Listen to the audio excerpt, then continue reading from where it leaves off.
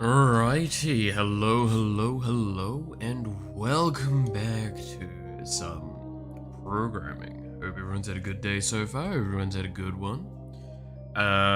Today we're looking stable so far, so that's always a good sign. But yes, I do apologize for the last few streams, having technical issues that drive me up the fucking wall.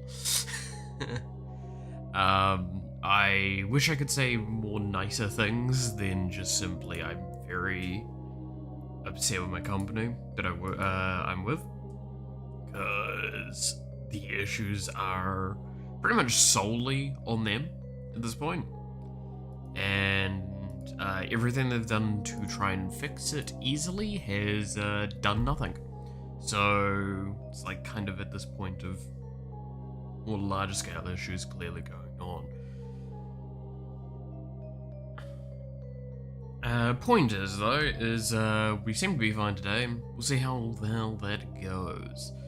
I did actually put a tweet out, and I put it over on YouTube as well, stressing, if the network becomes temperamental, like significantly again, I'm just gonna end stream, because there is nothing I can do on my end, and I just can't deal with more of that right now, to be honest.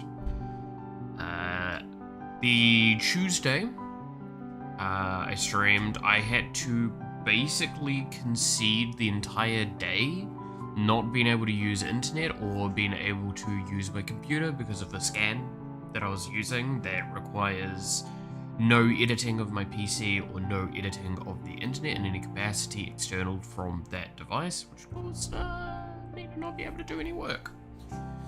So I've not done anywhere near as much as I would have liked to, and yeah, that definitely did not do me well.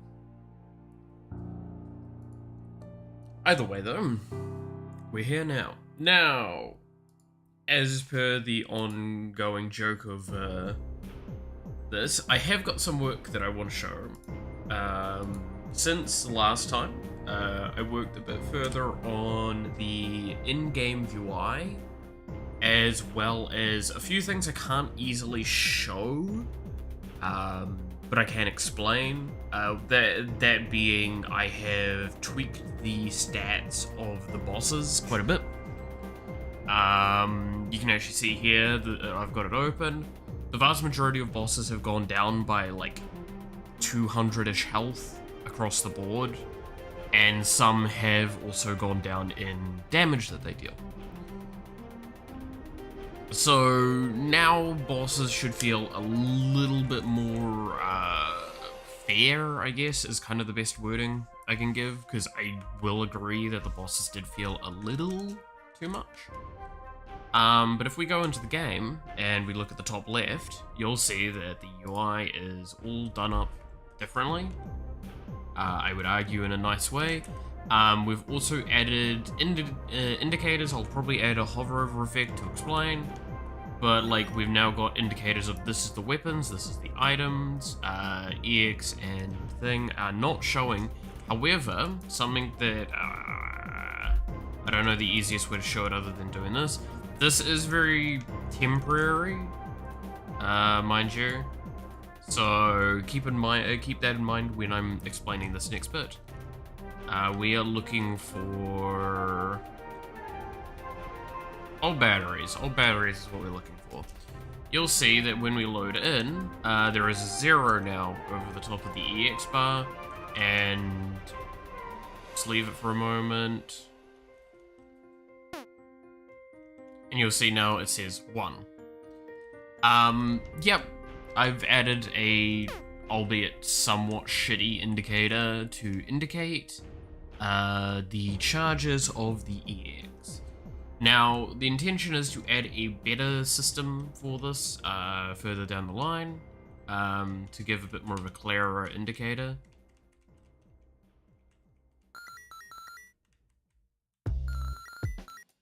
As well as I will probably add a colored background, and change the color of the charging bar, sort of thing. So it's like, it'll layer the bars if necessary, yada yada yada.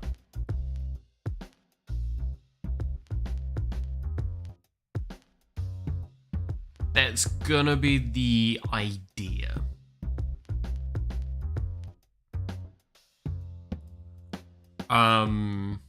So there'll be clearer indication for it. But for now, that's what we've got. So.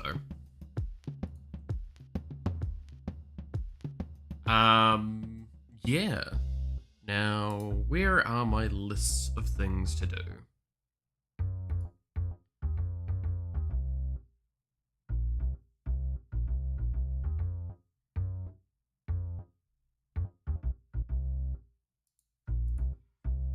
Because I have many a list now. Many a list.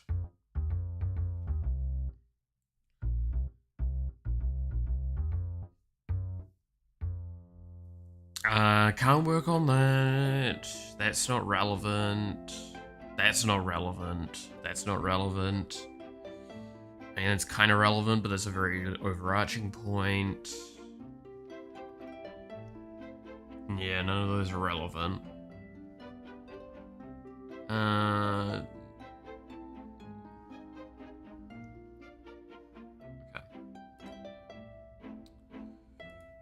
So there's one system I kind of want to touch on a little bit.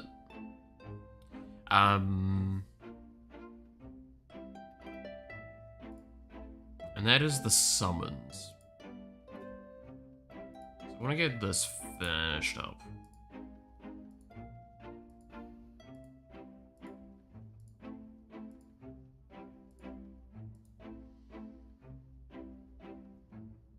So, I can't remember, have we moved Rambit over to this?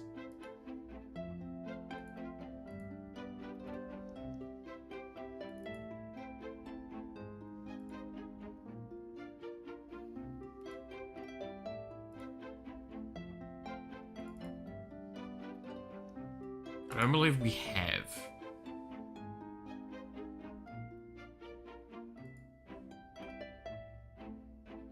So, I'm going to drag this over here.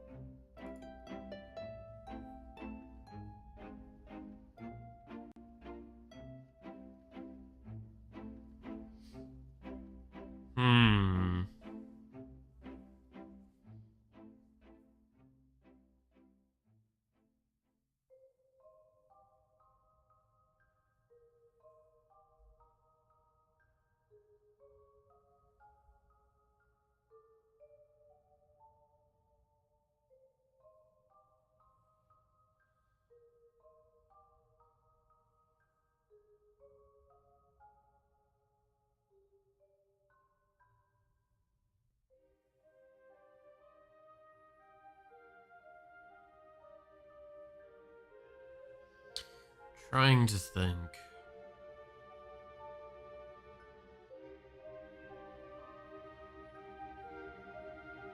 How do I want to do all of this?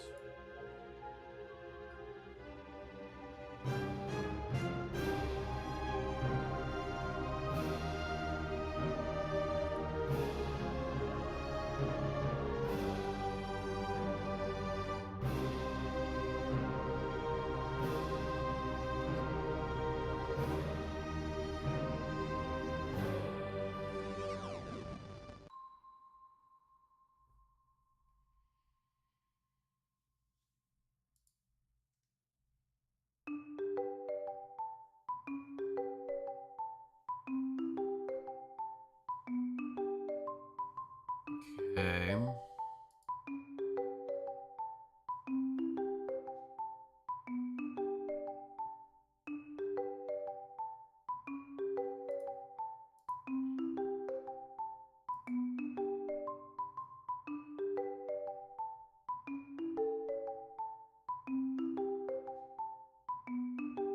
Oh yeah, that's outdated because I was gonna do something else for that. We do need to update Rambit at some point. It's been too long.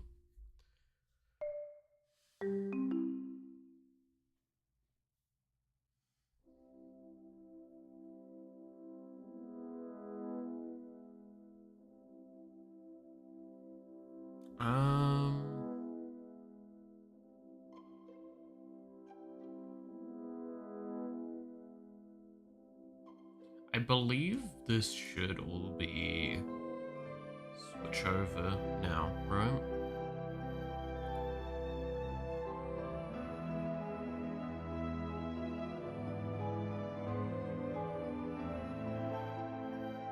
Like I could probably swap all of this over.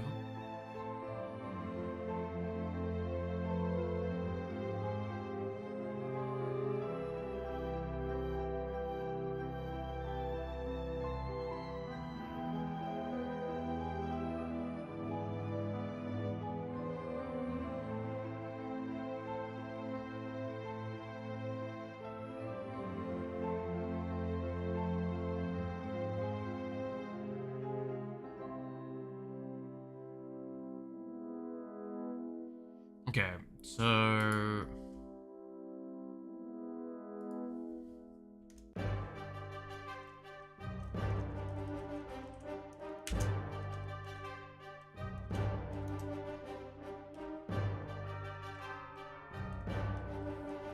gonna write that in, and then I'm going to have to write in a script.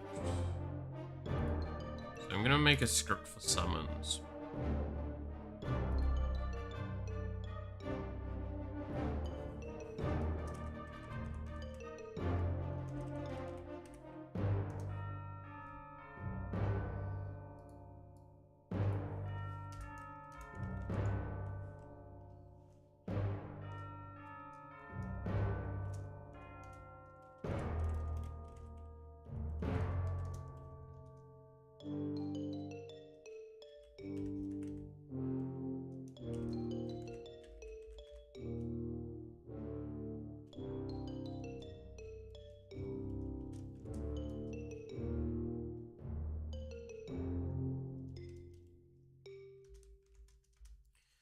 Okay. So what are the things we're gonna need? So we're going to need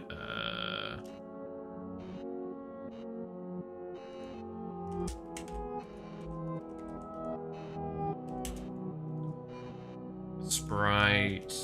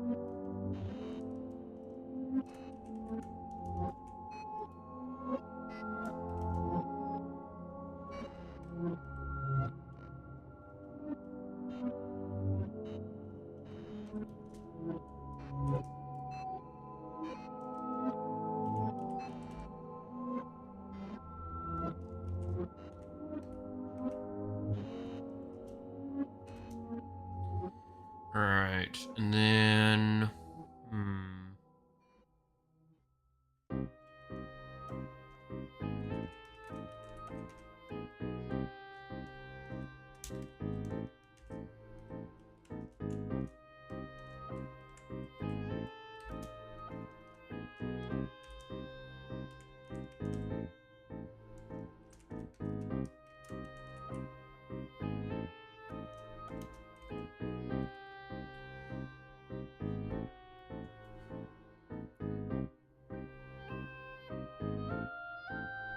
And I'm just gonna have to leave all of the other logic internal. Right. I mean, we've got the rest of it there.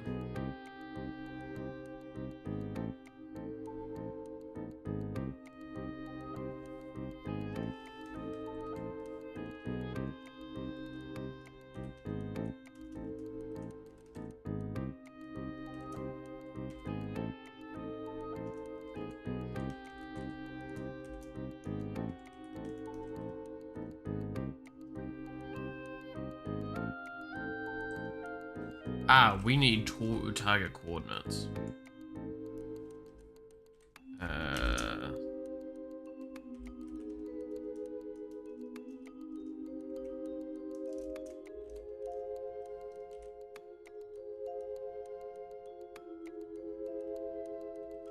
We need spawn coordinates, we need,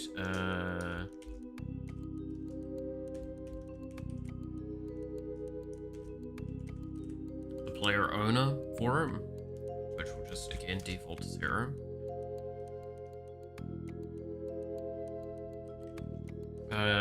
So...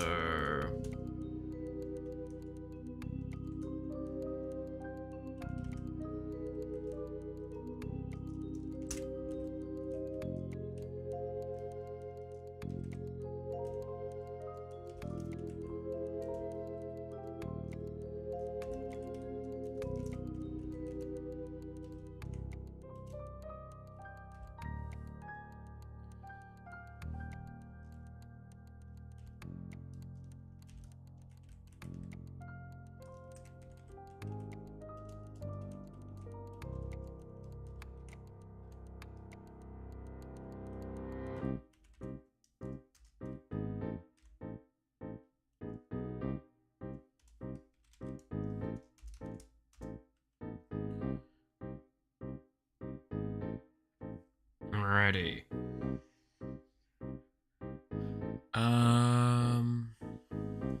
So...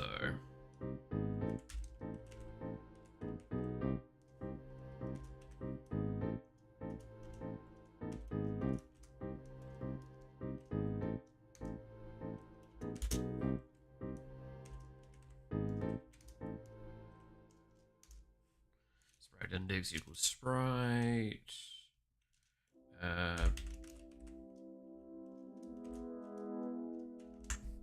What did we call it?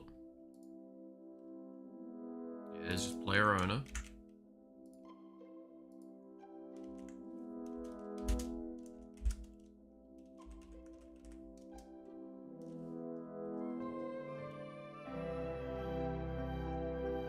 And then,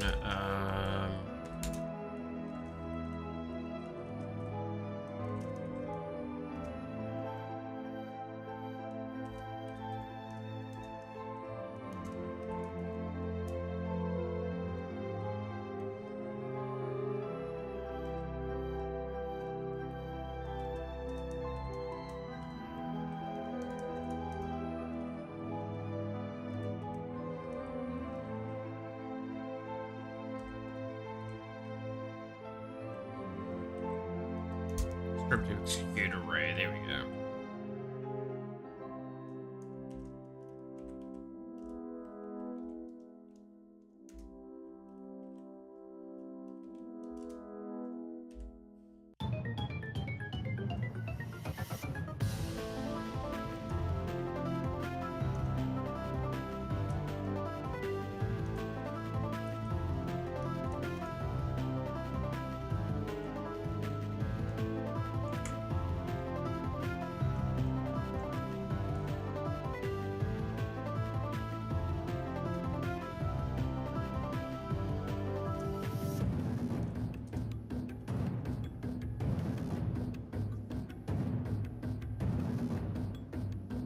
Cool.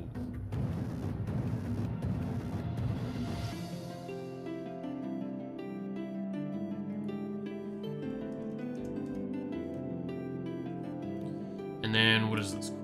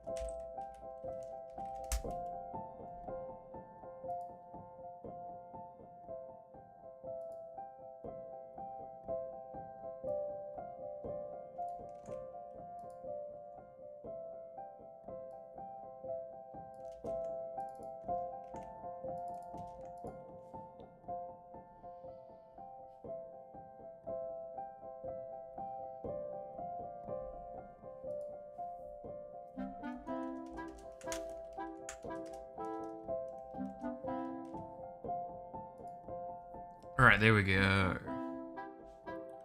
That should have that cleaned up.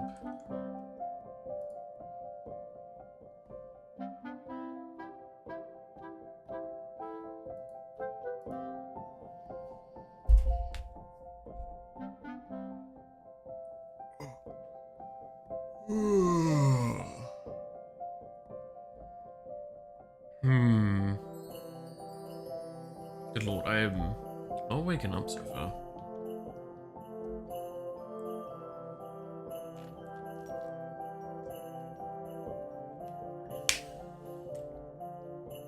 Oh, I thought I might as well say, Doctor Who rewatch has been going well so far. And you know one thing I completely forgot about? The episode Blink was actually the first introduction of the Weeping Angels. I knew it was the first introduction of it in the new series, I didn't realize it was the first introduction full stop. And that's amazing, because that is possibly... I think that's very easily sayable as the most iconic Doctor Who episode of all time. Because, again, we've talked about this before, the Weeping Angels themselves are so iconic, they supersede Doctor Who. A person can know about a Weeping Angel, but a person could not know about Doctor Who at the same time. Whereas, like, a Dalek or a Cyberman or anything like that, not the same case. You cannot say the same thing. It's not as common to know of a Cyberman or a Dalek or a Slitheen or a Trifectrian or the Face of Bo or any of those things. External. And if you do, it's probably because you've come across something that is referencing Doctor Who, and then it's very clearly, oh, well, that's from Doctor Who. Whereas Weeping Angel could be anything. That's amazing.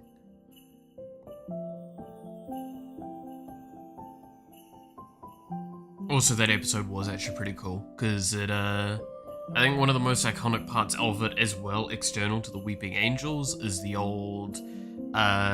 time is timey-wimey, or whatever it was. Time is from a non-linear, non-subjective standpoint, it's a bit more of like this big ball of timey-wimey stuff.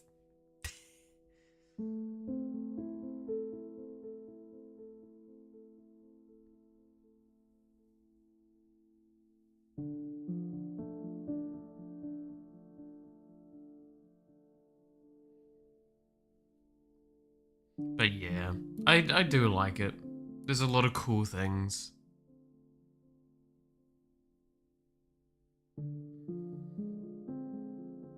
Because, what was it? The last episode I watched would have been... Yeah, I didn't watch the new Christmas episode, did I? Yet. So, Voyage of the Damned is the next one, which I remember that very, very clearly. But yeah, so the last one would have been the end of the Master storyline, which, my God, I forgot how much fun that those episodes were. Having a character like as messed up as the Master is so fascinating, because like they definitely were very careful, but they still kept one of the core tenets of the Master around, which is that he's basically just an asshole. He thinks he's master of everything, and he thinks everything is inferior. And then he has like levels of inferiority. And yeah, surprisingly enough, a guy called the Master, not exactly the best to both other genders and other species and races, right? And I actually kind of found it fascinating because there's been a few episodes now, because the current companion is Martha Jones, and it's quite interesting how Doctor Who approaches in a sense, racism. I don't know. It's an interesting concept. Again, I like it for how it kind of approaches it pretty, like, on the face, like straightforward. Because there was one episode where, well,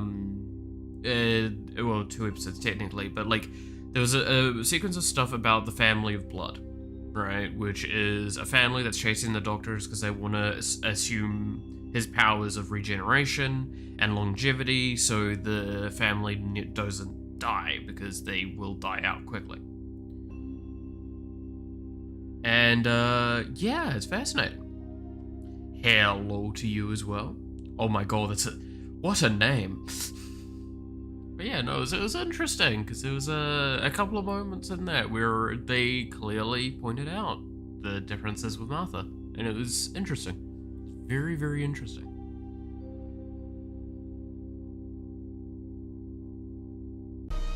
So I can't wait to see where this keeps going. I will not deny though, I think I talked about it before the rewatch.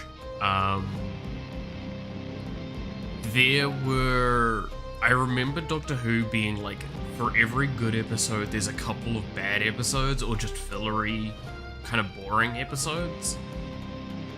Yeah, there was 1 or 2 of them that I've come across now that I'm just like, oh god, I want to not watch this episode because I remember enough of it. But that'd be dishonest to a rewatch. But yeah, I will not deny it's going to be one of those episodes that stopped me from finishing the rewatch.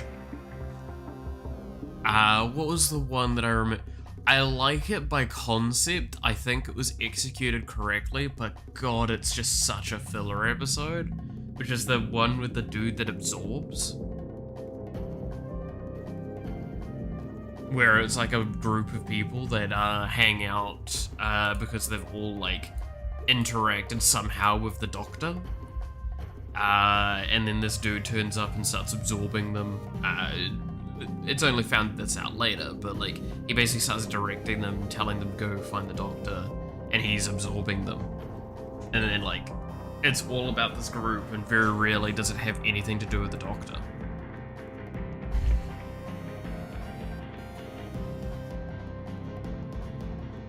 I don't know. I just didn't enjoy that episode that much. The story for it just felt so fragmented. Like, again, it's a very good story. I like the idea of it. It's just, I don't think it was told very well. For me, anyway.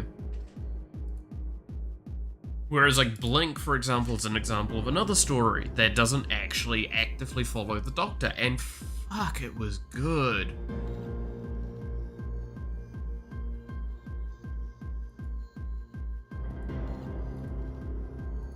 Right.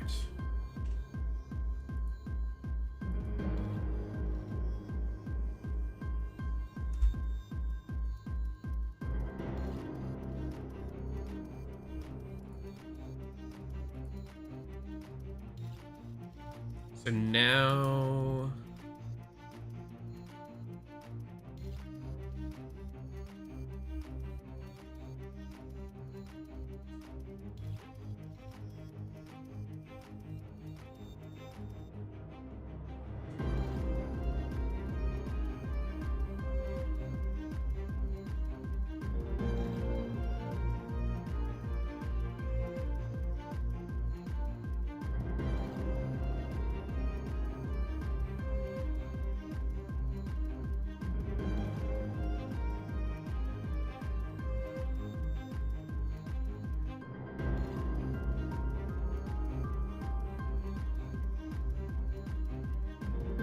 So, I should probably put in a name for the summon as well into this code.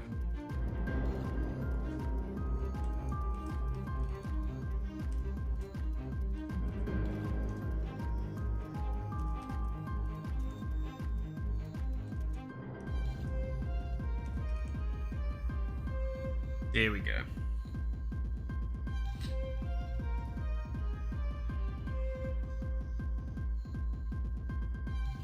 Because then I need to have name and owner is probably my two ways of being able to find information about this easily.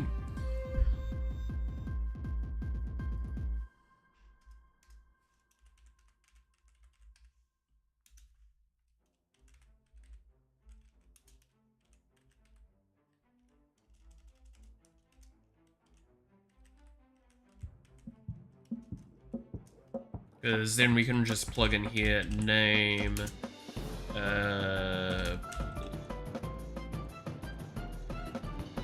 owner,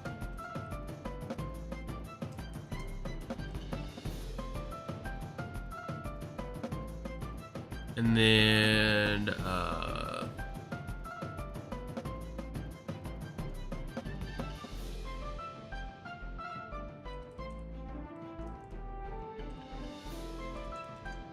actually no, it's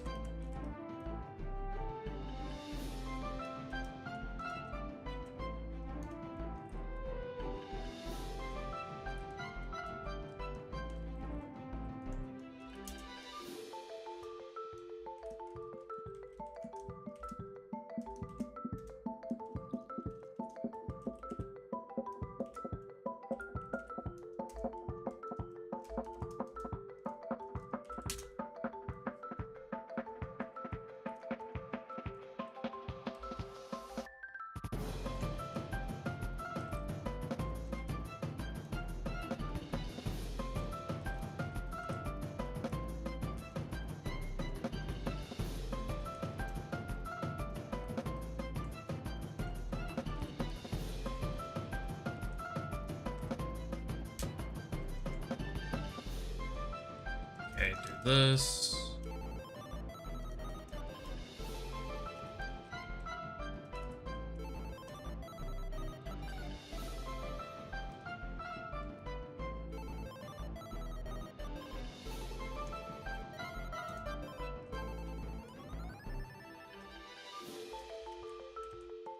Cool, there we go. So now we have a thing to tell it if this summon exists, which is good.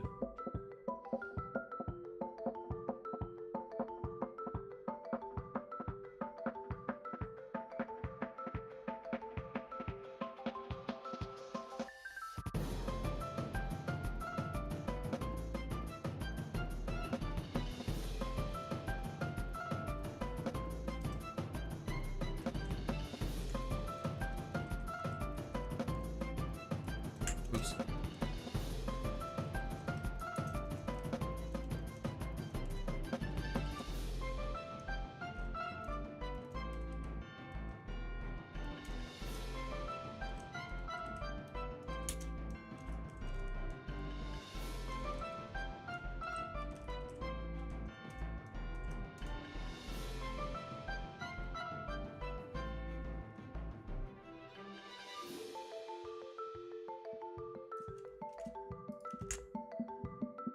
Do this, except we return ID here, and then we return -1 here.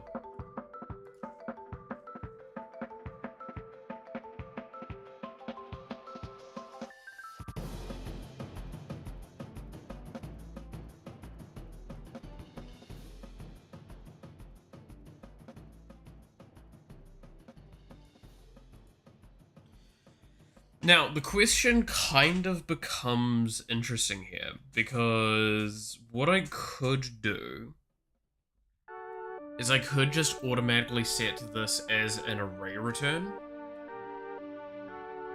in preparation and limit how many things. Realistically, I could just make it a singular function instead of having multiple functions like this. If it exists, get the ID, right?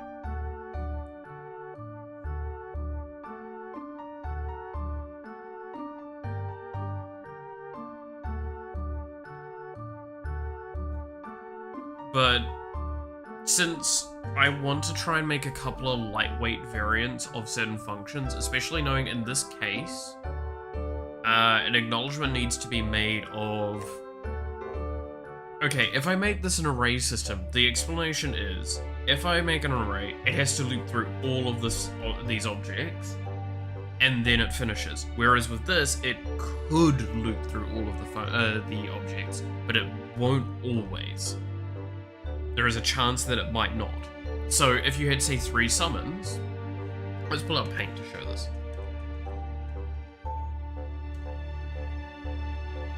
Because it should make it a bit easier to explain it.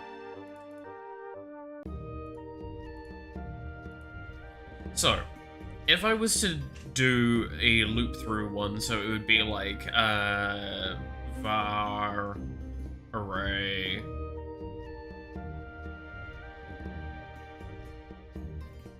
do this, and then it adds the ID to the array, and then returns array.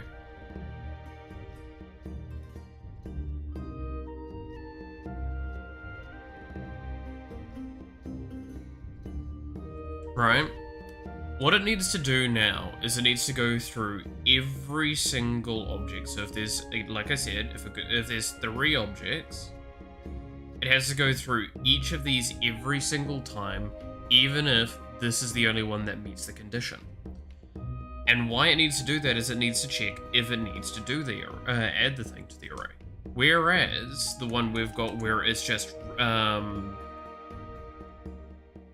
return ID, if say 1 is correct, it will just go to 1 and stop, and it will not go any further.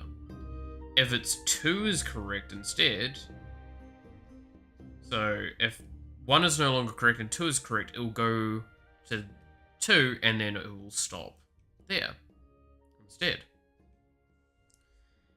And if that's not correct, and if it's 3 is actually the one correct, it will do a full loop through. But it's situationally the one that is whatever it is. And that's probably better for singular summon situations. This is something that I think I've screwed up with a lot throughout all of this, is that I don't take into consideration I should check for these 2 things and lock down better, like that. Because what I've done here is I've just literally gone, hey, does this have this name and this player owner? It does. Good job. Now this is the one that we're looking for. But what happens if you have multiple Rambits? You can't. You cannot have multiple Rambits on players. That is strictly not going to be the case. And I'm going to be very, very careful about making sure of that.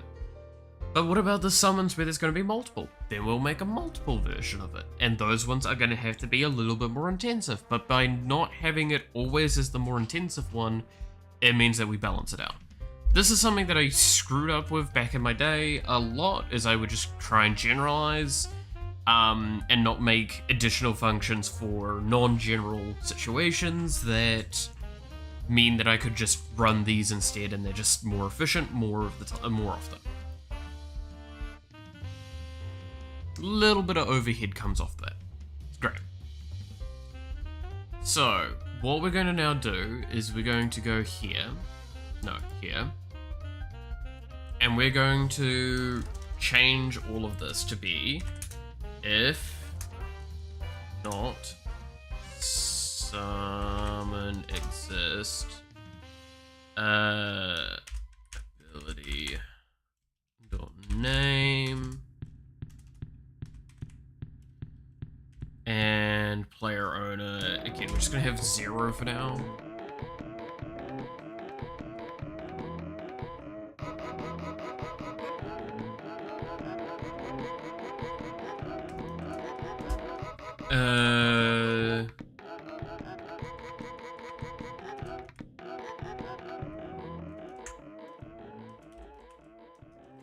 Spawn summon.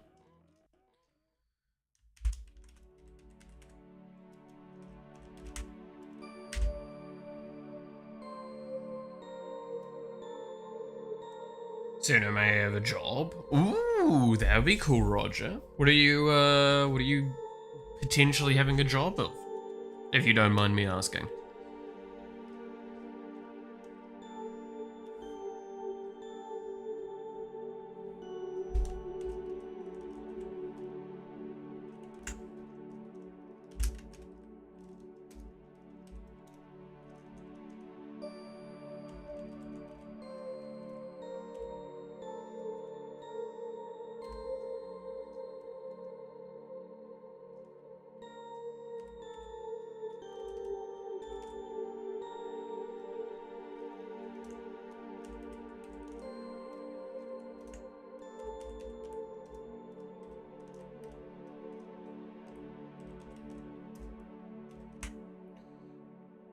shrug. God.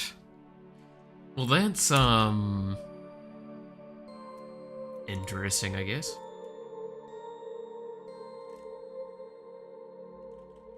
Oh, yeah, also, this is wrong, because this is supposed to be, it'll be y this,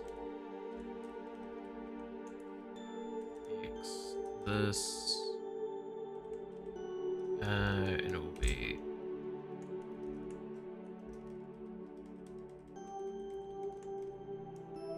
this.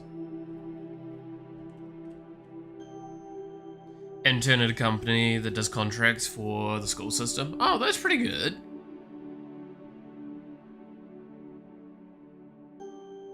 Not a bad job to start off with.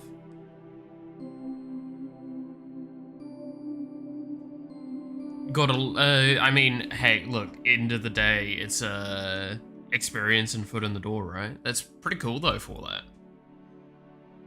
Contracts for school systems. So I've done some of that before. We had to do some. I mean, to be fair, I think I mentioned before, back in my days of high school, I would hack into our local systems and fuck with them constantly.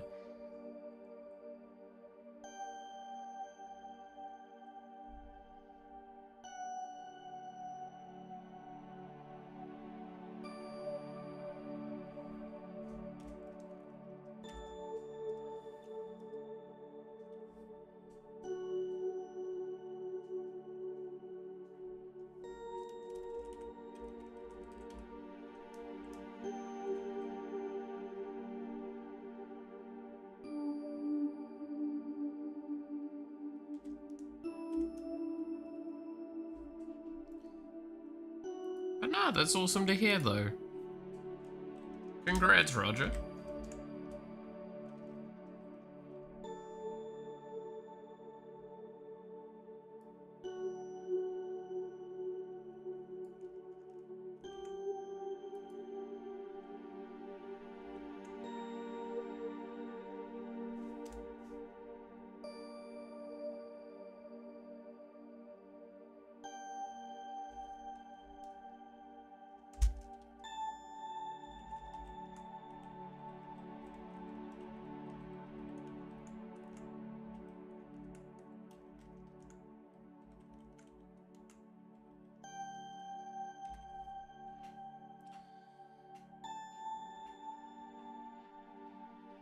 I also made the most fucked up view of a schematic ever, so I can make the PCB again, but smaller.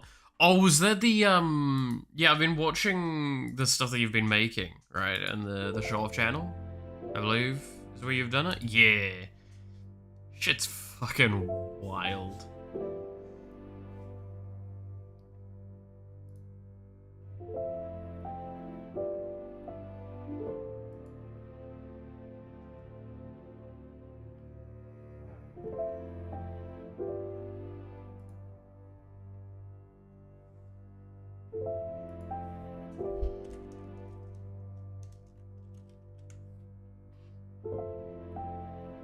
Maybe it'd actually make them if you feel like it. I mean, it'd be kind of cool.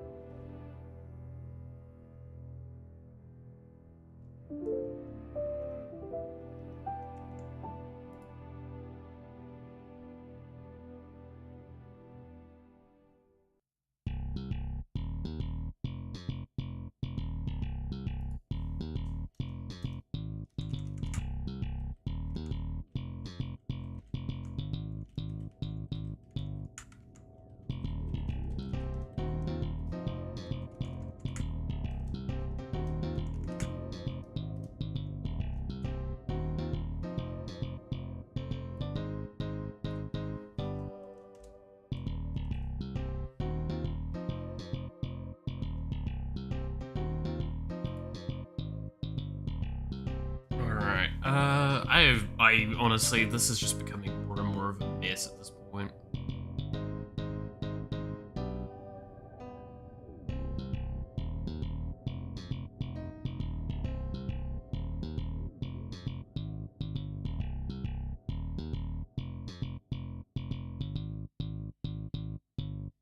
Let's see.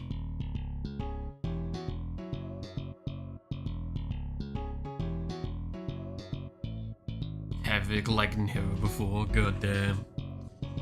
Dude, I love the idea of just like some of the stuff, because like I used to bugger around with some of that sort of stuff, and I've wanted to get back into it. I've just not had like the time and energy and resources for it.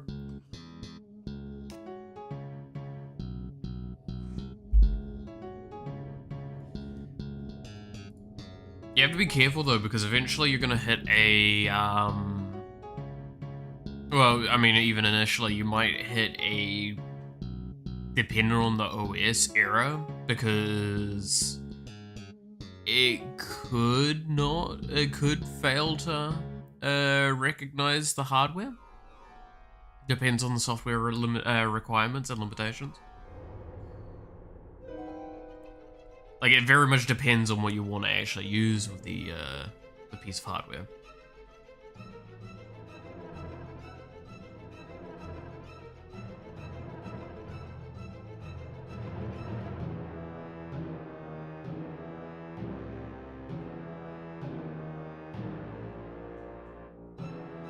What is your intentions with this diabolical scheme?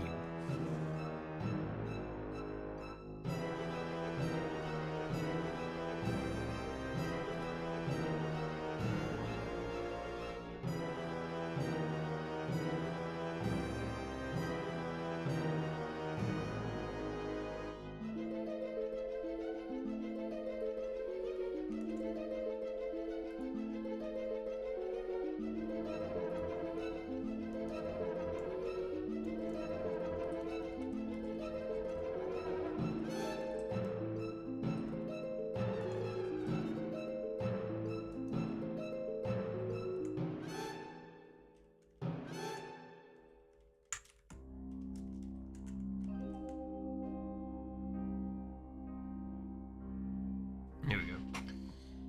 Tomfoolery. Elimination of my genuine threat to achieve more tomfoolery. That's fair. I mean, my question becomes, like, you should probably make, like, something actually for, oh, what is that one, like, robotics and software convention? I'm blanking on the name of it, but maybe you should try something for that. That'd be kind of cool. I mean, you've already got your cool ass Helldivers 2 thing, right? I'm sure you could do something fancy. Like, you did that with basically a box of scrap. Open source, thank you. Yes, open source.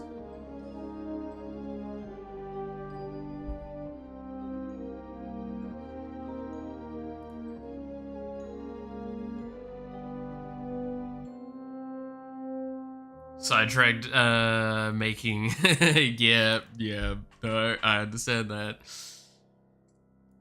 It's worse because it's just like this perpetual, like, almost going down a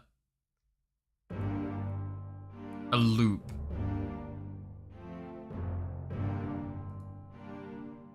Of sidetracked thing. I mean, you wanna know, so, okay, you wanna see, I'm gonna write down all of my, like, things I'm doing at the moment, and how I'm the side quest. Dude, I feel like at the moment I'm in real life playing Skyrim, and I have just been doing a side quest that leads into another side quest that leads into like 5 other side quests. That is what I feel like I've been doing. So we've got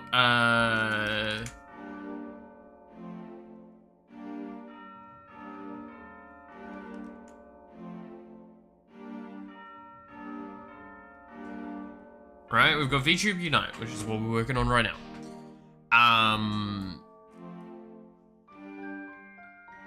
So that's one of the main things that I've been working on in a lot of my free time. But I've got a vent piece, which is kind of a story-esque that I might turn into a game. We'll see how it goes. That is literally just me venting frustrations and feelings and just kind of about my life into a phantasmal sort of concept. We've got the card game.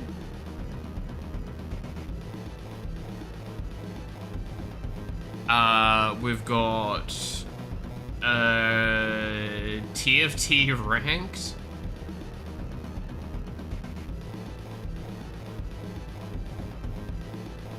And we've got Magic the Gathering.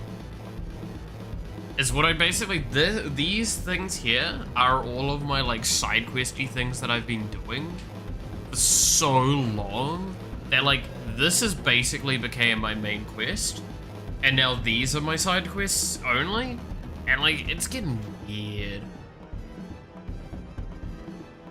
That's why I really need to like relax with things for a bit and try and sort out PC stuff, because that's been an issue for too long. Because I think my upgrade of my PC has been like not the main quest, but it's like the prerequisite side quest that you need to do to unlock the next like major part of this main story, if you understand that. That's kind of what I need to do. Oh, which reminds me, I need to do fucking editing, because I didn't do editing yesterday. I need to do editing today. I've got a lot that I need to do today.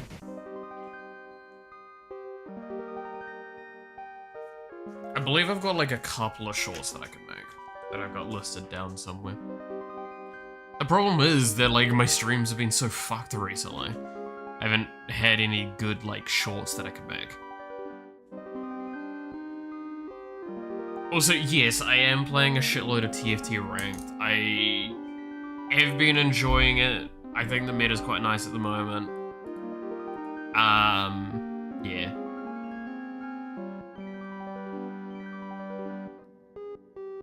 It's a level. Yeah, that's fair. That's fair.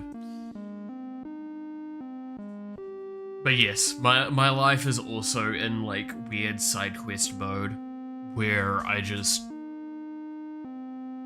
kinda don't have a main quest. That's what I spend a lot of my time also doing, is just trying to figure out what I want to do.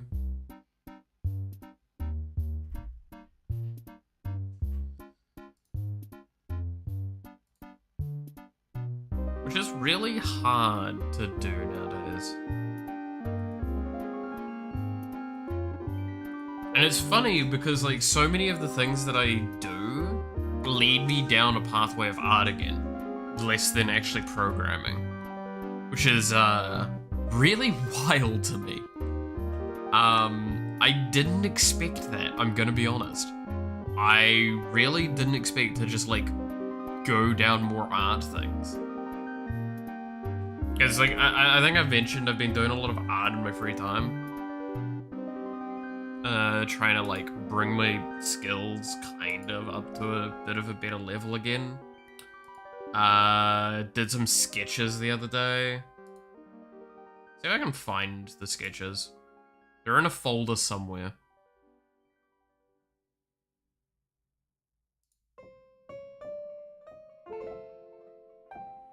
Like, I literally just did sketches, that was it.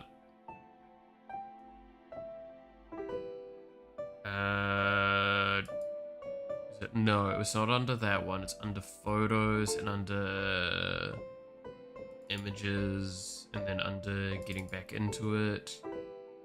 Because I think I showed the Iron Mouse one from the other day.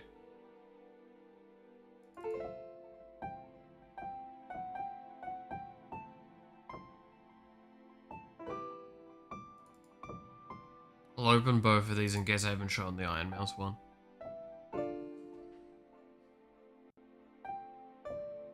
The Iron Mouse one being really funny because it was I left it off where I had done an accident and it looked good and I left it alone. Yeah, there it is. So that's the Iron Mouse one where I accidentally missed with the paint bucket and it made this cool effect and I left it alone. Because I just like it. It looks cool. But these were the random doodles I was doing yesterday.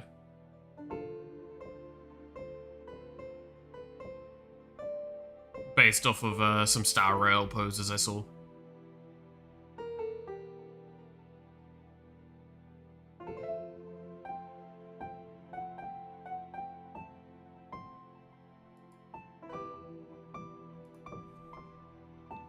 So yeah. I'm kinda getting better.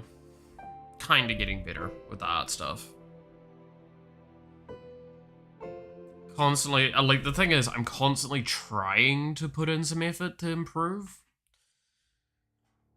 It's still funny to me as well, because I keep still getting people that are like, hey, will you commission my art? And I'm like, look, I feel like I've made it very clear to anyone that knows me at this point. If I'm going to do anything art-related, I'm going to pull my ass together and do it myself. I do not have the money to commission somebody. And I mean it with the utmost love and care. It's like, I don't actually have money to do that. It's like, no, but I'll make it like affordable. It's like, no, you do not understand. I just don't have any of that money. No matter how affordable you make it, unless it's free, it ain't happening.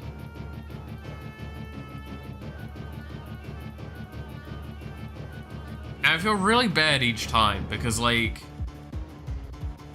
regardless of whether or not they're doing it kind of in the scumbaggy way that I've talked about in the past, where it's like door-to-door salesman. It doesn't stop the fact that, like, especially if they're being quite genuine, it's like, hey, look, I really want to do that and all that. It's like, look, I cannot afford it. It's like, but I'll make it afford. Cannot afford it. Almost feel like I need to have a stamp somewhere saying I cannot afford your shit. Bugger off.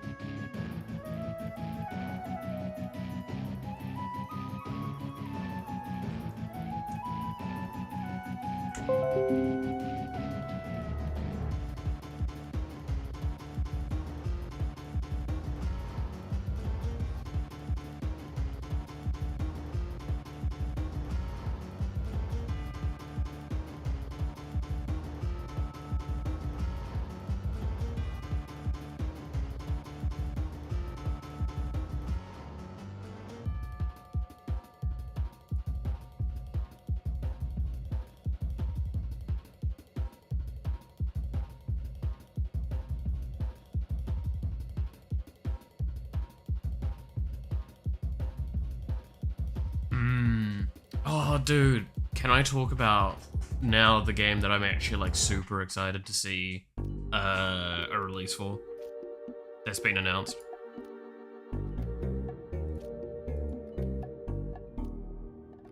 They've announced Endless Legend 2.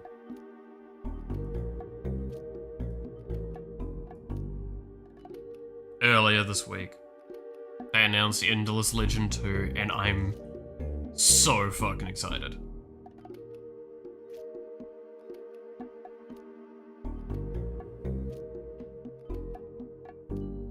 Like, you have no idea.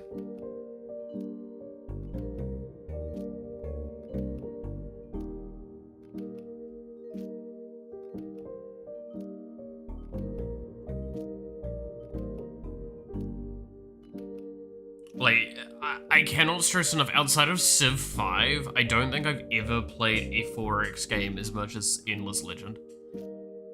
In fact, if we actually come into here, and I remove this thing, do I need to press it there? I want to see which game has more watch hours, more play hours.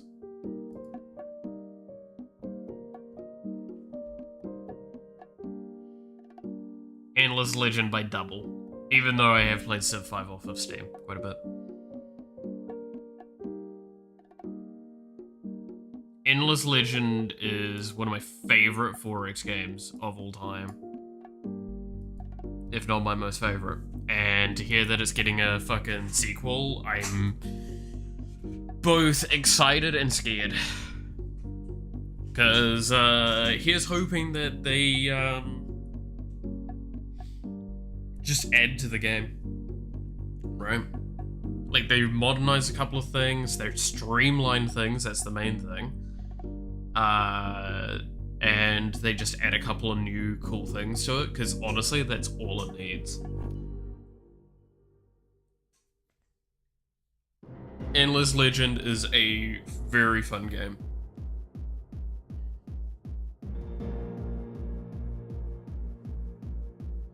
Very, very fun game.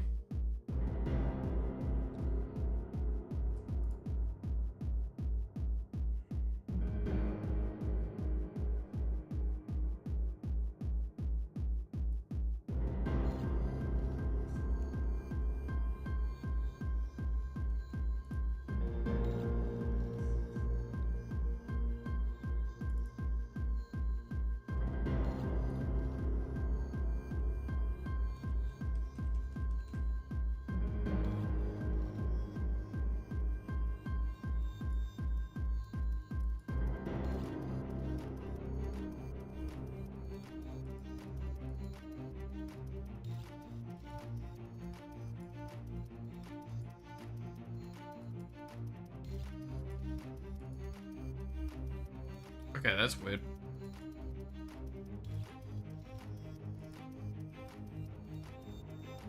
It's not minimizing, kinda?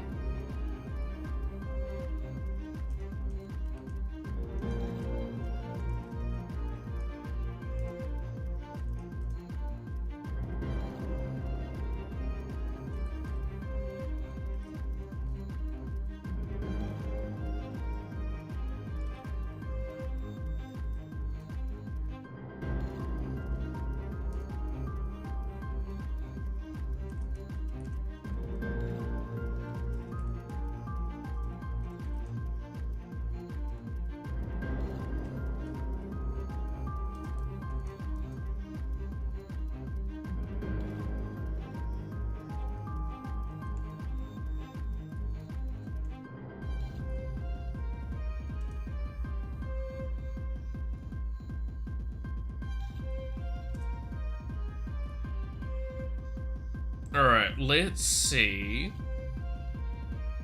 if this crashes the game. We just need to run as Aura, because this Rambit's her passive, right? Yeah, I believe it's her passive, because I believed I was gonna... Oh god, I don't even think she's actually got an assist rigged in yet. Oh my god. Because I think her assist is supposed to be, you get Rambit, right?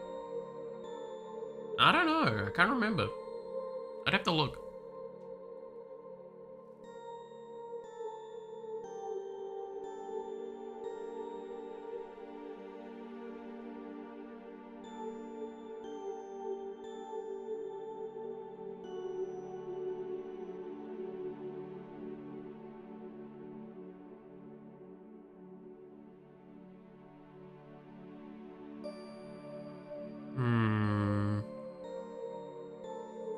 But this will be the first summon in the game. Like, actual as a summon object. So it's very important to see how this works.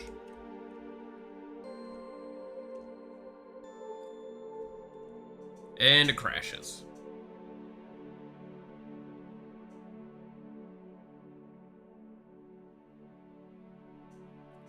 Line 242.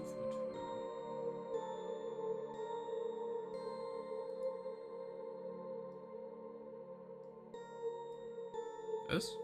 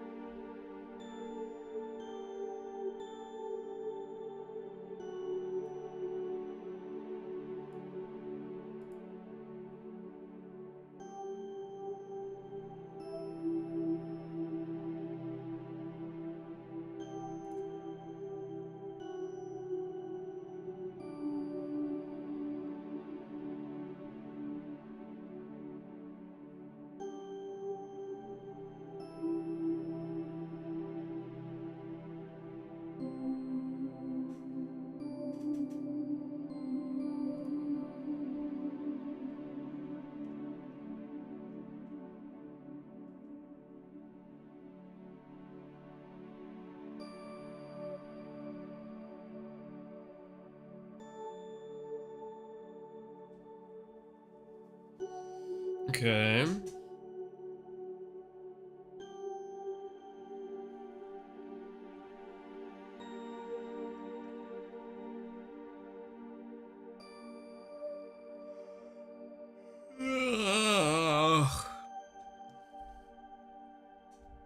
But it's the why that it broke on. That's the confusing part. Is that it's broken on the a and our Y on here. What Y is it broken on?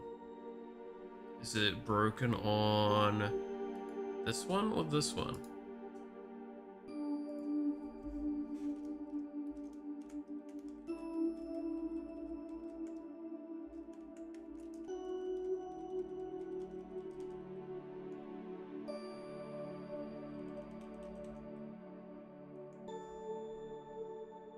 This should tell me.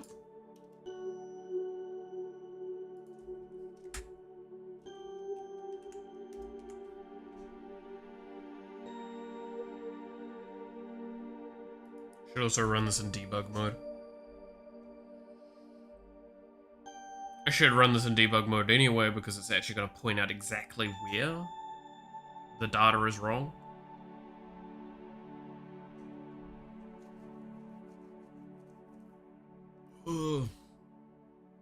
But this also works.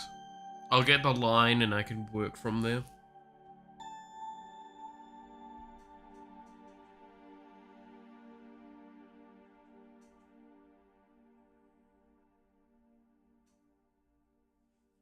Alright.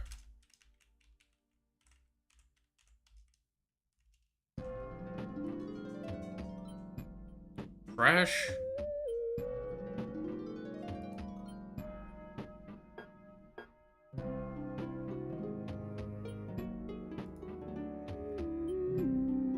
Wow, it doesn't actually show me anything. However, I do get to see that it is line 244 now, which is this one.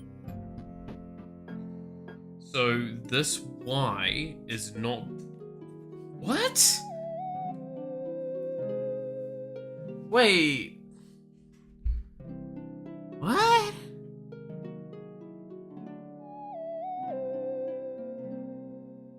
What?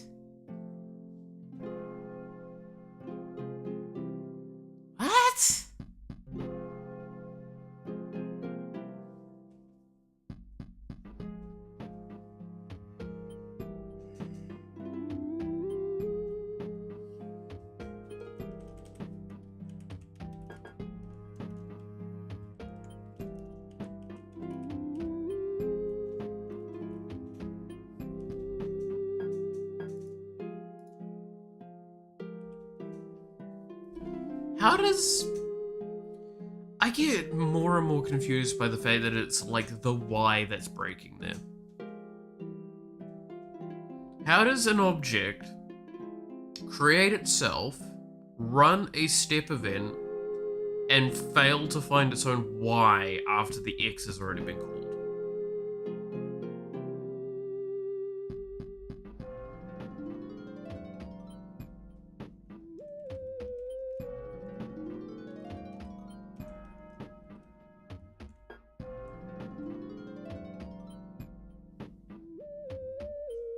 And doesn't even take in a self-reference?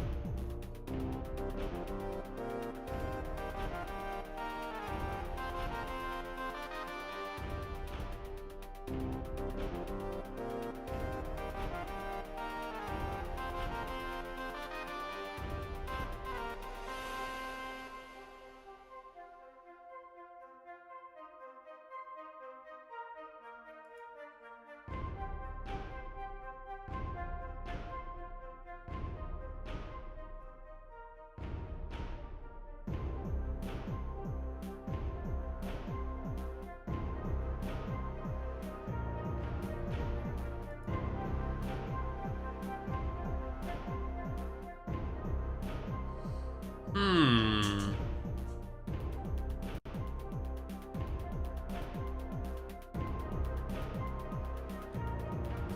This is confusing to me.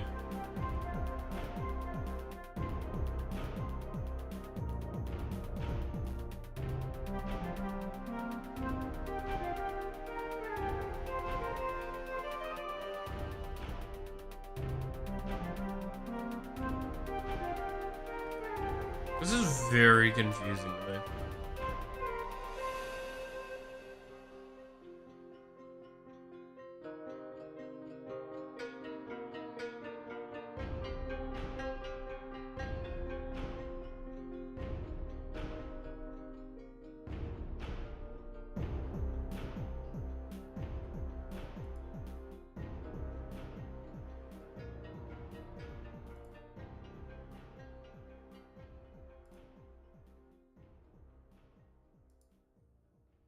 Yeah, this is very confusing. I actually genuinely don't understand what the issue is here. Why is it not able to see its own Y position, but it can see its own X position?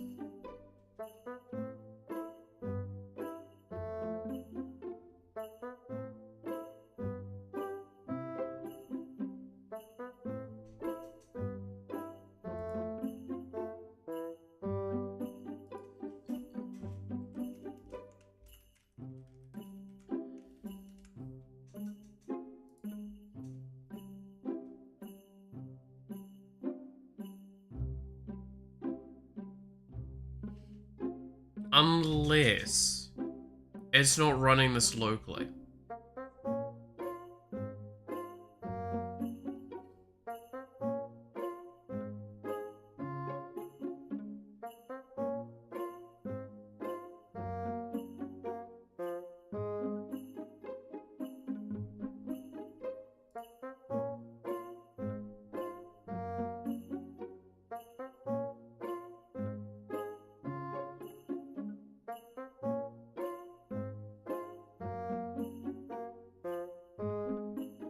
Yeah, what if it's not running it locally?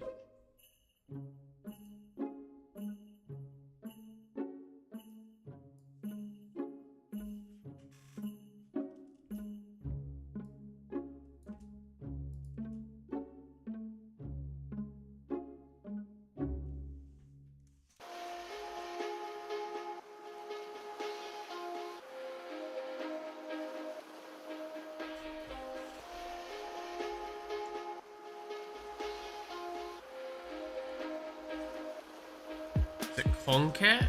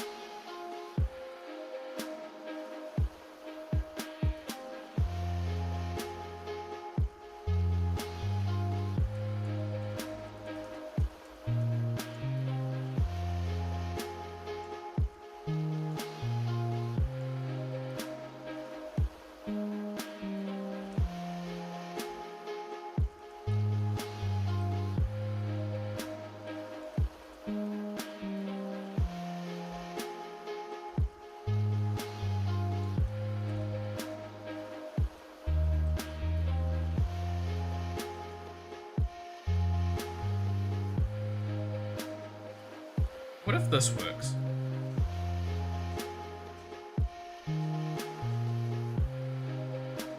I mean, it's not gonna work, but what if this works?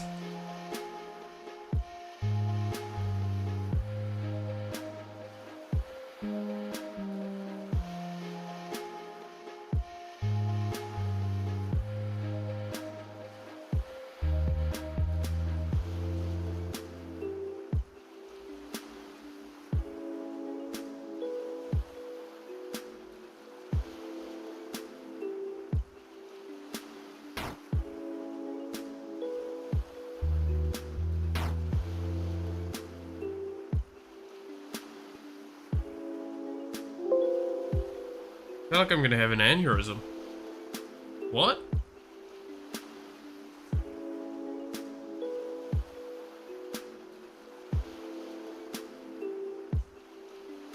What?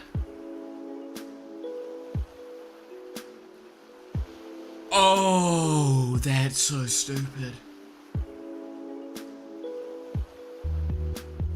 Oh, don't tell me that that's what's happening. Okay, I think I know what's happened. Alright. I'm not gonna bother. This fixes it. Let's have a look-see. Line...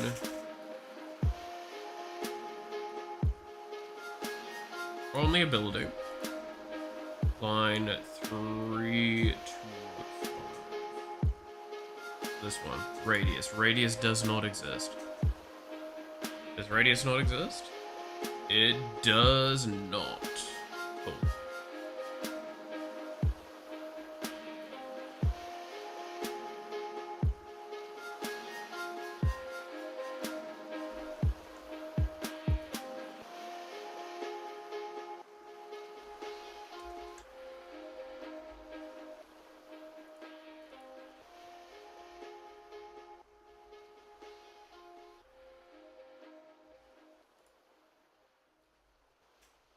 That is upsetting that that's an issue, but it's resolved.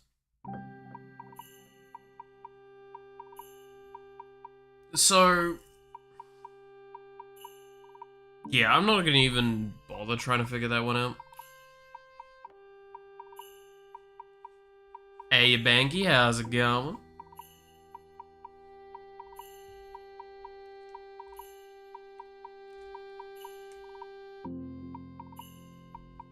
No, wait, I need to try Zora, so we need to test the summon thing. That's what I'm doing.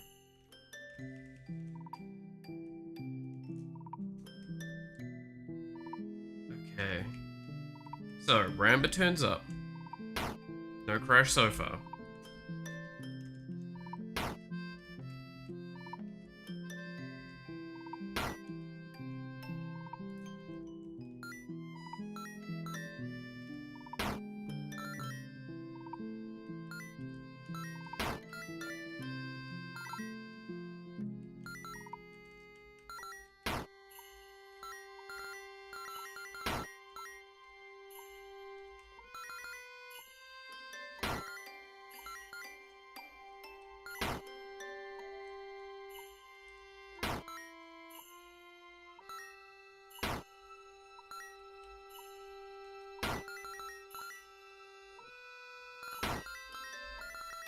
Alright, so we need to have that system toggle on and off.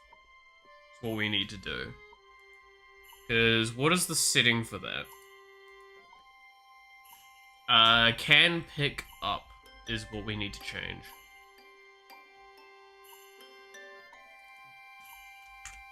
So that's what we should probably switch the radius to.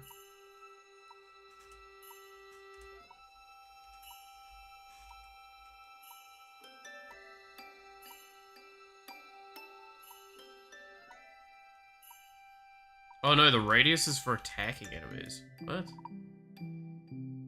Pickup radius is something separate, I guess. Okay, which one's pickup?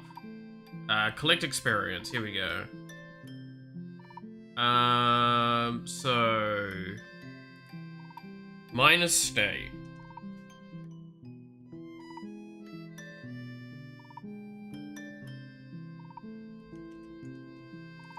So it's, summon can pick up. It's true.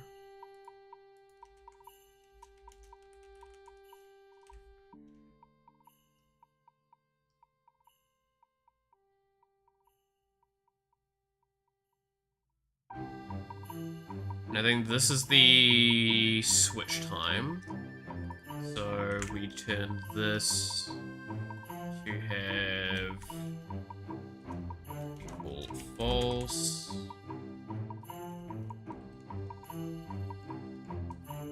And then we have this as a default in the initializer.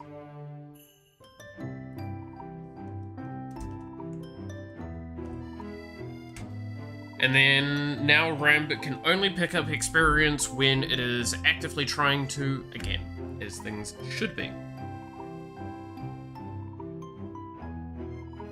Oh god. Alright. Hey Banky, what do you think of the new UI when we get back into game? The new play UI.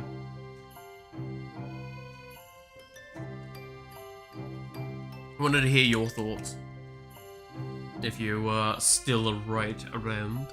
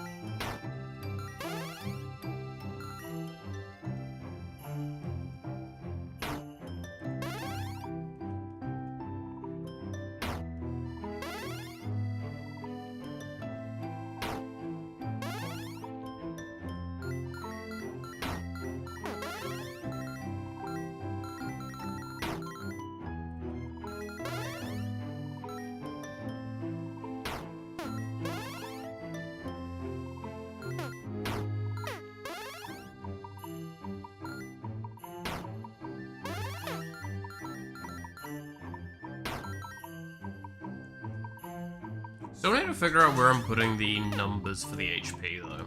I think that's something that needs to change.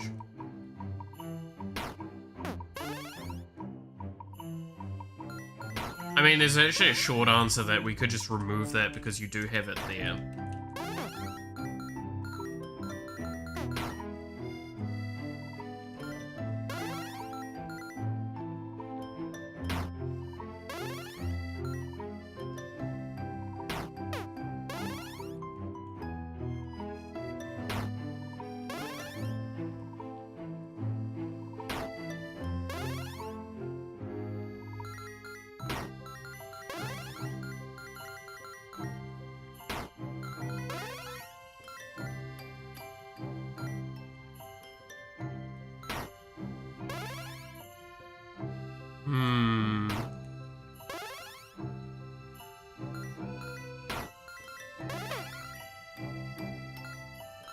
Also keep in mind that the EX and stuff like that are still modified, so I can test them faster and easier.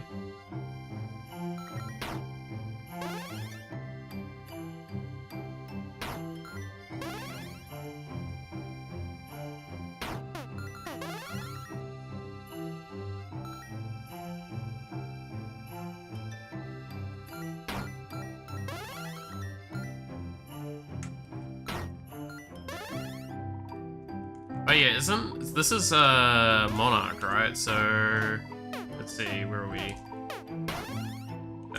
10, 15? Yep. Okay, so this is Monarch's Assist, that's right. With Monarch's Assist, we get it's compounding timelines, which means we get plus 5% cooldown rate permanently each time it's used.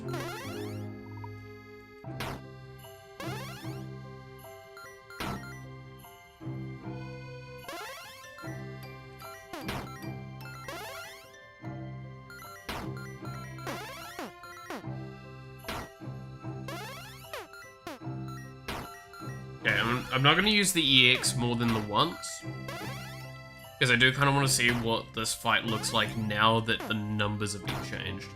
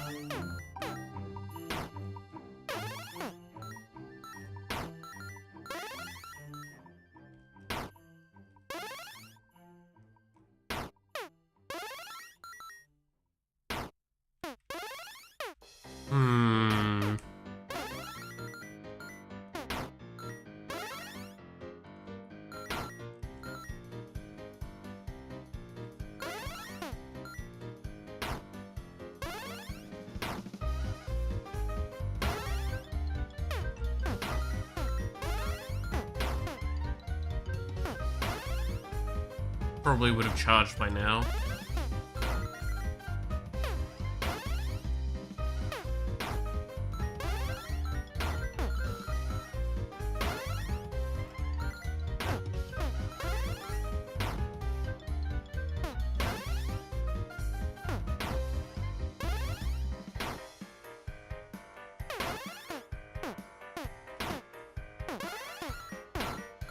Because remember, Aura has to be weak early to feel way better later. But I'm thinking this is too weak, or the boss is still too strong. I'll need to test it with some other characters that feel substantially better.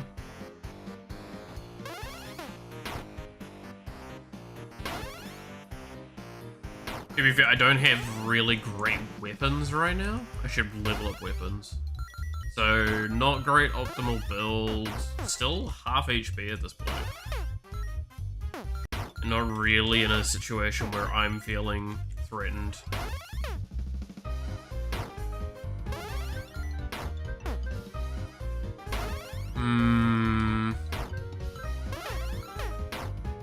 To be fair, this is the lowest difficulty, so it's fine to not be threatened. A lot of the threatening stuff comes from statistical improvements and other effects from higher modifiers levels.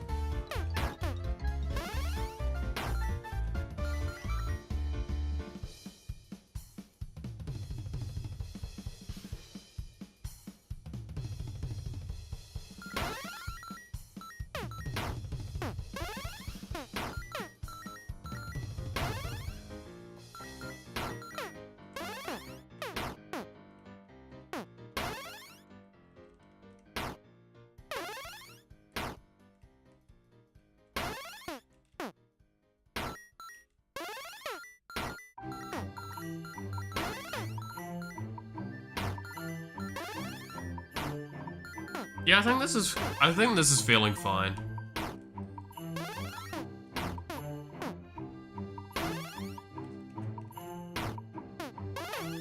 I've probably used EX like one more time than I should have by that last one.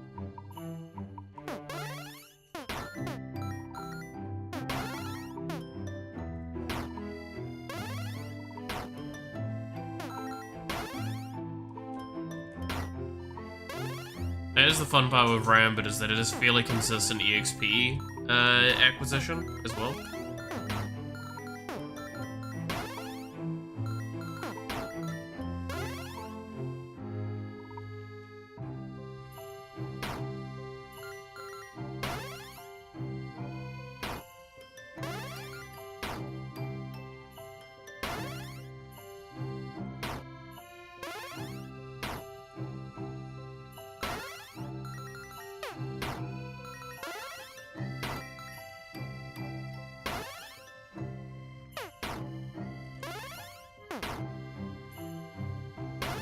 I do probably need a buffer EX though.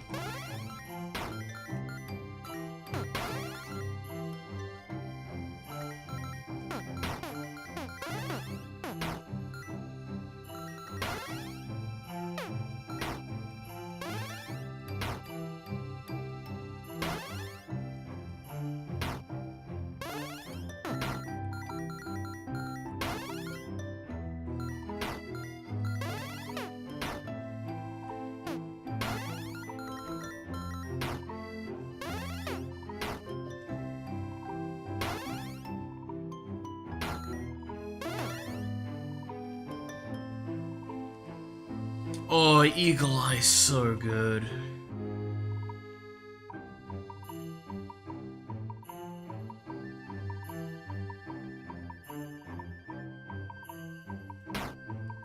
I don't think this value is correct.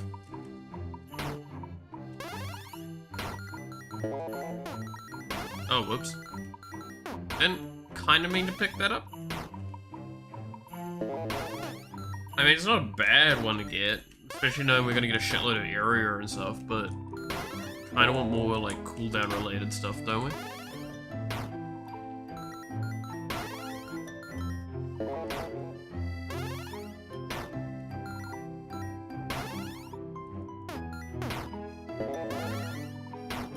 And if I recall correctly, this doesn't scale with cooldown anymore.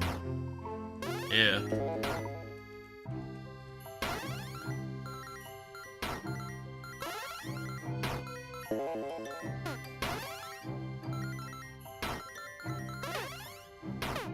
Does mean I'm getting a shitload of instances of crit though, which means I'm healing a shitload.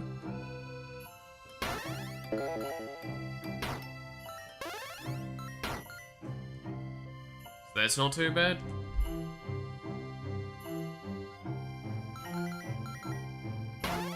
Interesting, actually, now that I think on that, wouldn't that mean that, like, a crit mouse build would be probably quite good? If you ran Monarch as your support for it?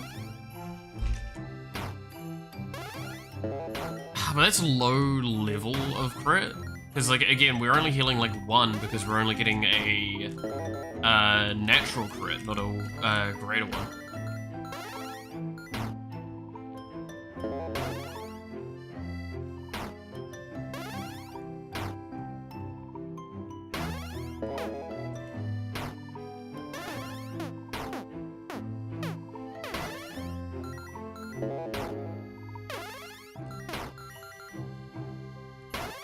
Oh yeah, so Nerf Doggo got a massive reduction to his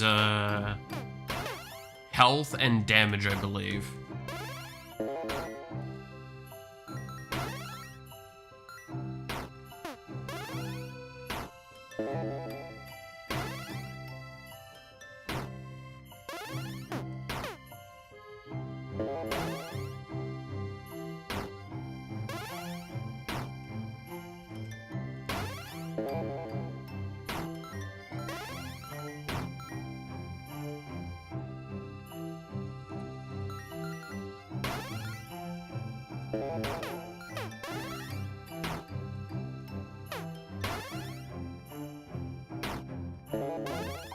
Oh, they were unloaded so they didn't get reset? Yeah.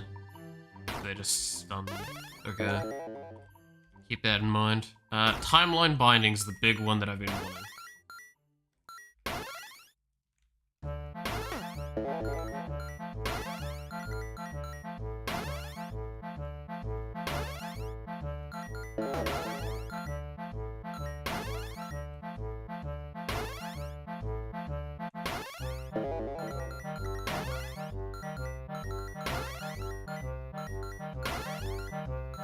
The game feels like it's slowing down.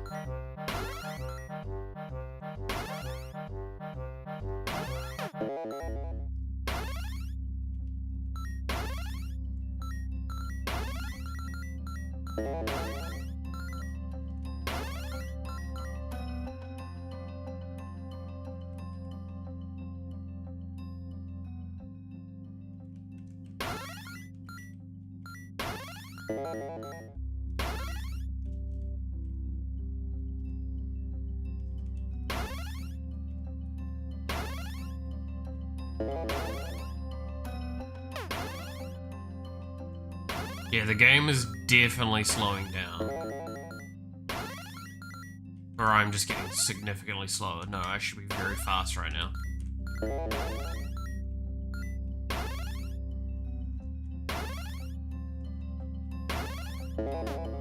Oh yeah, no, that is super low.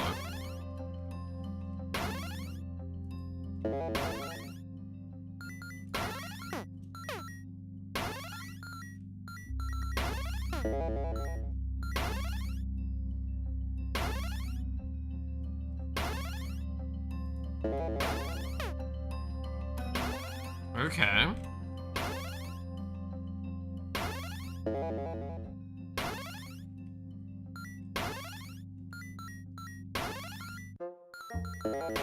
Looks like it's something related to these time sources. Because it's creating a bunch of crap and it's not clearing them out properly.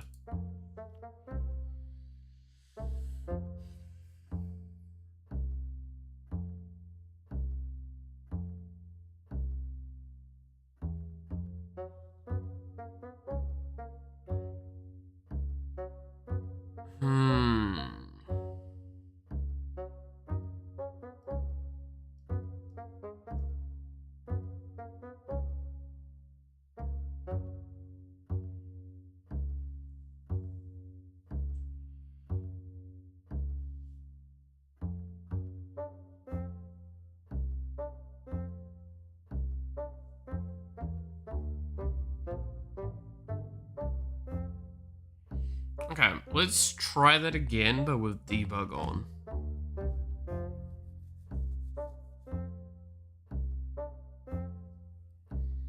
God, I'm not feeling like I'm waking up, huh?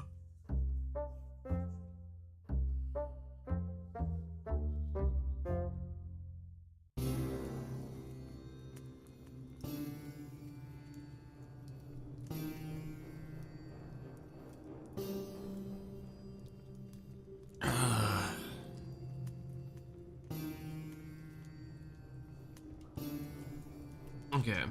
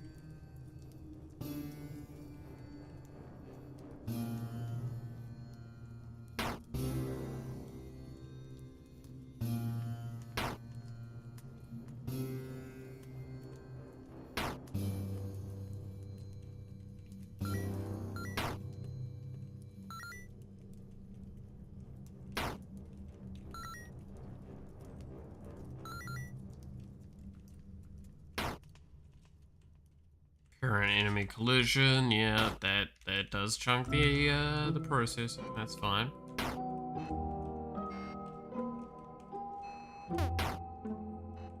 That's gonna potentially be removed in the near future.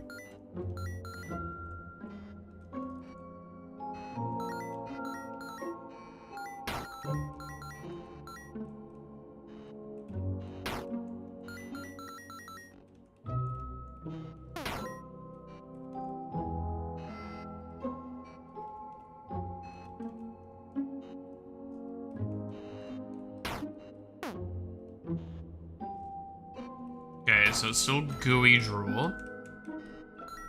Taking up most of the processing, which that's fine. Again, very fine to see the GUI processing as the high one at the moment, because it should be pretty much. Makes sense.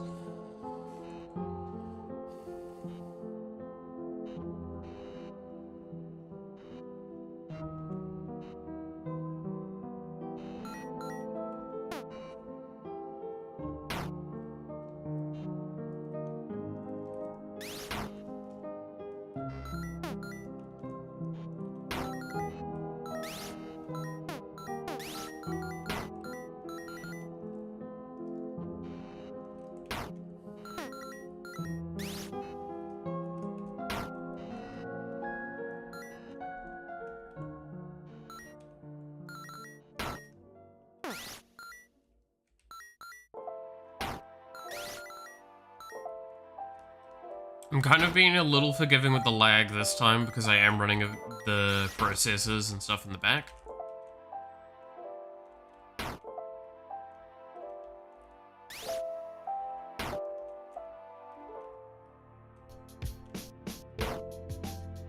So it makes a little bit of sense why it might be lagging a bit more.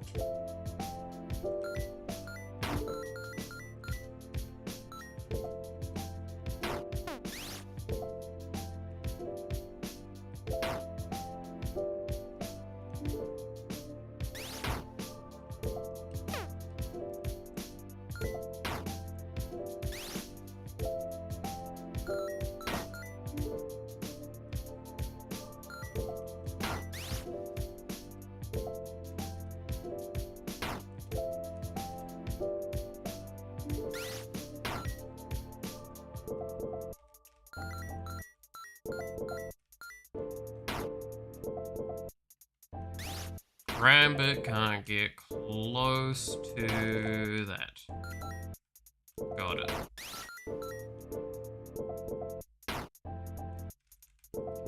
Rambit is vibrating fiercely.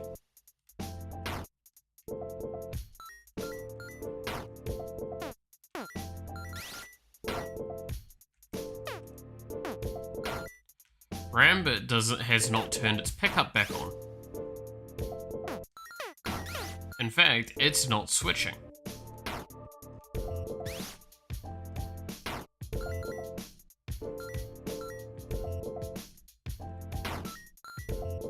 Rambit is very broken right now.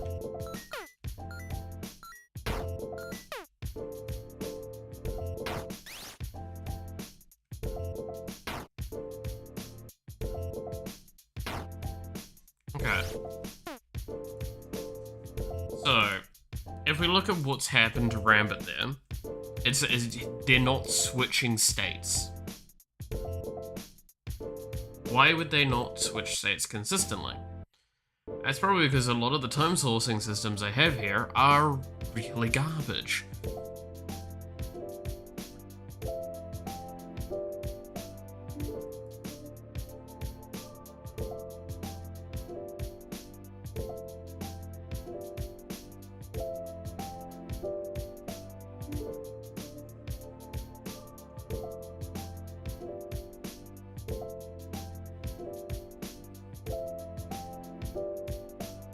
Yeah, okay, I see what's happened here. Yeah, alright, no, I know what I need to do.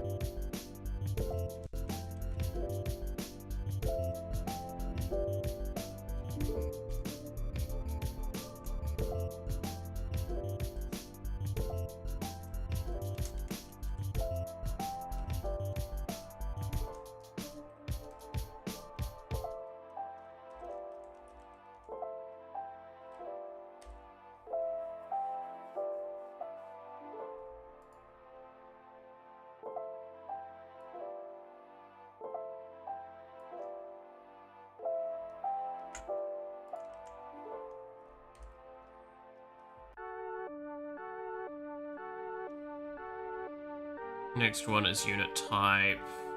Next one is ARGs.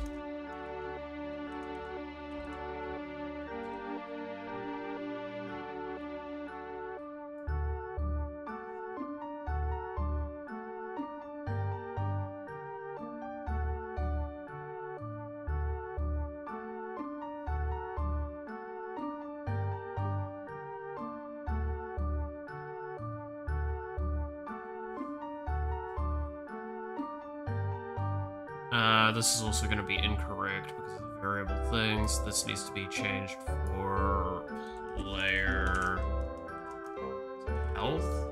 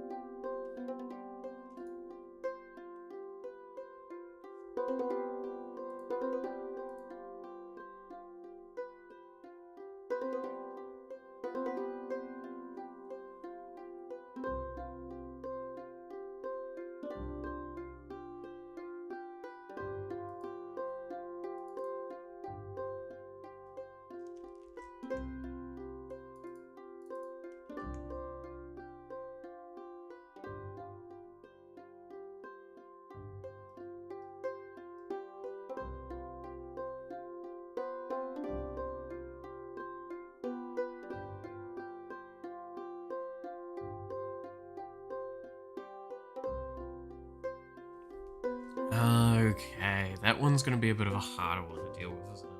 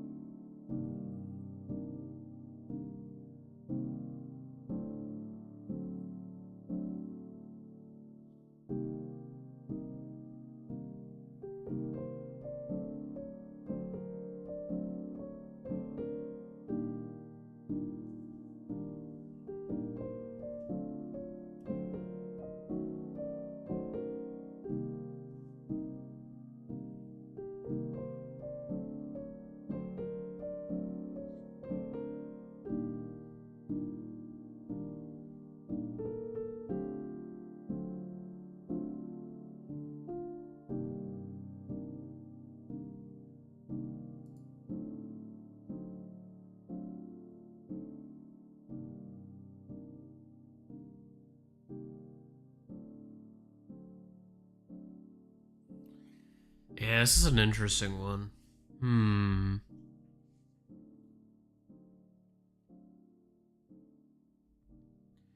Does not help that, I genuinely feel so fucking exhausted today. I don't know what it is, but like, last couple of days, I felt really, really horrendous in the mornings.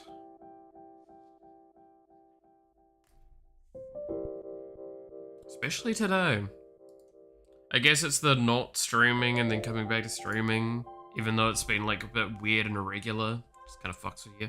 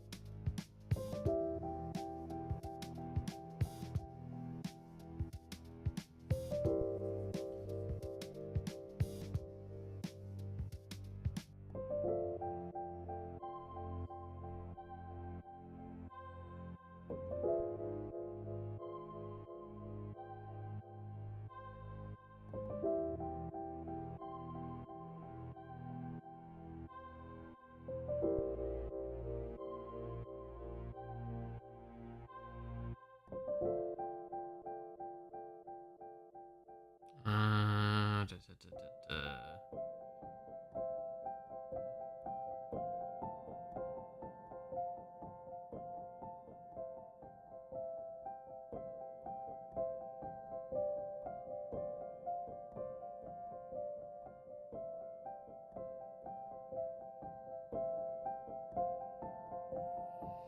Hmm.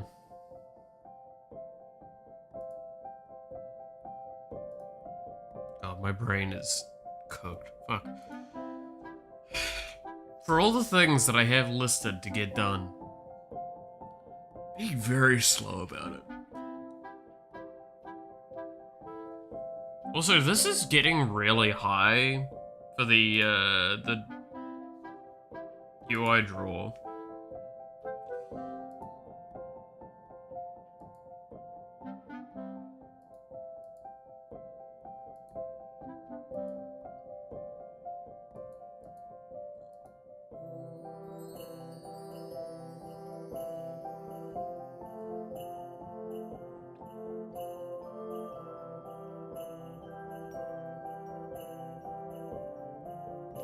Array text convert is taking up the vast majority, huh?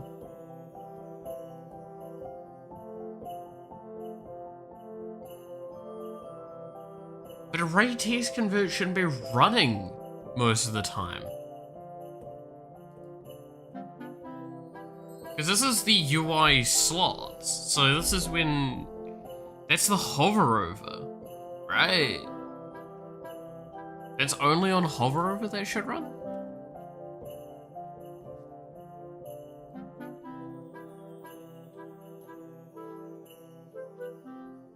That's something I might need to look at.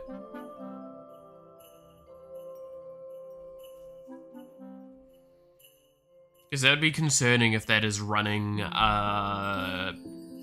regardless of whether or not you're hovering over us, because yeah, that would be intensive then.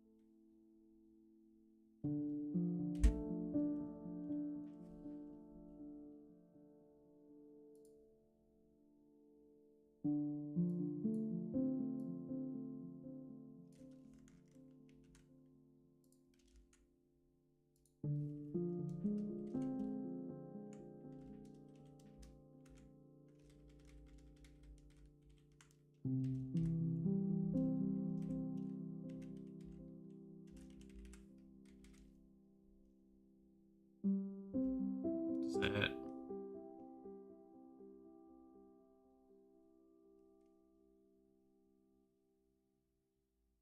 What?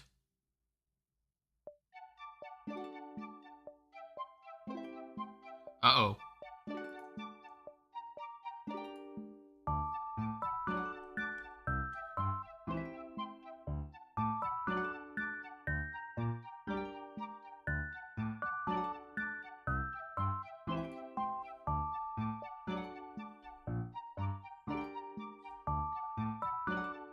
Ah, I see. I was wondering if I was missing something there.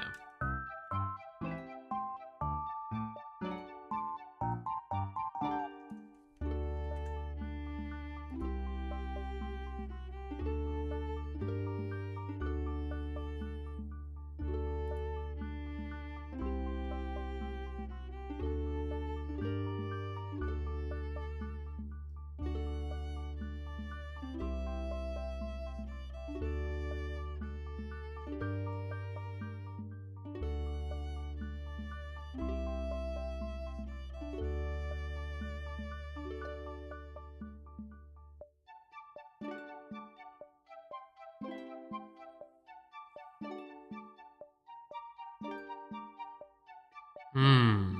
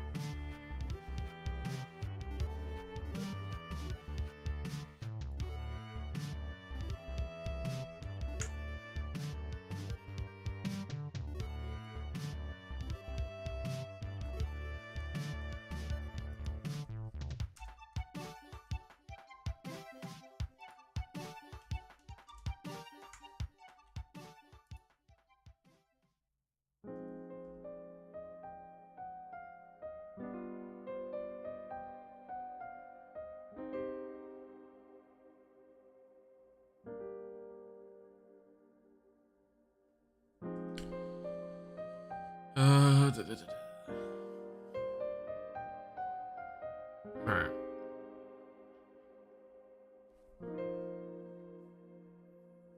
There we go. So that should hopefully give some cleanup there.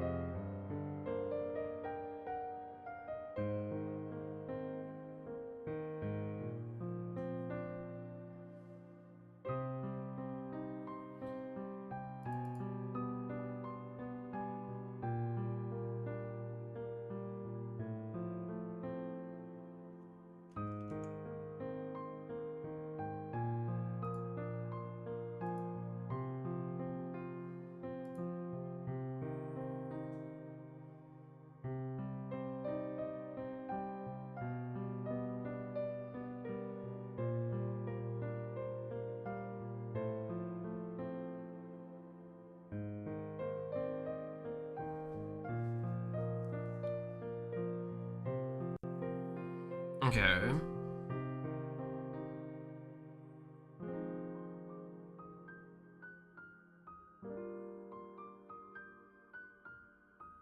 So this one's the only one that matters to be local.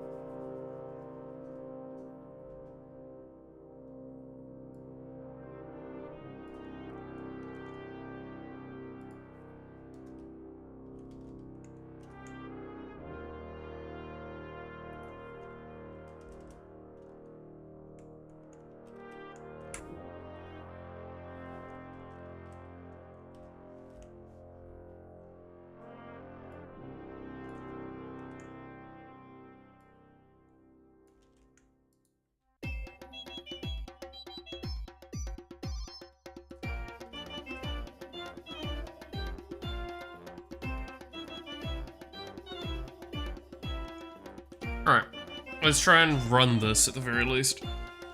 See if these changes stick.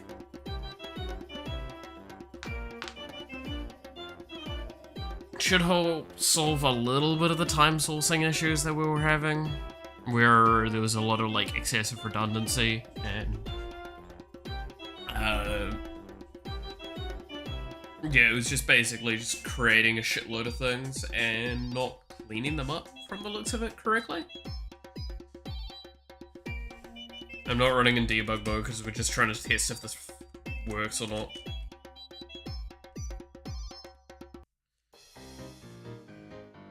So I want to see if Rambit crashes.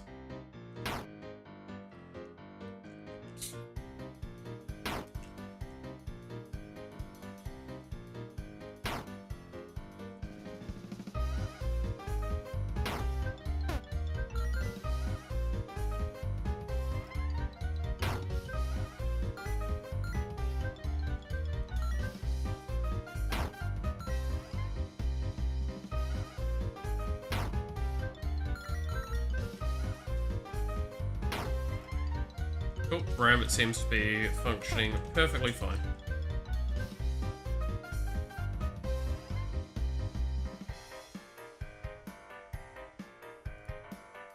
Oh, so now I need to go test what the other issue is. Hey, Muffin, how's it going?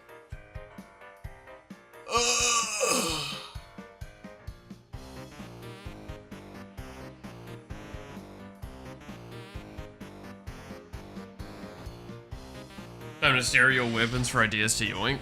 Feel free to, yeah. Let me know if you need me to pull up code of any of them. Because I'll happily do that. Inspiration though, inspiration. Yeah, it's inspiration. I'm sure I can figure them out. I mean, yeah, but also seeing the code potentially helps. Like, one of the weapons I know is a bitch to code because it took me the longest to kind of get it right is the Vox's weapon, the umbrella.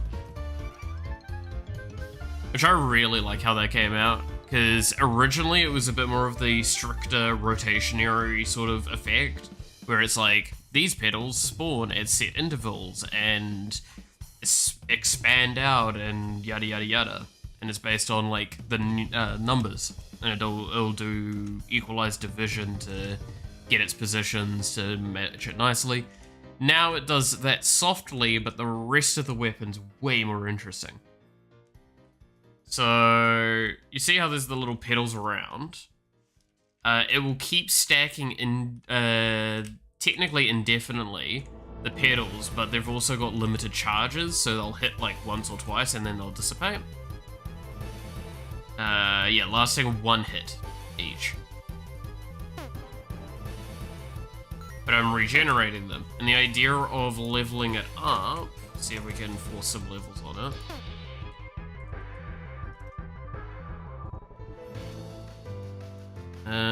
Is you'll get a little bit more damage with it and eventually more hits. But the beauty of this weapon comes in when it's really highly leveled.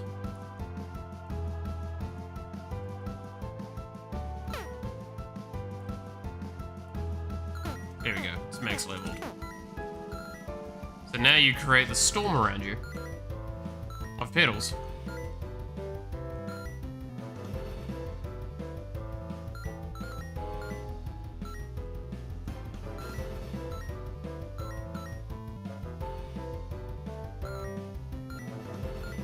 There's a lot of like special factors in it, but for the most part it is a normal orbiting weapon. It just does it a bit weirdly.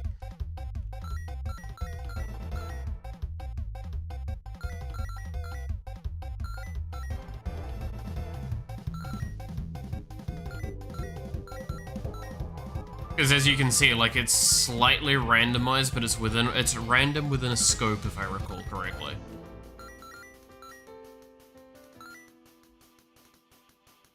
At face value, it looks like you're spawning singular petals that orbit and you spawn them at random direction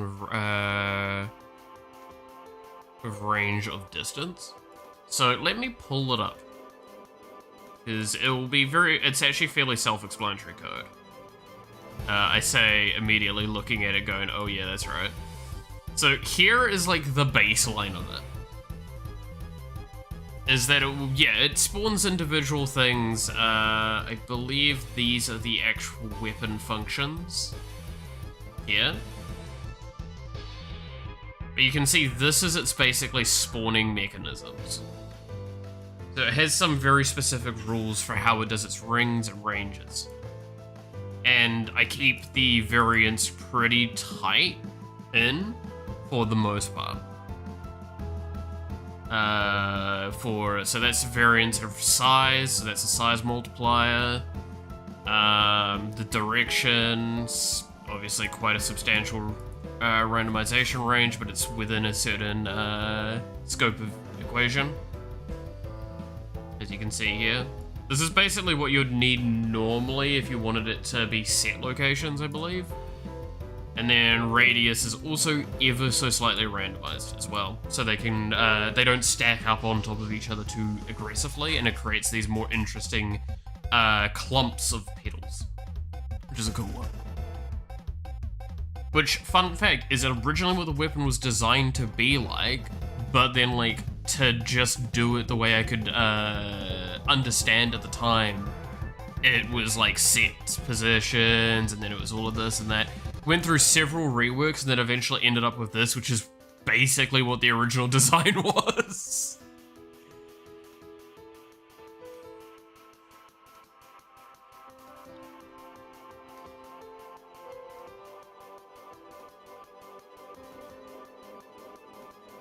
So it means that there'll almost always be less at the outer points of the ring, and there'll be clumps of some kind, but like the clumps obviously, like when the clumps get large enough, they'll kind of merge with nearby clumps as well by visual standard, and then they'll just like create this more interesting thing. Honestly, I could remove how many rings there are, and I don't think this would actually be detrimented at all outside of balance, because this weapon kind of sucks ass at the best of times. Like, it's a weapon that's really great as a second weapon, which is a problem.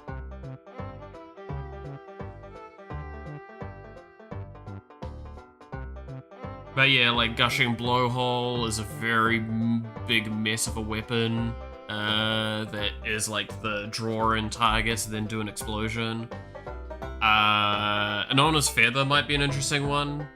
Which is throw things out, they'll return, and they return at higher levels, but no matter what, if you go pick them up, it refunds a bit of the cooldown. There. Refunds a little bit of that when picked up.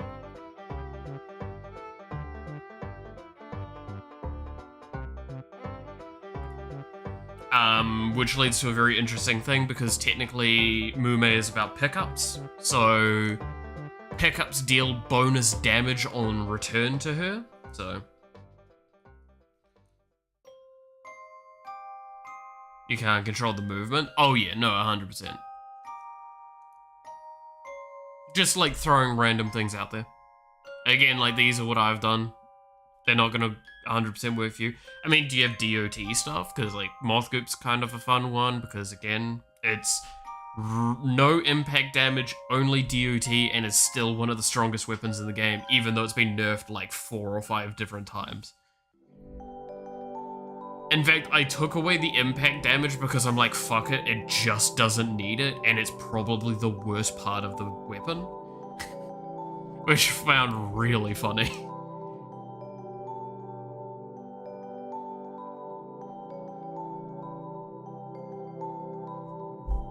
Like an area that damages or a burn effect on the enemy.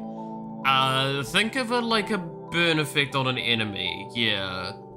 It sends out things, each of them stack individually as well, so each projectile does actually matter. The closer you are, obviously, the more shotgunny it can be.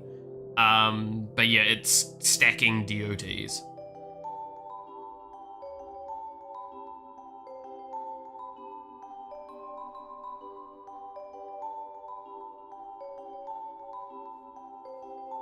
But no, I will say one thing, maybe this is still a bit of a weird thing to explain, but like, if I say DOT, I often don't mean like an area that's a damage over time. I mean the application of a status effect that deals damage over time.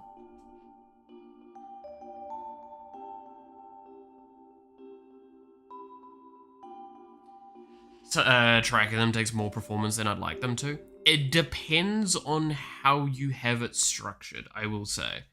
Ironically enough, status effects in this relatively low performance impact, and almost all of it's handled by the individual enemy outside of, well, the cooldown, the duration of it is handled by the individual enemy, and the application of certain effects is handled by the individual enemy, and the DOTs do not tank performance. Ironically, the only way the DOTs tank performance in this is the creation of the damage text. Slows are handled kind of independently, and they're going to be handled even more independently later. To be fair, so I figured out how to remove almost all movement code and movement relevancy from the enemies, and I'm gonna be adding that to the controller zone with the Boyd's function, because I've been thinking about it more and more, and I have a system that should mean I can remove pretty much everything from the enemies.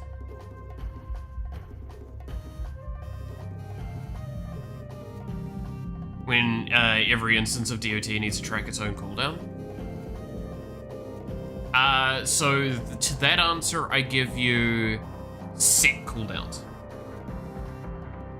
I actually have it so it locks in certain values for its cooldown, and it ticks down on a regulated system.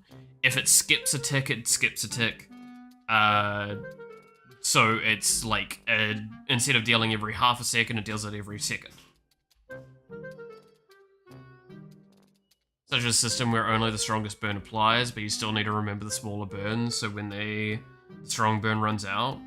Well, I mean, then why would you... my simple question to that is, like, why would you have it so only one burn applies?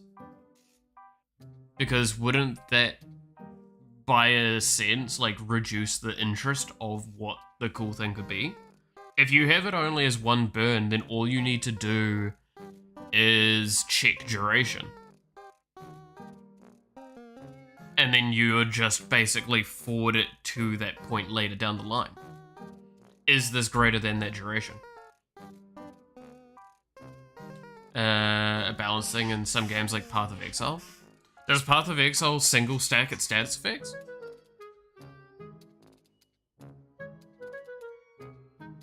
I thought if it was completely independent.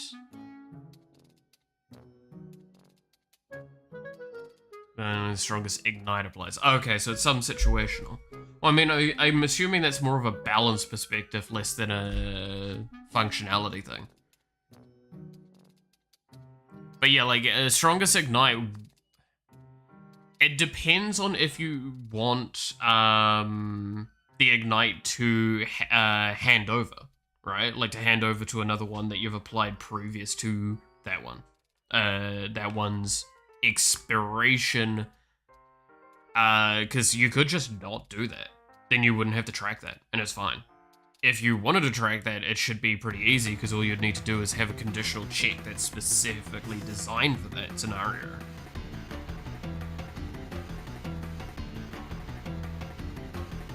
Can apply a second ignite. Oh, okay. Poison is the same performance-wise.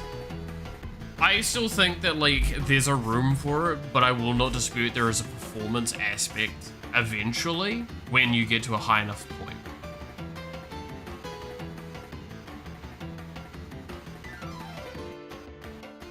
When each run runs out. I mean, you just, in the case of Game Maker, for example, you just have a value that it would tick down each time it activates, and when that hits 0, you just purge the effect.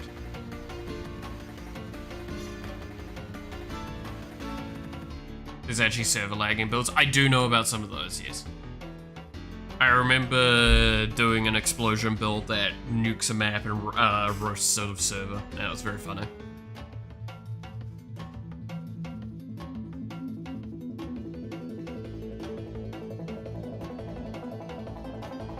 Because it handled things very poorly at the time. It was very funny.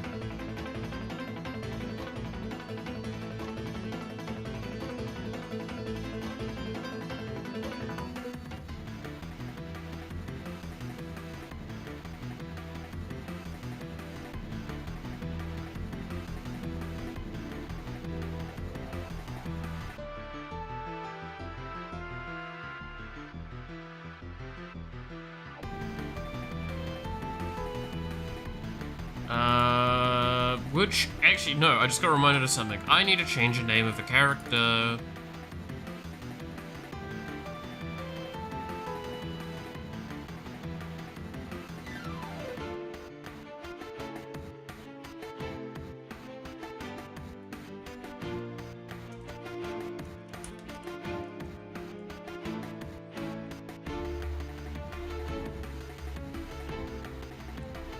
There we go. So, to explain this, you wanna see, do you all know about the recent events?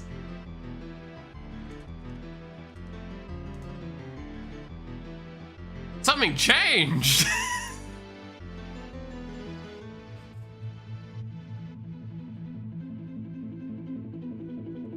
Yeah, so to those that might not know about it, you can be shoujo. God damn it. Yeah, no, Monarch has shed her title for now. We'll see how long that lasts. Has gone under the umbrella terming of Amelie again, and has joined VShoujo.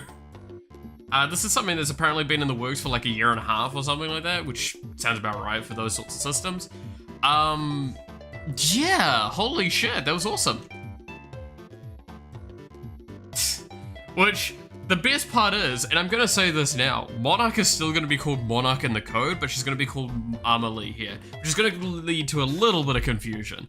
But that's just because, like, I genuinely do not think I can rewrite all of the code to reflect that change, because there's a lot of little parts that can't change with just a normal global change thing.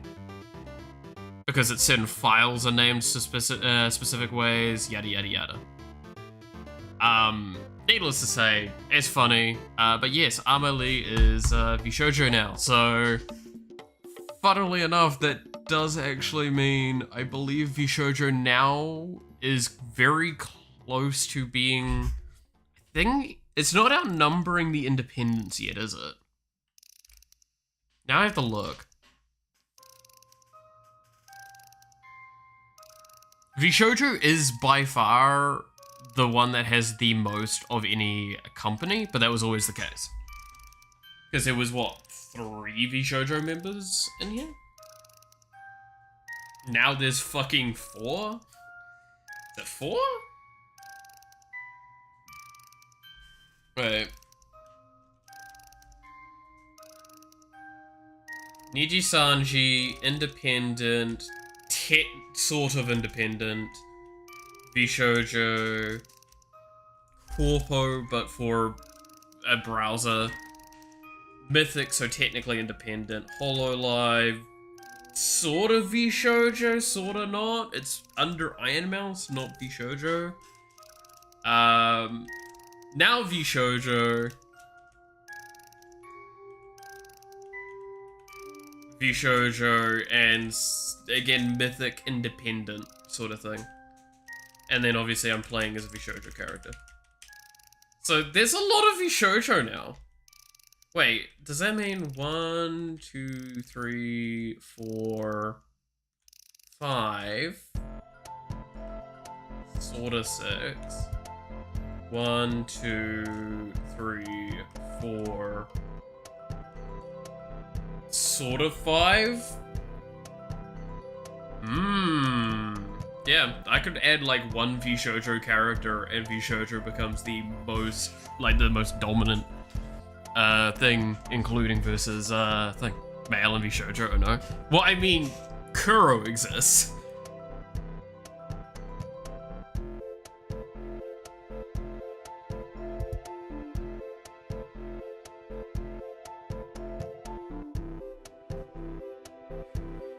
Good old zombie boy.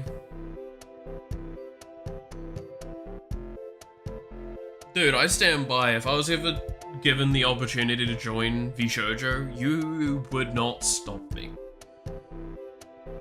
No one could stop me at that point.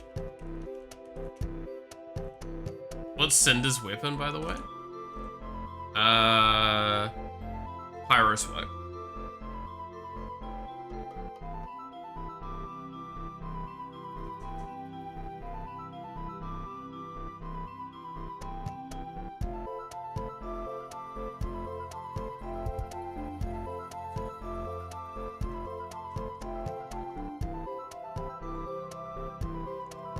Which is, let's just, show it.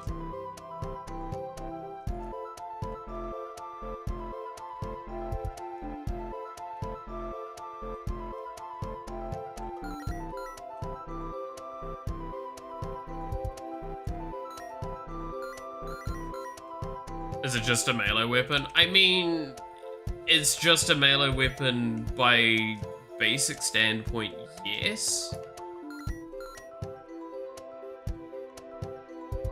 It's the tail flick.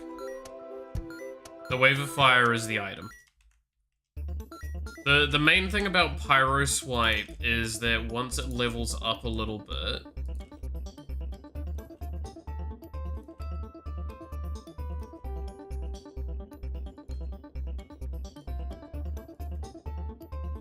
There.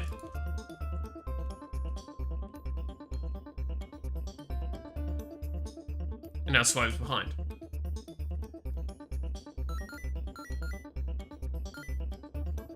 There's an attacking item. A very rare occurrence, but yes, some items will be kind of basically a secondary weapon.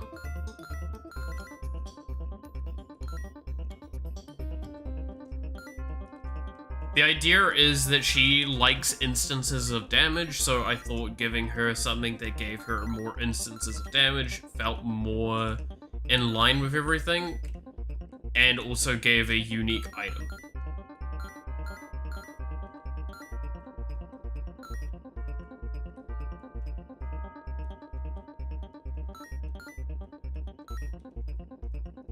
Kind of go the other way around and make an attack that's an item. Technically there kind of is in the plans, if I recall.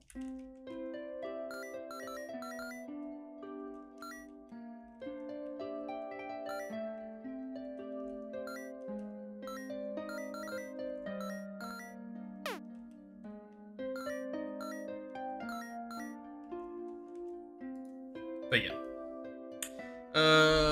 With the way things are currently going, Aqua's weapon needs to be React Slop.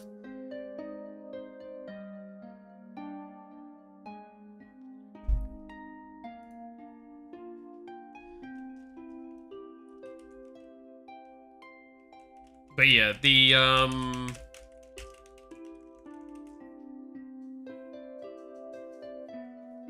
I don't think there's too, like, insane of weapons in here I can think of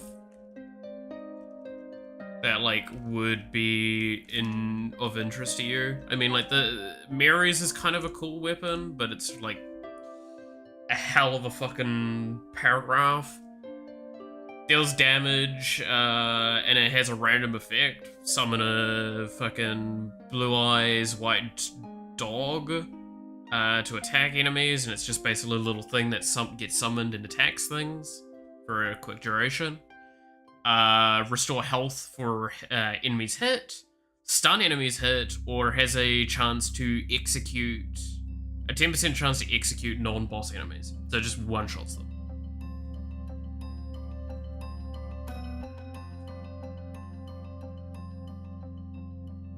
Let me see that. Yeah, I can probably show it pretty easily.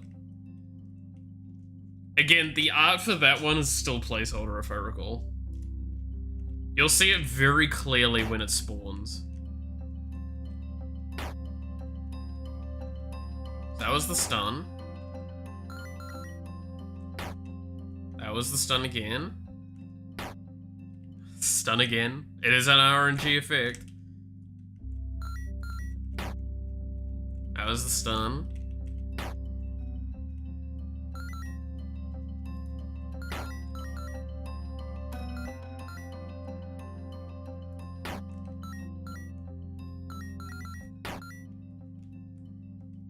Where is this? There he is. It's a feud.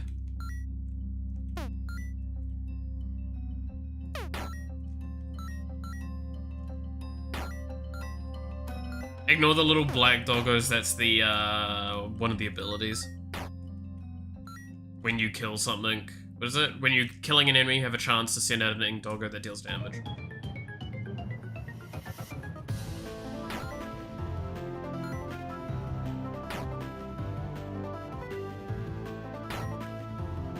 Oh, I think that was an execute there. Oh no, I think it was actually a stun. I just haven't done enough damage to kill a lot at once.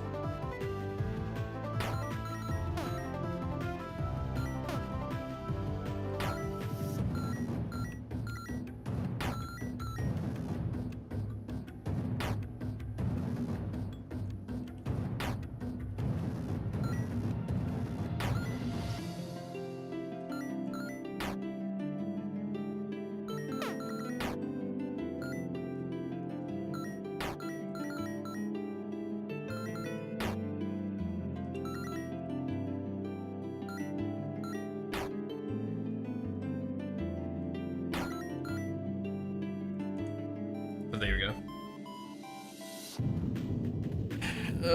The only way I see it not being that is if I want to make Neurodog an option to play as instead.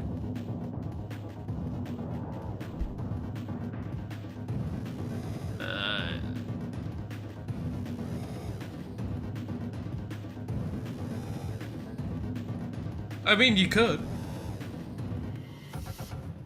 There's always a lot of options available.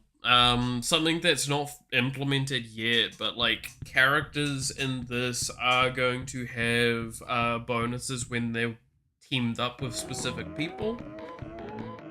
Some of those bonuses are going to be pretty low impact, some of those bonuses are going to be pretty high impact.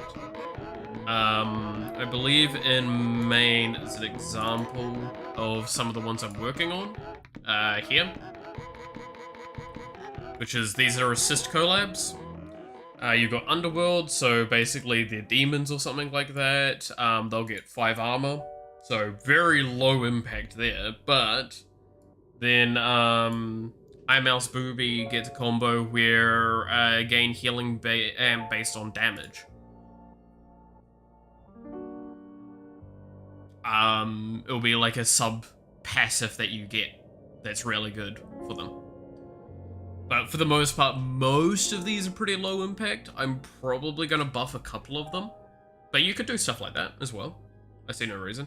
Honestly, I'm very tempted to make this, you get damage based on healing amp and healing amp based on damage.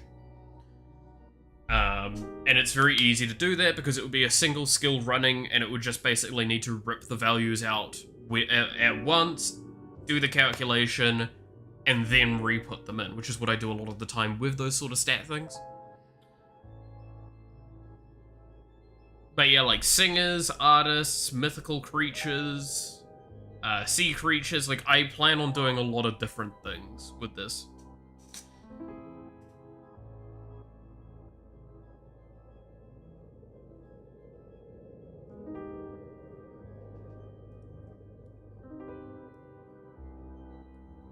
And the problem is, though, is all of this is going to be very manual, so I might miss a few, or I'm going to add maybe one that I shouldn't have, yada yada yada. A lot of this is going to be not secret info, but it's going to be information that's not, like, right in your face.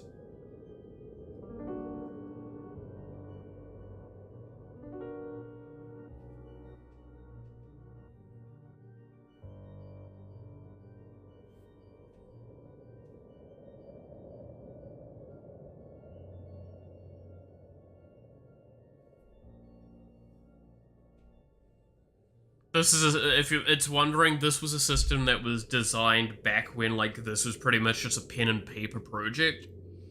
And I've just never finished it.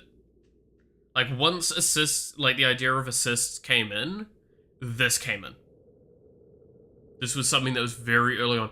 This was before assist abilities was considered. And I still think this is a correct thing to add because it adds a...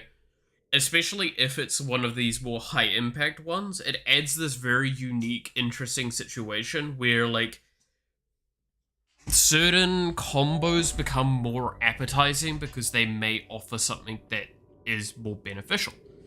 As an example, Sea Creature, right? Like, I kind of want to buff that one up a little bit more because Sea Creature is just movement, a small bit of movement speed. But imagine if that was like 10% movement speed. Starting with Shy Lily on 10% more movement speed sounds pretty fucking nice, actually. But it might mean that you're picking an assist that's less optimal for the character.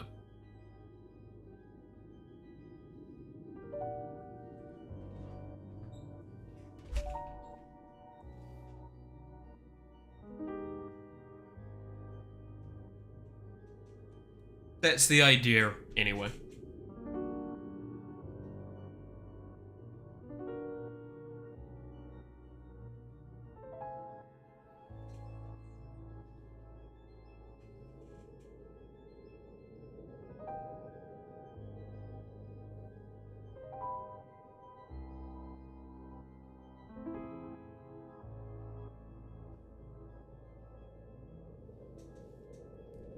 Because the best part is that, like, obviously multiple of these can be activated at once. You're telling me that a person can't be a singer, an artist, and potentially a mythical creature that also is a sea creature?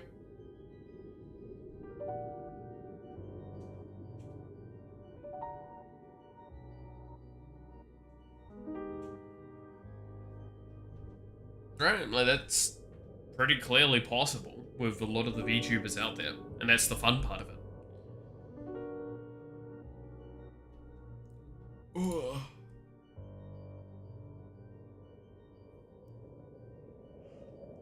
Oh, sorry, yawn.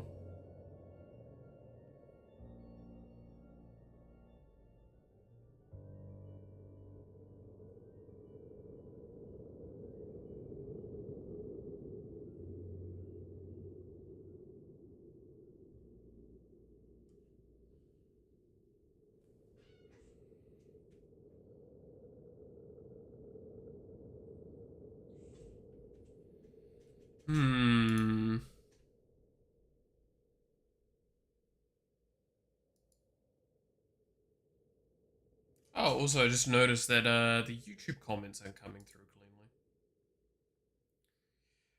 Alright, she getting a new sprite, the VTuber one? So, Amelie, she probably won't be getting a new base sprite, but she will be getting a skin, obviously, relative to it. Let me refresh my...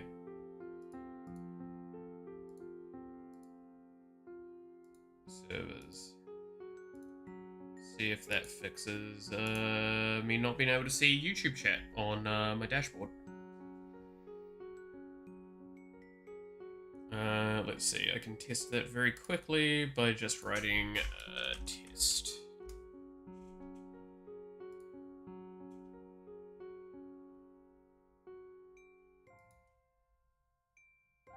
Is it still not coming through?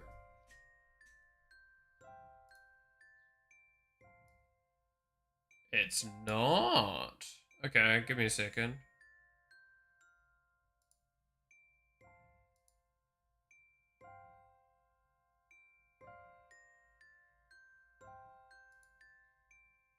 Oh, it's disconnected, that's why. Randomly disconnected. Okay, I'm just gonna hide screen for a second so I can log back in.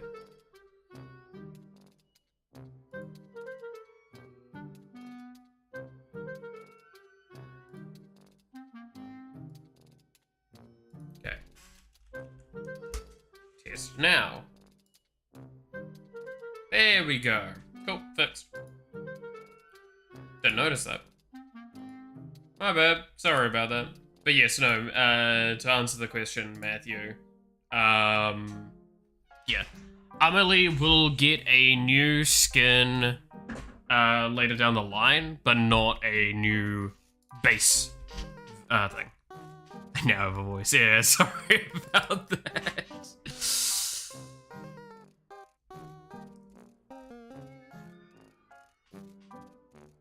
That's all for now that she's getting is, she's probably not going to get much of a rework to her either to compensate for the changes that might be done to her lore, because from what I can tell, I don't think they've altered her, the Monarch lore. In fact, that's actually something that I believe Amelie mentioned, is that lore-wise her VTuber is still Monarch. It's just no longer is she gonna go by Monarch herself. Really. It's now there's a bit more of a clearer distinction between the character of her lore and herself, which is good because, dear God, there is nothing alike between the two. Monarch is a hot woman that is really powerful and scary and awesome. Amelie is,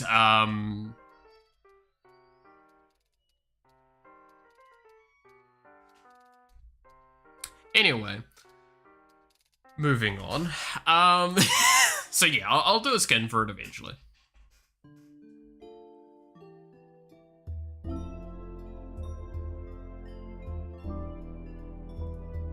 I gotta say though, the new outfit she has, if anyone hasn't seen it, I'll just quickly look it up.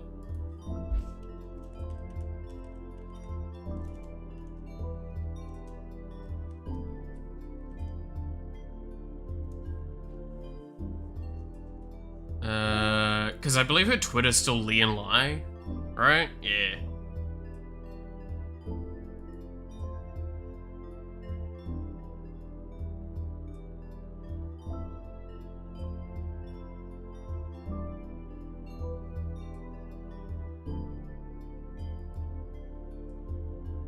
This here. Good signal with bad computer skills. You are... Yeah, you nailed it. But, like, this is her new outfit, and I'm gonna be very honest with you. If I didn't know it was Armor, if she did her, like, mother voice that she has, her, like, very sweet, sultry voice she has available to her that she has used a few times, she could probably tell me to go do anything, and I would probably do it. Because holy shit, that is gorgeous.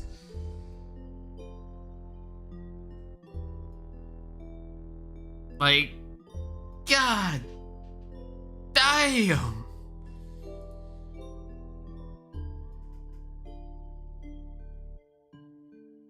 Oh, Also, funniest thing, I swear to God, so I'm gonna hide this clip for a moment because I want to show it properly. This is possibly one of the funniest things. She was away from keyboard for a little bit, and then this happened.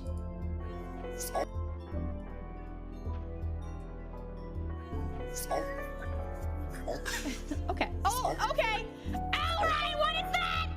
What is that? Hey, yo! What the hell?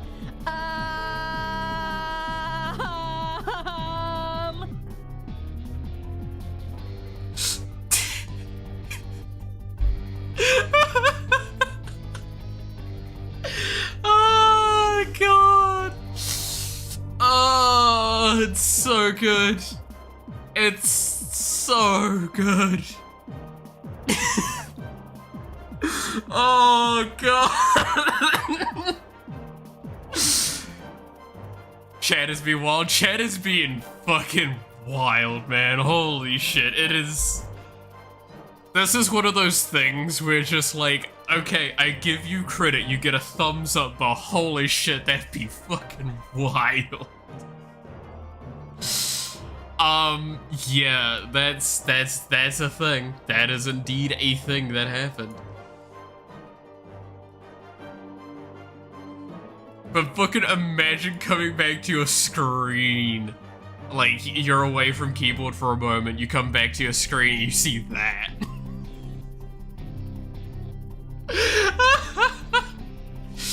Oh, it's so fucking cursed. It's so cursed. It's so cursed.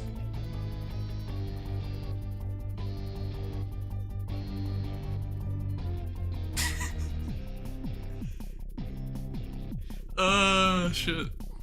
But yeah. No, I gotta do her Mafia outfit at some point. If not, like, I need to do it at least some fan art of it, because holy shit, it's fucking pretty. I might make that, like, my bit of art that I'll do at some point soon. It's a test thing, kind of like with the Iron Mouse one. Which I'm still really happy with that one, even though I never finished it. Like, just pulling it up again, because I like showing some stuff that I do. Something I actually saw the other day is someone has been doing custom Magic the Gathering cards with VTubers, and I'm not gonna lie, there is a part of me that kinda wants to do that. Like, do some art up for them, find some interesting cards and put them in. But yeah, this is the Iron Mouse one. That I still love. I fucked up with the fill tool and I just left it. It's because it looks cool.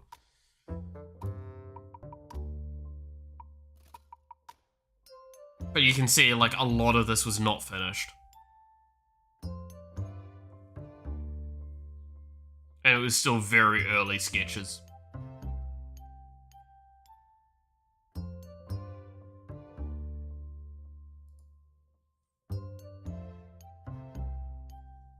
And then, as I showed this morning as well, this is the random doodles I did, like, yesterday. I did 3 random doodles based on some of the stuff from Star Rail.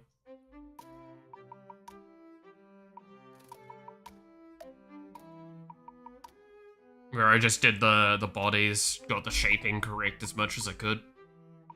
Did shape logic and stuff. I don't think you can see it much anymore, because I think I erased most of it, but like, yeah, you can kind of see here I didn't finish the head properly, so I've just left some of the framework lines in, but for the most part I cleaned it up later.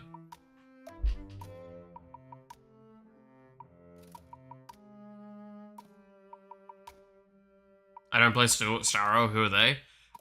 So the 2 on the left are Sealer, the one on the right is Himiko.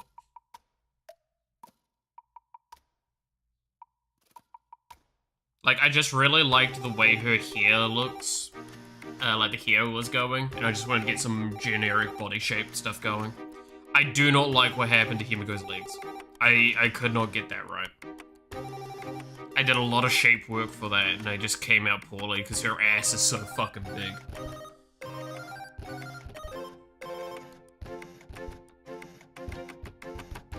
This is the stuff that I do in my free time, when I do actually get free time. I just do some random art pieces now.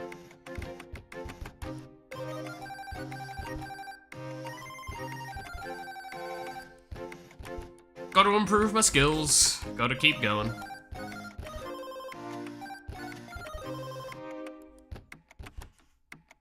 Especially if I want to end up fucking making money. Ever. Dear God.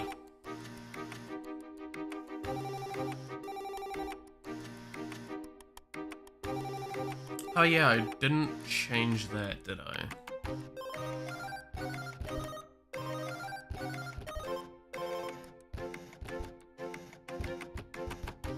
I'm gonna go settings,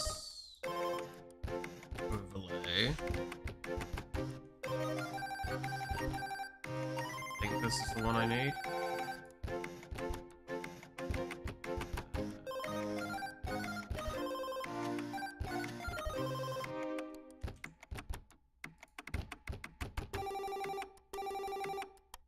There we go. Gotta make money so I can pay people that money. Yeah, that's, I'm not gonna lie, I stand by this. There's a reason why I really, really badly want to, work hard on the card game, is because not only does the card game allow me the opportunity to monetize it for myself, but it also gives me the opportunity to monetize and pay people to do cool art for it, and give opportunities there.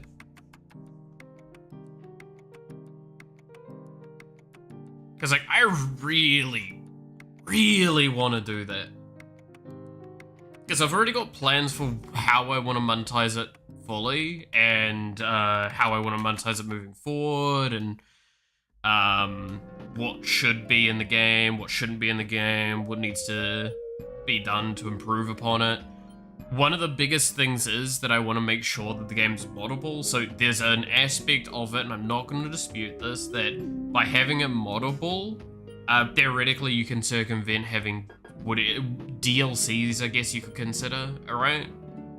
But the main thing I want to do is I want to add, I'll add, like, basically expansions, which would release a bunch of new cards that are very much a specific kind of style, so you can toggle them on and off easy. Because, like, one of the ones I want to do is very space-orientated, which means that, like, if you're doing a run and you don't like the idea of the space cards in it, you could toggle the space cards off and just not see them during your run.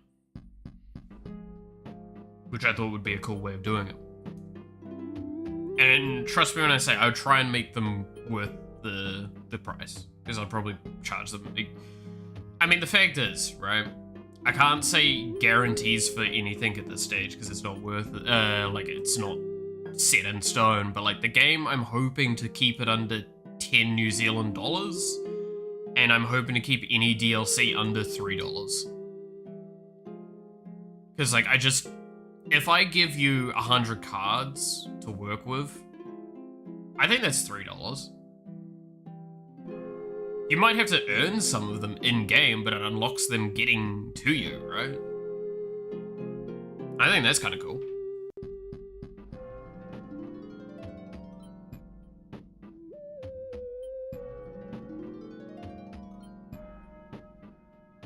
Anything for some more square shape. God damn it.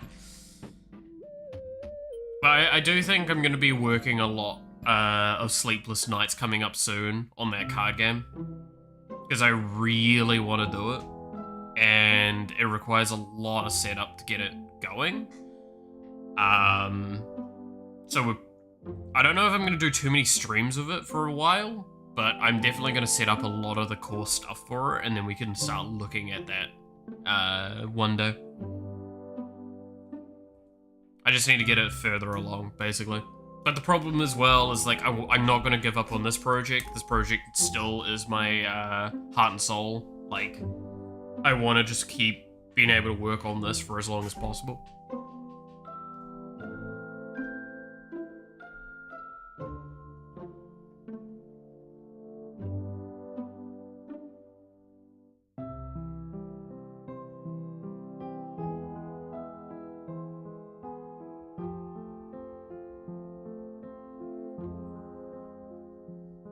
Hey, you devil, how's it going?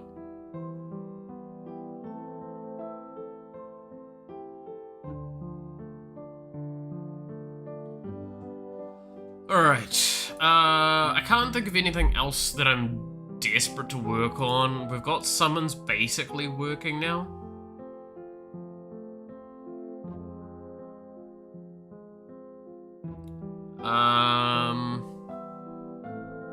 Oh, well, I mean, I guess technically no. We haven't got pickups working. Pickup system still needs to be worked on.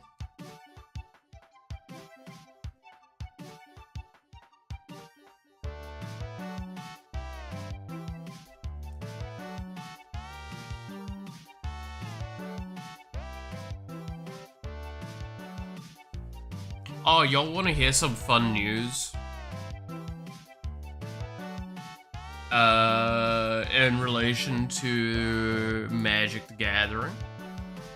I now believe I am missing, outside of the orders that I've made this week, like 3 cards for the next deck that I'm making, the Golgari deck, which I'm excited for. And then I also added a couple of cards to my list for one of the other decks I'm working on.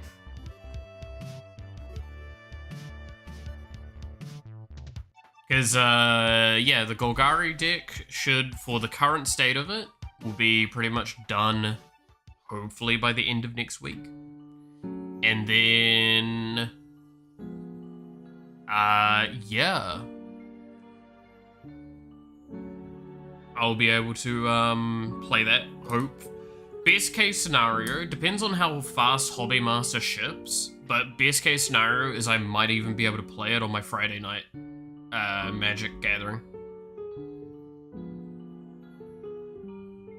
What cards are, what are the missing cards? Let me look at Hobby Master, because it's literally the cards that I have in that shopping cart.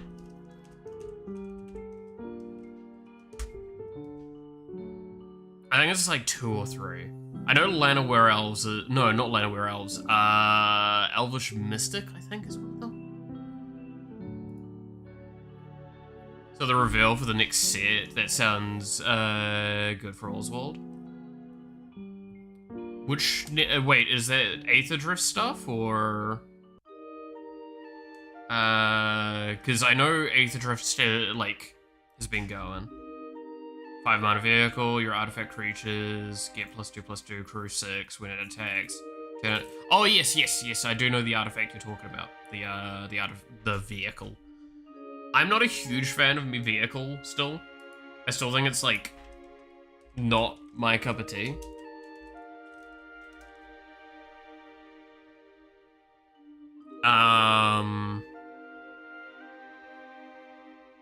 I've got nothing wrong with them per se, just not my style, right?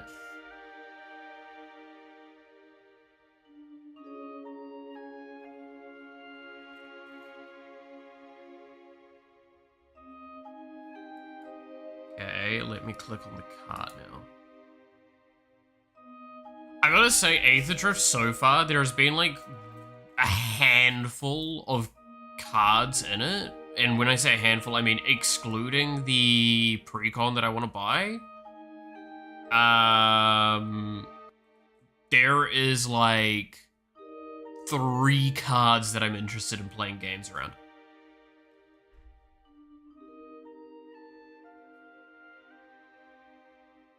I do kind of like that they avoid board wipes. True. I mean, like, the crewing and stuff like that, it's just, I don't know why. I just don't really... The style doesn't fit. It's on the 7th of Feb and releases on the 14th. Good lord.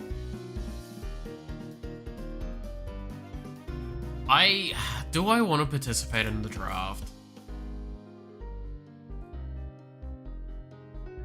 I don't know. I really don't know. It's like, I just, at this point in time, I kind of want the precon, and that's about it. Ooh. What are you missing? Which one are you?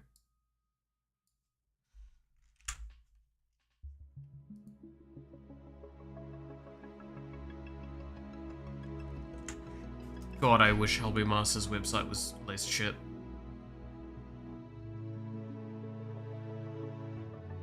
Oh, that one... I don't think I'm too scared about it, because I think that was for the other deck. It's a nice card, but I don't think I need it for this one, right?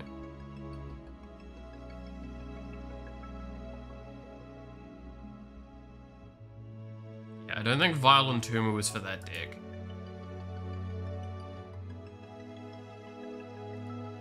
Let's look at,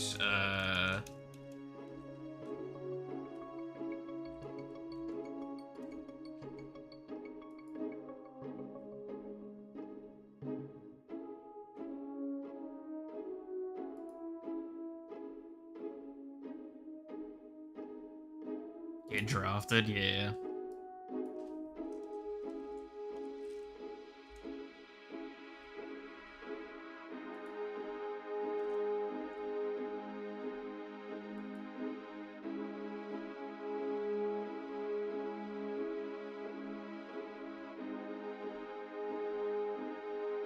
What is going on with my fucking Google?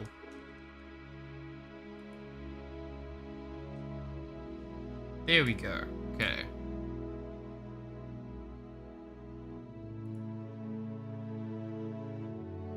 Yeah, I don't think draft events are really my kind of thing. I don't know yet. Yeah, no, so that card's not for this deck. I'm pretty sure it was for my other one. So let's see. Peregrine took Fane. I think I own one. I'll double check that in a second. Academy Manufacturer, Abomination of Llanowar, Heightless Plunder, was that one? For this one? Elvish Harbinger. Heightless Plunder.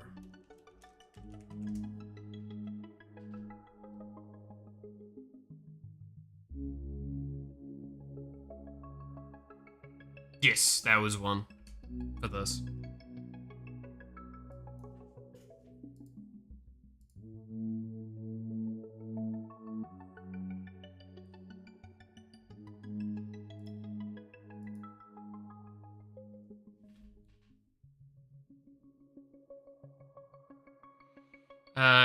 Just to let you know, as it does replace the Commander, however, you can still find people playing Commander before it starts. Okay, cool.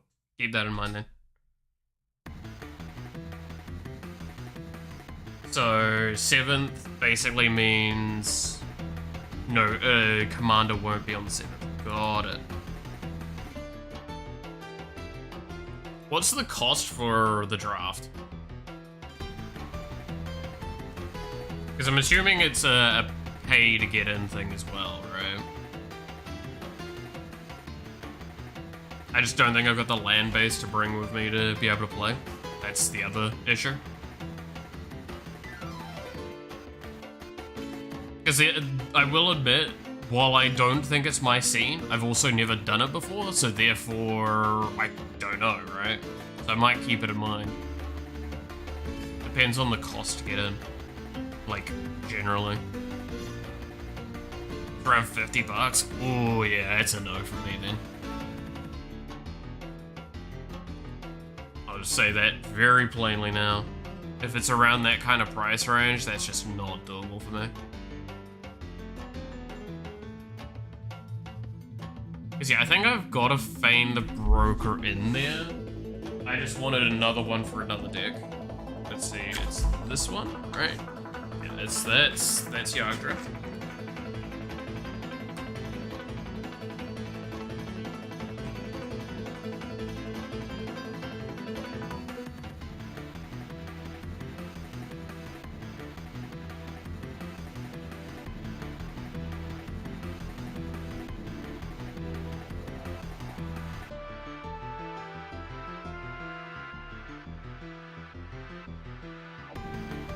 Yes, Bane the Broker is in there. Other creatures are food? Yes. That is the idea. You do get 6 packs, but another for each win. Oh, look, I don't think it's not worth it in terms of, like, actual monetary, but the thing is, I don't think I'm gonna be getting Aether packs. Because the only packs I can see myself still opening at this point is Foundation and Instant Remastered, and I believe Instant Remastered is $12, which means that you can't get those for your the Friday night packs, which is kind of sad because they're considered premium packs. I've still purchased a few to pick up when I come in on Friday, so I can open them on Saturday, hopefully. All things go well. I still want an Edgar Markov, man. Still want my Edgar Markov.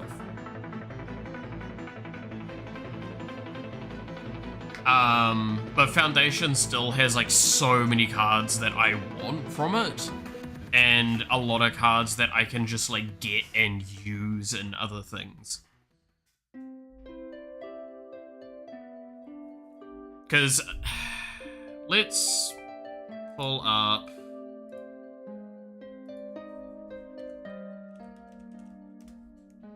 Aether Drift spoilers.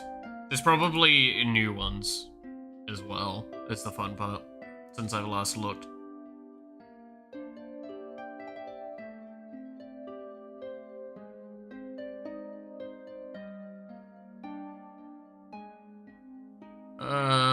Let's see. No, those are the last ones I saw as well. Because, like, the Start Your Engines mechanic, the one commander that, like, allows for it to be really good looked kind of cool, but I just don't like the mechanic in general. It just doesn't seem that interesting to me.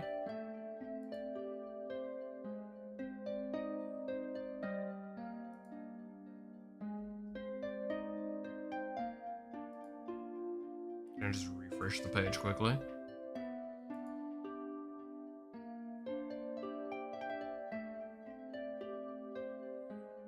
This is a pretty solid card, though, I will say.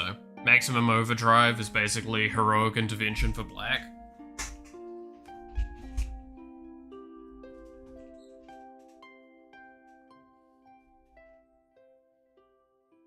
But let's see. Oh, I will say, this commander here is probably one of the coolest cards in here for me. Just straight up. I love this. I genuinely would want to make a deck around this, just because it's so fucking good. So, to those that might not be able to see the card very clearly, this is Calorna, or whatever, Coral Tyrant. It's 1 mana blue, legendary creature octopus that's a 0/8.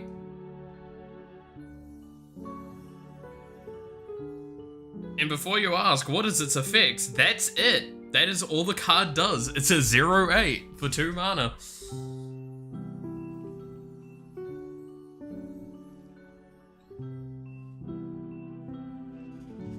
Tell me how that is not, like, if you see someone turn up with this as their commander, you're gonna sit there and go, you've either made the most terrifying deck in all of existence, or you're actually, like, struggling.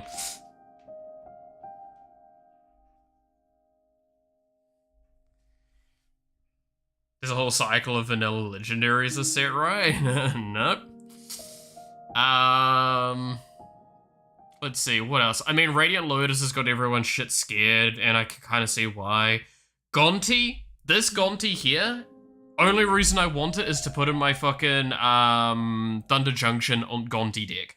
Because this card becomes politics. So Gonti Night Minister is 2 mana, 2 black for a 3/4.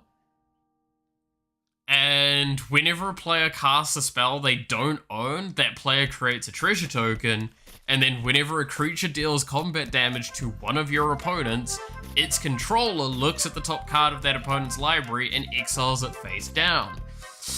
They can, blah blah blah, cast it for any mana, blah blah blah.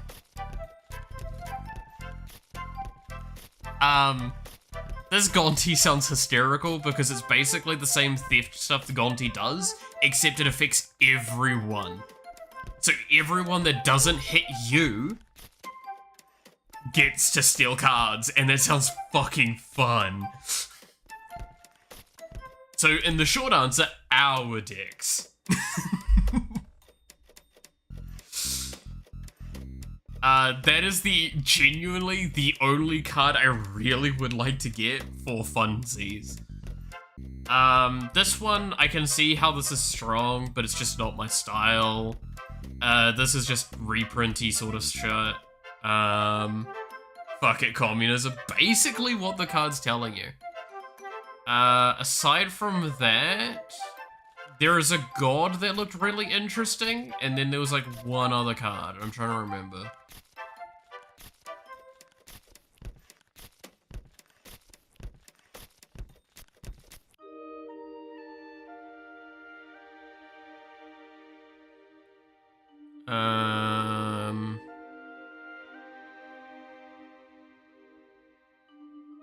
Yeah, so this is, Samut, the driving force. This is the one that, like...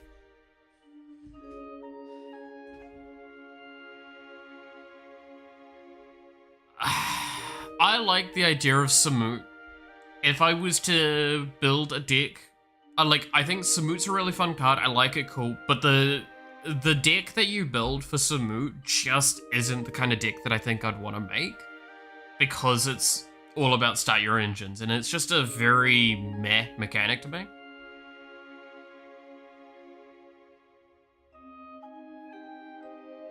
The power creep, yeah.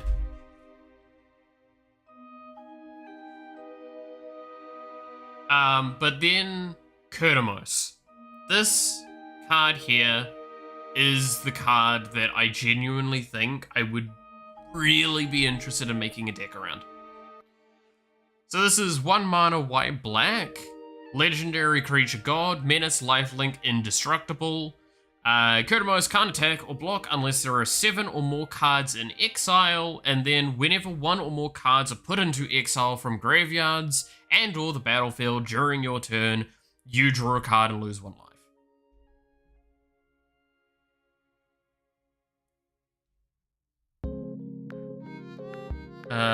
The start your engines mechanic doesn't seem, overall doesn't sound very well received. Yeah, I can't say too well to that, because what I've heard, yeah, most of the people don't really find it all that amazing. But I just don't really like it. It just doesn't... Telling me to take, to be like fairly aggressive for 4 turns in some capacity, unless I'm playing black and pinging everyone, kinda just doesn't seem fun, I'm gonna be honest. Because like, keep in mind, so start your engines is you start at 1, and then you get an increase of it every turn that an opponent lost health on your turn, sort of thing. When it's your turn, if an opponent lost health, you get 1 speed. And it's only once per turn. So it means that you play a speed card, it still means you need to get 3 more turns of doing this stuff. Which, ironically enough, I stand by this. Samut, driving force, you're gonna probably get that. You've got red, green, and white. You're probably gonna get there. Hit 3 times. It's life loss. Keep this in mind. That's why I'm being particular on that statement. Because life loss is not damage.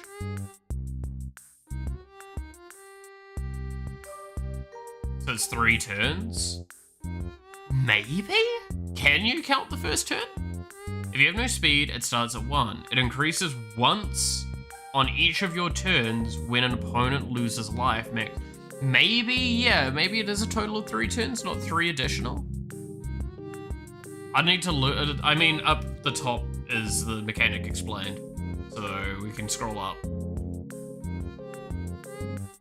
But point is, that god is like the only one that I'm like, oh hell yeah, I want to make as a commander deck. Alright, start your engine speed. The best cards to do this when you hit, is when they hit full speed and blah blah blah. And you gain speed by hitting your opponent's life total during your turn. Seems rather strangely hampered for instances, but puts emphasis on pressuring your opponents. Rakdos players should remember spectacle. Yeah, that doesn't tell me shit. But that god does look fun. Yeah, the Exile god looks really fun. Because, like, you're telling me black and white with flicker effects? Because that's the thing. A flicker effect is an exile. You exile them and then you bring them back. There are a lot of ways I could abuse this. And there are a lot of white cards that also have, like, effects where, like, if you, when a creature ETBs, you heal. So you can compensate for life loss very easily in this deck. In fact, I'm gonna be honest, I think Keratomos might become, like, one of the best commanders for, like, the Sanguine Bond, Exquisite Blood combos. Because you'll be able to get shit out so fast and just ticket it. Black has a lot of graveyard hate. Yeah, that as well, right? Like, you have graveyard hate, you have flicker effects, you have so many ways to exile shit and benefit from that.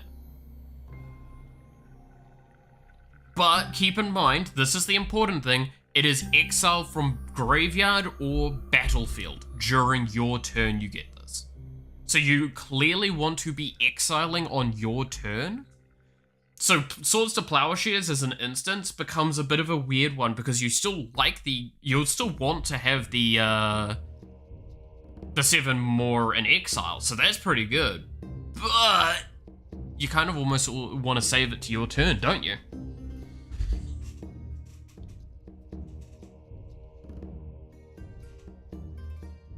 So I really like Keratomos. I think, genuinely, if I was to, like, sit down and go, can I have one card from the set? Keratomos would probably be, the one. Like, I genuinely love that card. I would love to make a commander deck around that, but I feel like that would be a competitive deck because of the way it's structured. And that's the concern I have, because I don't see me making a deck that's, like, nice and chill.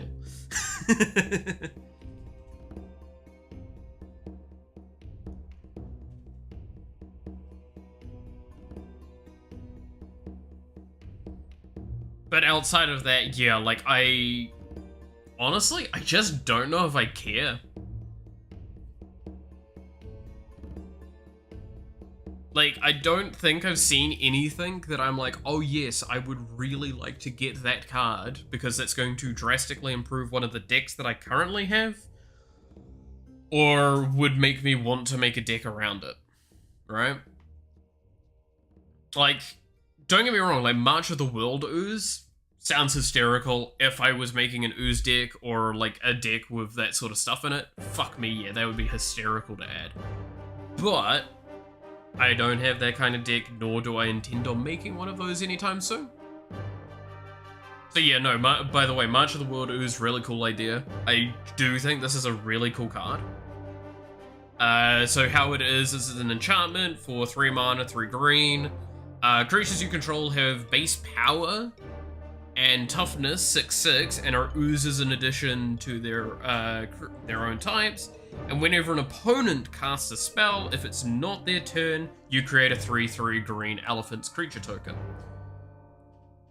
I'm pretty sure most people are interested in building Keratomos. It just looks cool.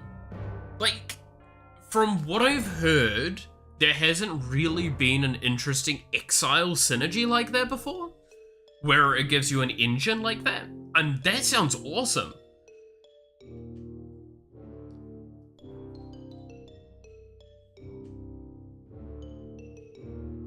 Sell Keratomos 5 good. To be fair, I stand by this. I still am considering getting things for it.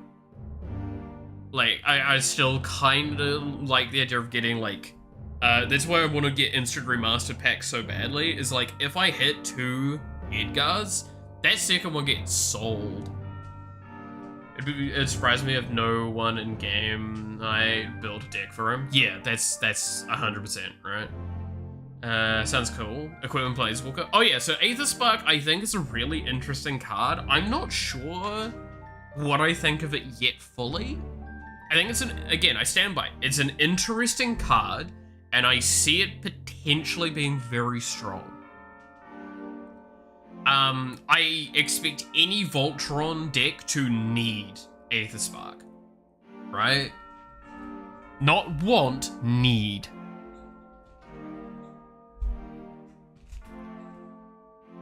I think we can all agree on that one, right? Very, very, like, I'd be genuinely surprised if I don't see Aether Spark in most Voltron-y sort of decks, because like the -10 alone justifies it in something that basically has a like a creature that's gonna get there. Especially Boros. True. Yeah, no, I expect Aether Spark to be in Boros a lot because of the double strike and all of that stuff, right? I mean, the amount of double strike, fucking other crap in there, like, they'll love that shit. Self-equipping equipment and self-protecting Planeswalker does combine to the best of... Yeah, well, that's the other thing, right, is that its +1 is a self-equip. It doesn't equip for a mana cost, it equips for a +1. So it does mean immediately, on the second turn you have this out, you could rip the fucking 5. Which is draw 2 cards. That's pretty good. And realistically, again, the amount of... like, the amount of times I'm gonna see a creature hit for 5 damage, very easy. The amount of times I'm gonna see a creature hit for fucking 10, especially if we're talking Boros, holy shit, that fucker gonna be hitting for more than 10. I'm gonna be honest, Boros gonna be complaining because they can't activate more than fucking 1 Planeswalker ability per turn. That is gonna be the real complaint. They're gonna be sitting there going, no, give me more. I wanna fucking activate the -10 3 times each turn. I'm dealing enough damage. Like, that's the thing, is if you have any kind of Voltron deck, especially Boros, but any kind of Voltron deck, Aether Spark's great. In any kind of deck that you've got biggish things, it's probably worth it as well, right? Tricks of gain 10. Like, it's genuinely, it's, you're telling me that a dude ain't gonna swing, kill someone, and then just activate the 10 mana and nuke someone else. It can be Commander since... No. So, this is a thing that, yeah, I was about to say, in real Commander, in EDH, it needs to specify that it can be a Commander. In, Arena, in Brawl, it specifically mentions Planeswalkers can be Commanders in that. It is unique to it in Brawl. I'm tempted to try. You do realize you're putting a colorless commander in, right? No colors at all. There is not a single color on that card.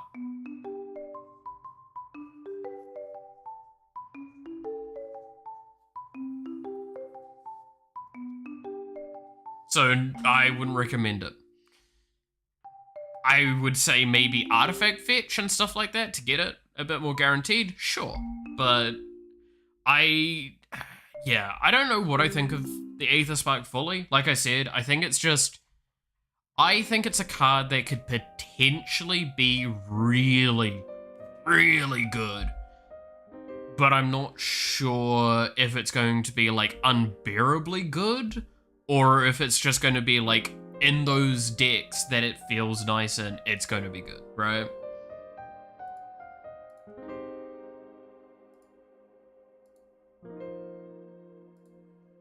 Because yeah, like, I fully expect the Boros player to just one-shot someone and then proceed to -10 this and then fucking flood the board and protect themselves.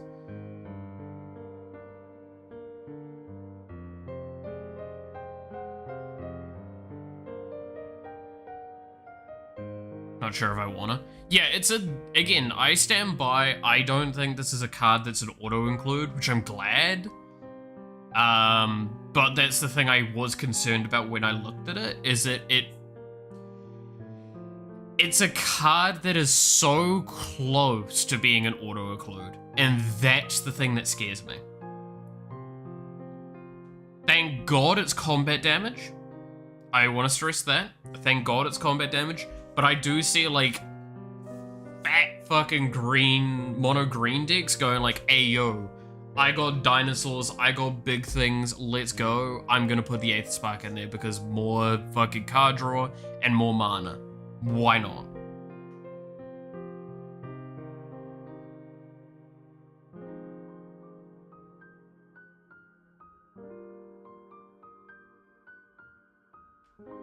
Search out the Ozolith. Yep. No, I see where you're going with it. Well, it's because keep in mind as well, one of the important aspects is the +1 isn't just an attach.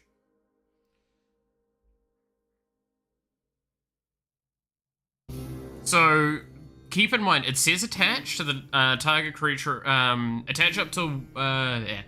Attach the Aether Spark to up to 1 target creature you control, so you could choose not to move it. Then, put a +1/+1 counter on that creature. So you can just basically have it re-equipped to the same character and get a +1/+1 counter on them for a +1. I'm gonna be honest though, I don't see that being used outside of the initial equip. But yeah, no, I agree with you on that, Matthew. Like, I'm very thankful Aether Spark is not another One Ring. It is really close to being, but I do not think it's on that power level. Because the difference is, One Ring could, I would say, like, 50% at least decks out there could add the One Ring and be improved. Aether Spark, I do not think it's that high.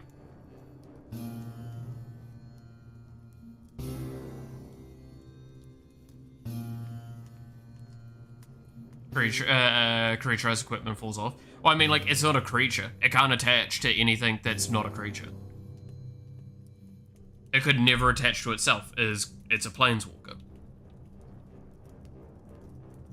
Legendary artifact planeswalker equipment. I'm not gonna lie, I do hope it would be if it's creaturized, but I believe that's an illegal target. I do not believe it can target self. Up to 1 target creature you control. And it goes at 90% in modern. Yes. No, like, I will say that. I'm talking Commander. If we're talking, like, standard modern, shit like that, yeah, no. It was basically every deck cost as much as 4 One Rings and, like, maybe another $50 at most. That was the problem with what it did to the metagame. I 100% think that it was it is a card that is just objectively good. I've talked about it before, but it reminds me of Ice Block in Hearthstone. And thank God that was only locked to Mage. Like, that's the other problem, is that One Ring is colorless. Ugh. Since I don't get the free turn, since I cast it. Well, I mean, it's in, you can't sack it, yeah.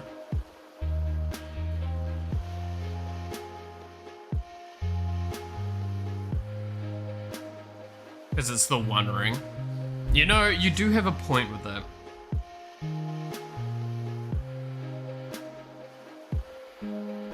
See, now this is why Commander is superior, because it gets stuck to 1 copy. It's also a legendary, so unless you've got legendary bullshittery going, legend rule applies as well, so. Because that's kind of the other issue with the One Ring, is that, like, legend rule applies, so it's like, oh no, I've got a One Ring that's going to potentially burn me for too much. And I need to protect myself next turn. One Ring. Destroy the other one. Woohoo. Like, the problem with it was there was just too many options that it offered. It gave consistent card draw, it gave consistent protection, and it gave, by having multiple of them, you keep it yourself really safe. Because you can have, in a sense, 4 turns back to back where you spent 4 mana only on something like that. That's insane.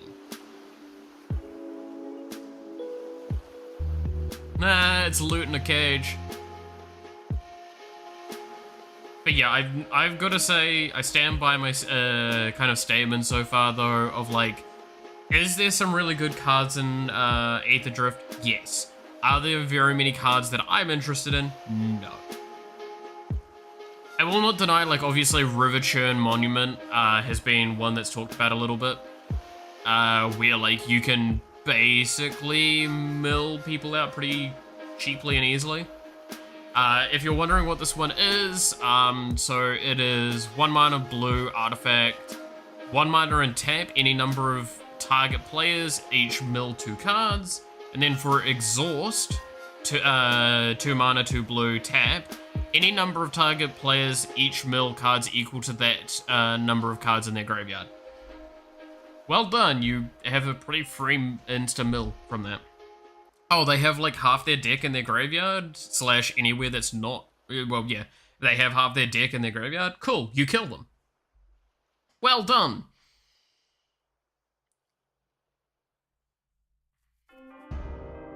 Like, yeah, it's a good card in mill decks. I expect this to be a really frustrating experience whenever I see it. But like Voyage Home, I don't know how I feel about that one. I just feel that like it's good in artifact decks, right? Like, I'm gonna be honest, vehicle and artifact decks, massive improvement. All of them have just gotten so much shit to go with now. Oh yeah, also Riptide Gearhulk, fucking insane. Just want to stress that. Double Strike Prowess, whenever this creature enters for each opponent, put up to 1 non-land permanent that player controls into their owner's library, 3rd from the top. It's white-blue, you know, the 2 fucking colors that can flicker shit constantly.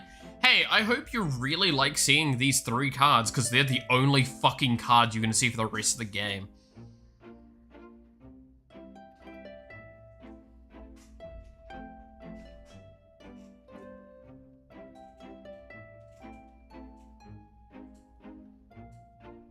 Better hope you have a tutor in hand, otherwise you're not fucking seeing shit.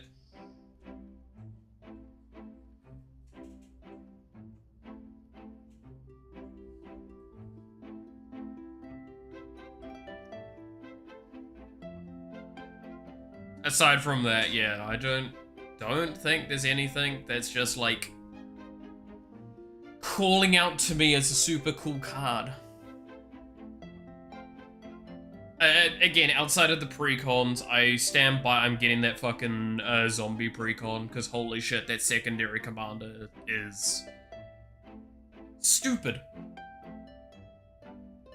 And, like, I have so many cards that, like, the reason I'm the most interested in it, by the way, I want to stress this, is because I already have, like, maybe a third of the cards necessary to make a fucking zombie deck. And from that alone, you should realize, oh, well, why haven't you made one? Because I don't have the rest. I could easily make a fucking zombie deck if I had the last few cards I'd need. So why not get the fucking zombie card precon? That's really good. With this as the fucking commander, because holy shit, this card is insane. Good old Hashton fucking breaking everyone's soul right now.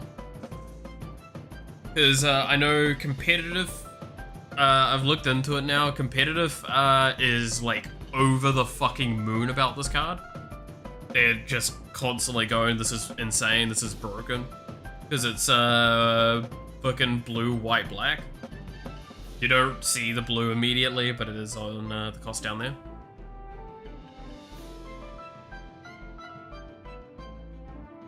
The fact that it doesn't exile is going to be the thing that makes this card too good. I'm gonna be honest. When you discard a creature card, you may pay 2 mana and a blue. If you do, create a tapped token that's a copy of that card, except it's a 4/4 black zombie. Even in this alone, like, you can see Grave Titan and Scarab God and, like, there is immediately so many cards in here that are like, oh shit, that's not good. I'm gonna be honest, I'm a little thankful and a little sad that they did not add reanimate to this. Because thank God, because it would break this deck even more. But like, also, damn, I kind of want to reanimate for this deck, so now I have to go buy one.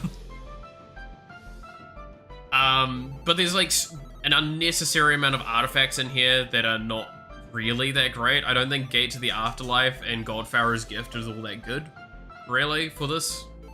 Especially for like... Basically, the point of this one is to get Godfarer's Gift into play, right? Because this is, you search and put it down. Renewed Solidarity? Yes. But it's like, so many of these artifacts can get removed quite nicely. You can probably pull a little bit of the land out very easily.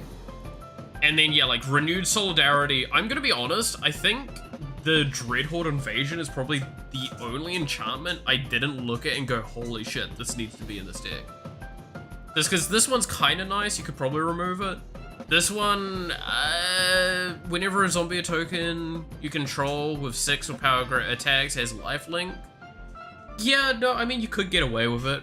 I'm gonna be honest, you could remove the amass bullshit out of this deck, and it would be significantly better. But yeah, like, on Wings of Gold, holy shit, have you read this card? Creatures you control that are zombies and or tokens get +1/+1 flying. Whenever one or more cards leave your graveyard, create a 1/1 white zombie creature token. The fucking shit that this dude produced, what Hashton produces, they are zombie tokens. What did this wording have again? And or. They get +2/+2 for fuck's sake!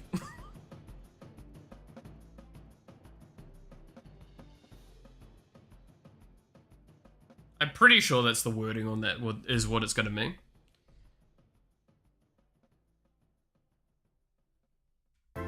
I might be wrong, even if that's not the case, you still got plenty of anthems in here that you can use.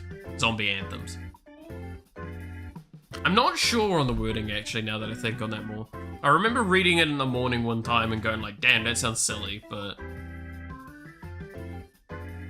And or should just be the 1/1? Okay. I mean, that's still good, right?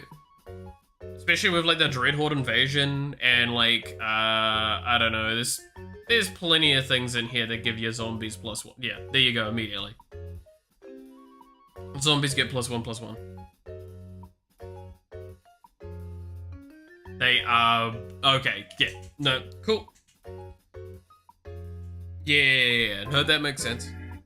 But yeah, like this deck... I mean, even this, the God Eternal, Okatera, right? It's great.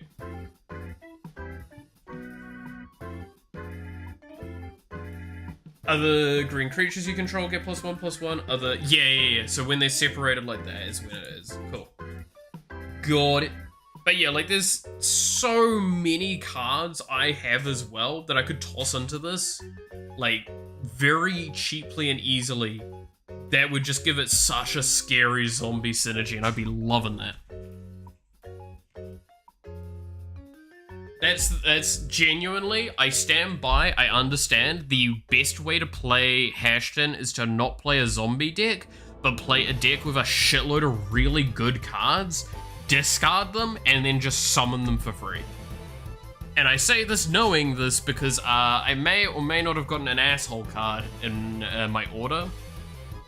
I'm not gonna... I might not explain that card because that card's rough. Just... If you know what Digitax's core augur is, you'll understand what I mean by an asshole card. Alright, let's move on.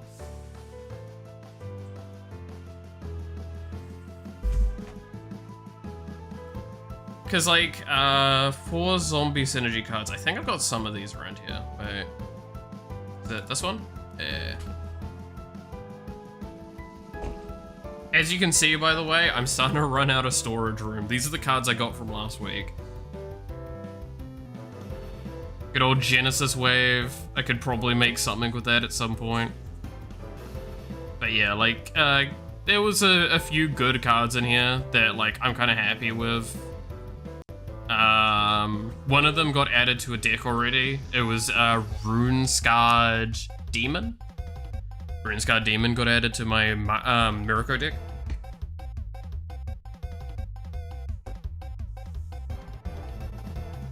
But like, immediately I know, and I think it's at this section? Yes.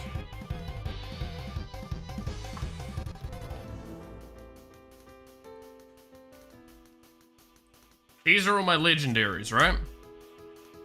We got Liliana Dreadhorde General last time. Alright, cool. Immediately a really good zombie synergy card that probably goes in there. Geisha the Hellraiser. Again, really good zombie synergy one. Nice hand you got there. Shame if something happened to it. Ginger tags his core. Yeah, it's basically what that asshole does. But yeah, so Geisha, by the way, in case you might not know what this one does, this one's a really, like, I 100% think this is a great card to put in here. Ward 2 and pay 2 life. Skeletons and zombies you control get +1/+1 and have menace. And then whenever you commit a crime, create 2 tapped 2/2 blue-black zombie rogue creature tokens. This ability only triggers once per turn. This is black cards. I've got the ability to target fucking anything on the opponent's side, because that's basically a crime. When you're not looking at your own board, it's a crime. Gotta love it. Zerl, Asher Lichlord, obviously, which I heard is like an incredibly good zombie commander to begin with. So that's ward, pay 2 life, and tap. You may cast cast target zombie creature card from your graveyard this turn.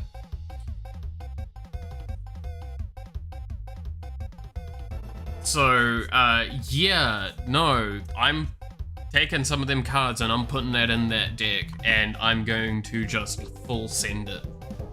Card value for days. Dude, zombies being value. Like, gotta love it. What is that one enchantment where it's you can, like, zombies cost nothing? I gotta get that one. I'm trying to remember. It's like your first zombie costs nothing. Or something along those lines. What is that enchantment?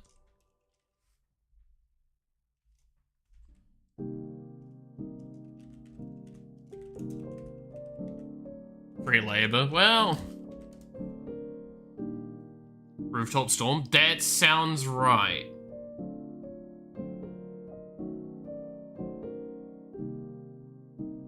Yeah, this one here. See the image. Yeah, Rooftop Storm. You may pay 0 rather than pay the mana cost for zombie creature spells you cast. Flood the board, you say?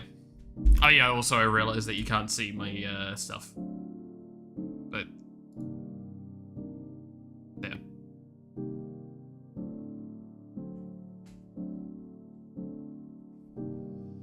Just add that in there as well. Super zombie bullshit go.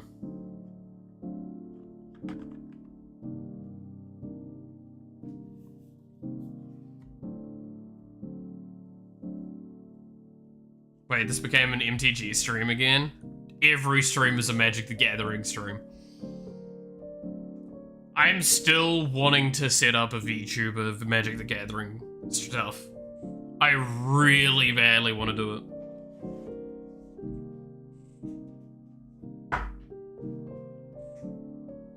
Like, I stand by, if I'm ever given the power to, like, convince large-scale VTubers to play in a fucking tournament, that's the tournament. We're gonna play fucking Commander and go wild.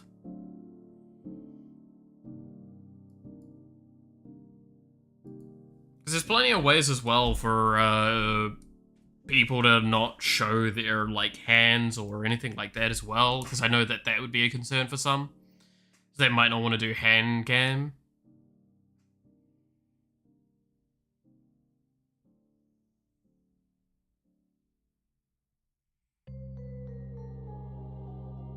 The issue tournament is the in-person requirement. I mean, you don't need to do an in-person tournament. You can do an online one. So they, yeah, as you said, so they don't explode on contact or grass. Imagine streaming the tournament. That'd be fucking amazing.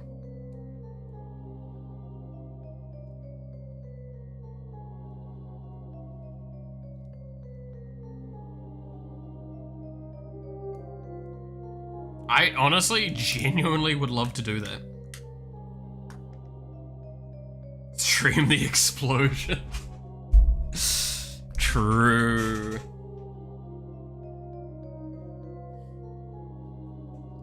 Just touches grass, poof. Turns into like one of those, I'm blanking, is it dandelion? The fucking flower that has all the tiny little seedling. It's dandelion, right? That I'm thinking of?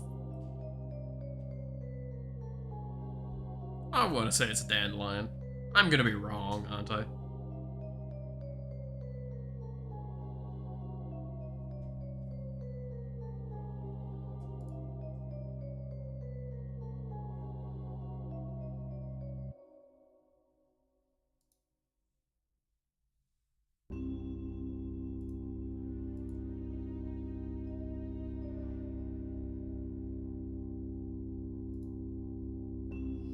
Alright.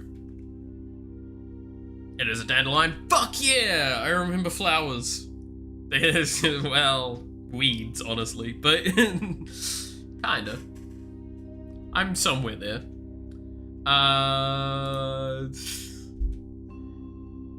Gotta love the sidetrack to Magic the Gathering, because it just completely throws everything off for a while.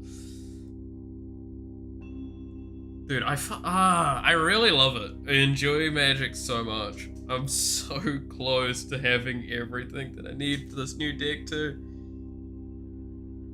If you want to be scientific. Nah, I'm good. I ain't one of them smart people. I don't like them sciences. Why would I do smart things?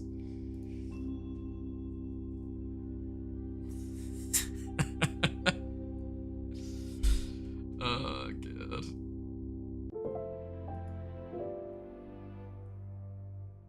Okay, outside of the lag issue that we saw earlier, what else is there to do right now?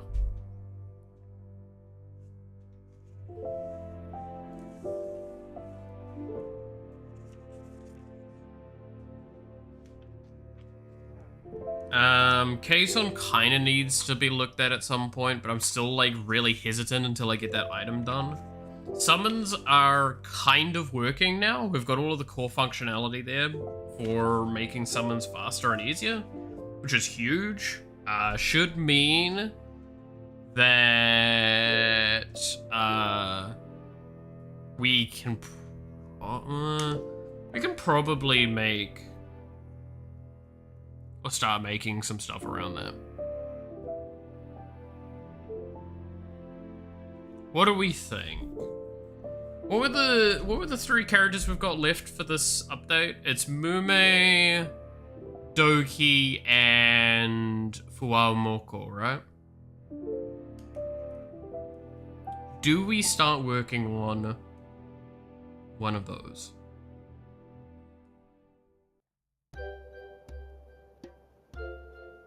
What are the other things that I have on my list? Boss damage too high, mouse feels underwhelming, status effect errors, that gets fixed with the voids change, clarity around EX, and text improvements and cleanup. There is a lot of cleanup that I do need to do, but I don't think that's going to be very fun to watch. Let's try and start implementing possibly one of the most painful characters in the game. That sounds fun.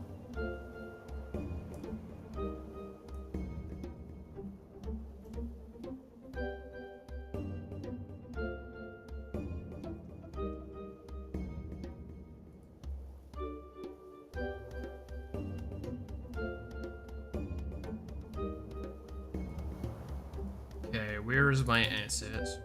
I don't have run animations for them, so they are just gonna have their idle animation for now. That's all I'm gonna do.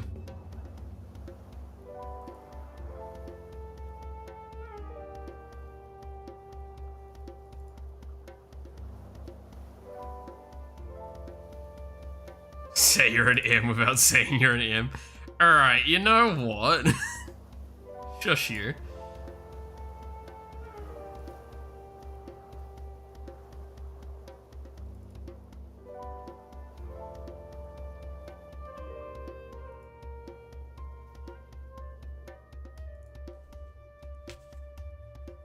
Oh no, I do already have a group for them.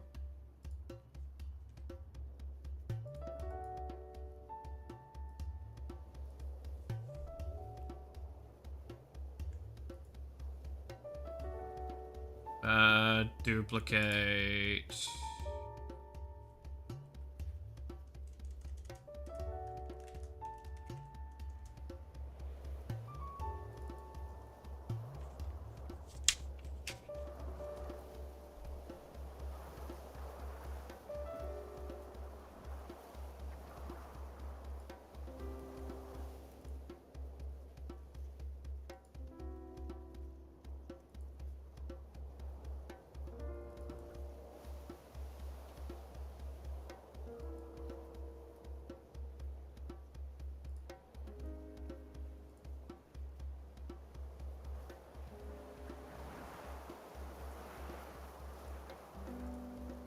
Okay.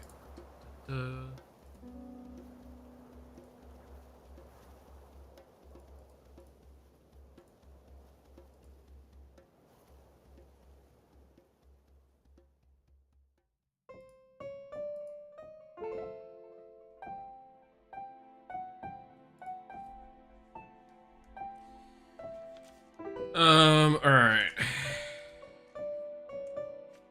So I believe we do...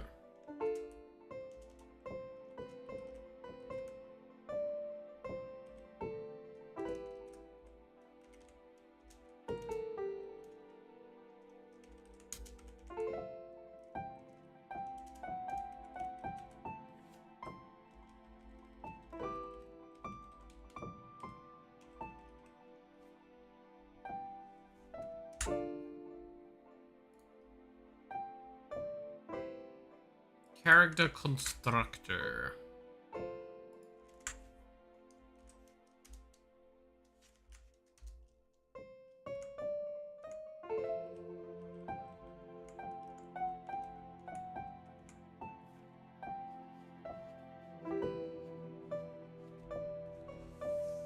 Okay.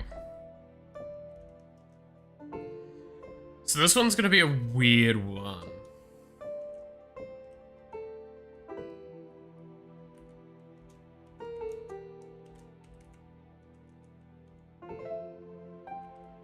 I don't think it's actually the spelling for it all, right?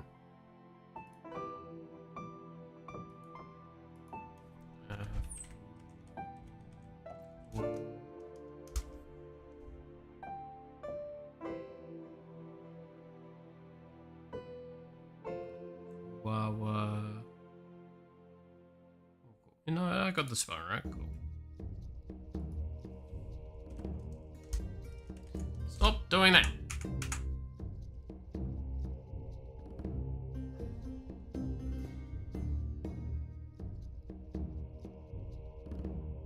Don't have descriptions for them yet. Stop autofilling to armor, you twat. Group.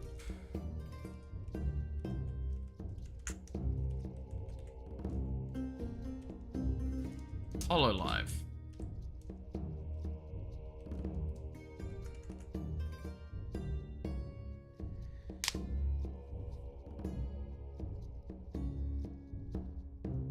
And then it's the sprites.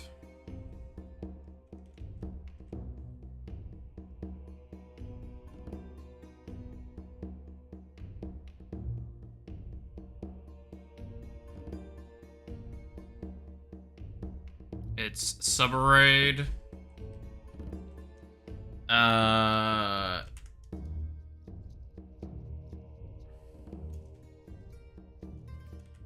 Just do this. So this will be SP Wawa. SP Wawa. SP Splash.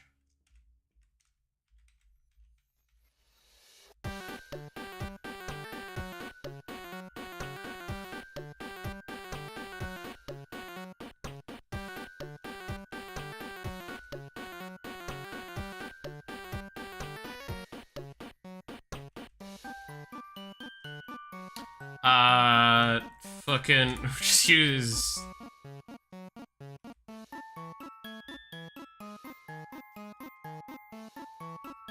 Don't know who we use for this one as a filler. I need to make a filler splash, don't I? I mean, I guess I could just do SP whip icon.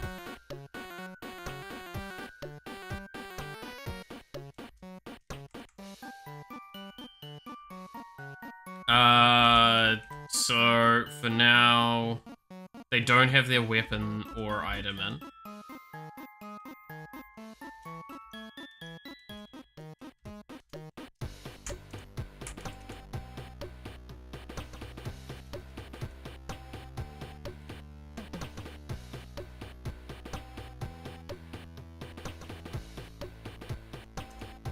Character stats. Scale. What is the scale? Are they different heights? I don't believe they are.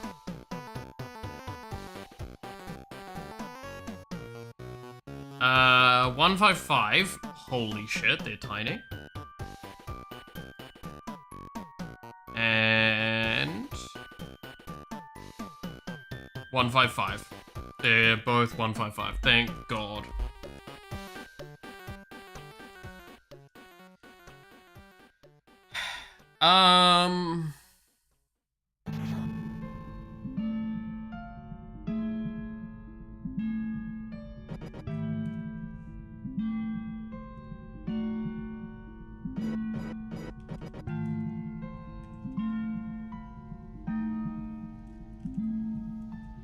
These stats kind of a bit arbitrary, so don't expect them to be sticking, but I'm gonna just type in what I think for now.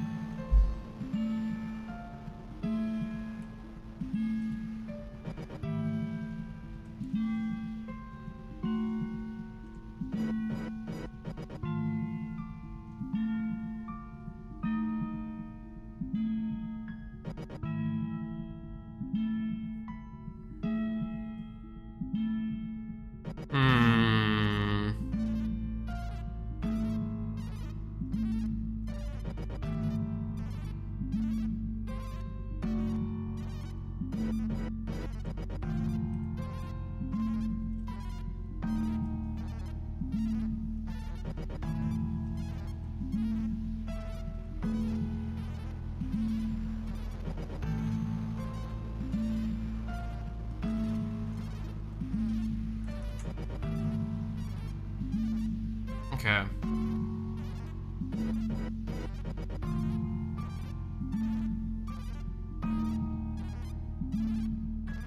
Divide EX test.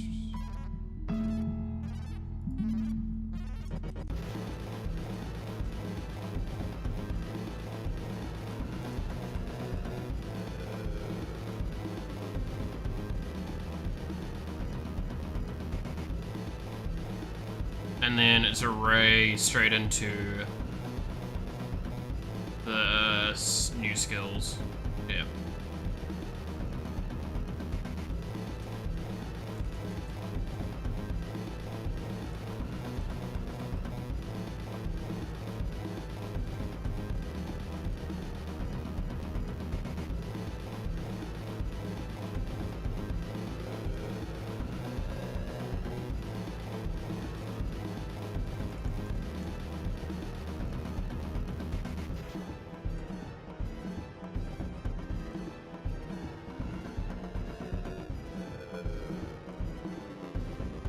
Is that not how it's spelled? No, skills constructor 1. Still? Yeah.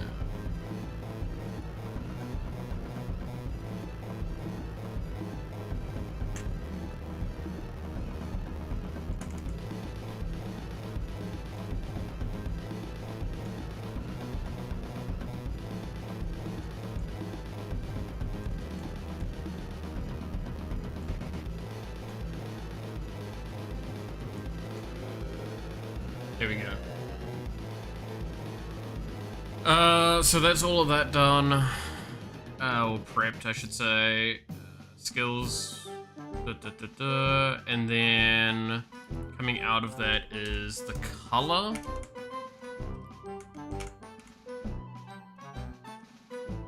I'm just gonna yoink skills for the moment.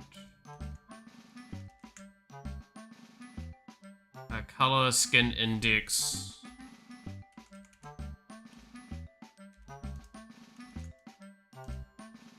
And then default for them.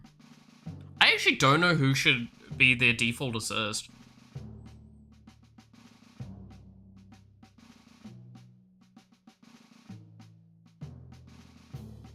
Whose ability and assist would affect Fuamoko well? I genuinely don't know. Well, when I don't know, put that one in. Hey, Yawayuki, how's it going? Hope you had a good stream.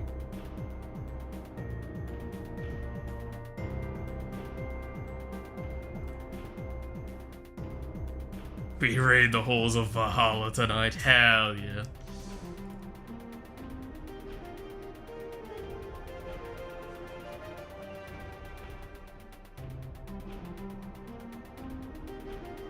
Was a fluffy one today? Nice. I actually, I watched a little bit of, your, what was it? Elden Ring stream the other day. It was fun. Saw her the suffering of fighting some of those bosses, which I'm just reminded of the pain. Having played some From Software games myself before.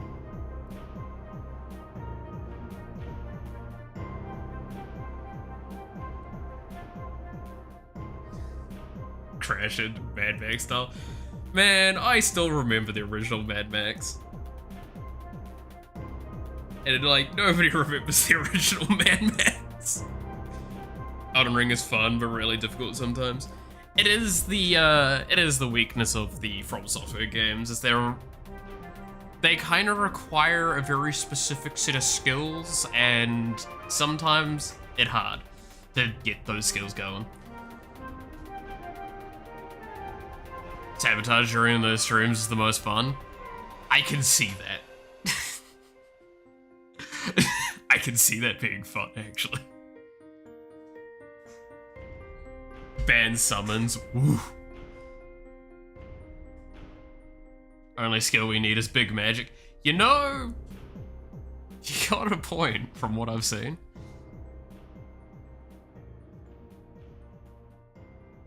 Level vigor, no! The ancient Mad Max movie's a classic. Well, I mean, they're filmed in Oz, I believe, so they're not, like, far from where I, just over the ditch from me. Because I still remember, I don't think anyone knows that meme, because it's not really a meme anymore. But there was a meme for... what was it? The eyes bulging out of his face in the, like, chicken, thing. And I think that's the first movie? Is that the first movie or is that the second movie? I'm pretty sure that's the first movie. Because I think that's still while he's a cop. Or, like, trying to be a cop. Which, like, yeah, Mad Max is a cop. Get that imagery in. What a... First, I think. I'm pretty sure it's the first one. With the, like, the looking in the reflection, the eyes bulging out. So old now, though, God. When did those movies come out? Now I'm gonna get like a hell of a fucking slap in the face. 1979. Yeesh. Yeah, that predates me. Do you know Floof has died before to a chicken? How do you die to a chicken? Max was indeed a cop then and became the legend itself. Yeah, it was... Yeah, it's someone else. The internet entered the same year, god damn. No bit, right? Gotta love it.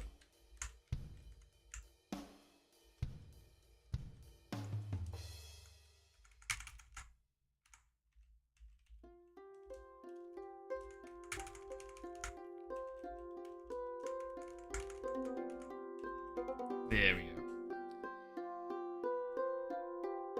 It was a really big chicken with a stone. I'm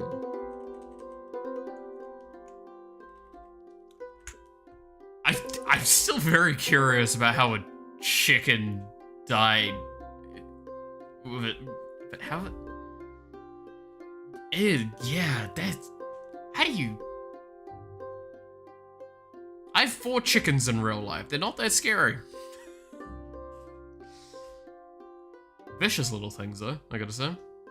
Did we talk about Monarch debut in VShojo? Yes, we did! We even changed some of the details in the game to reflect that now. Monster Hunter? Okay, that makes a little bit more sense. Like, it was just him and Fury Road while everyone wanted their glory, freedom. Being a... yeah. No, I did like Fury Road. Fury Road was great. I didn't quite like the Furiosa movie as much, but it just... It didn't have the same charm of the previous one, because it had a lot of good moments. It had some phenomenal moments. But the problem was, I think it just spent too much time talking. I think it's actually the stupid thing to say. Like, that movie was so much dialogue and so much, like, not things happening. Vishiego? No! It's not Vishiego. I swear to God. Don't start that, devil. Don't start that. I actually might have, like... I'll have blood coming out my ears if I hear that again. Oh, God. That... No. Oh, now I gotta make a meme about that, don't I?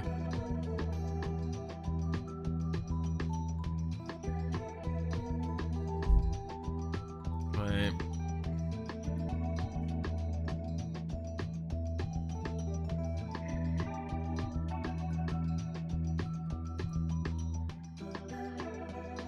Oh. Oh, that was a bit of a lag.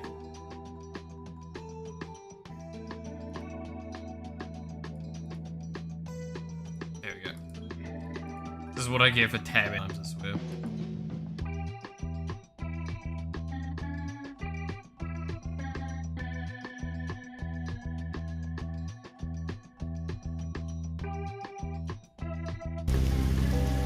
Oops.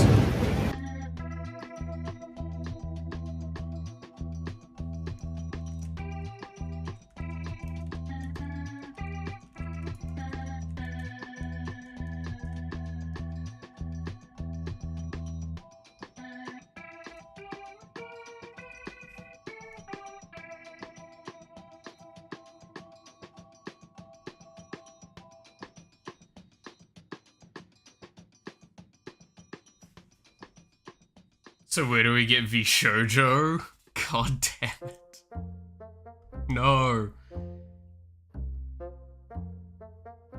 Just a load data on there? Yeah. Gotta love that.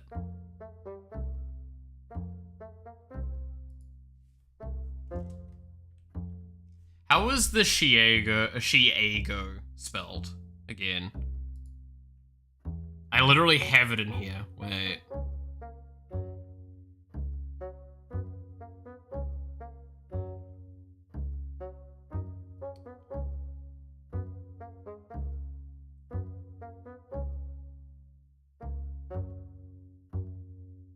Let's try Lily's stuff.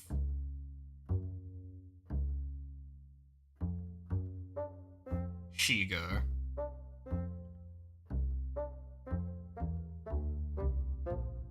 Shigo. No, I don't have the proper naming in here. God damn it.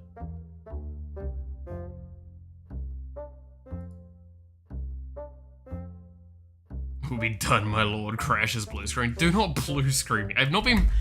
You know, that's funny. For a tech nerd, I've not blue screened in years, which is very rare.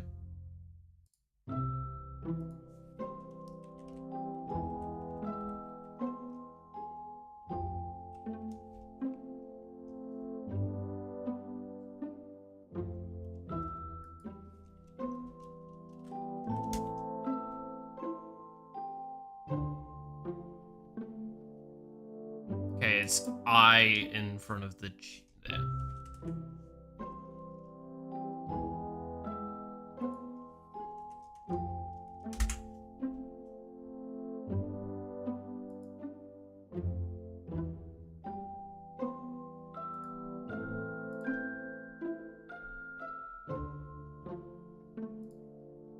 There you go, devil. I've now sent something on Twitter. I'll post it in here for you guys to have a look-see at the stupid message based on that.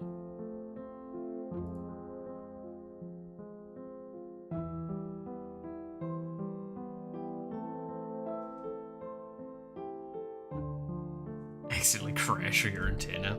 God, please no. Where am I looking at my chat boxes?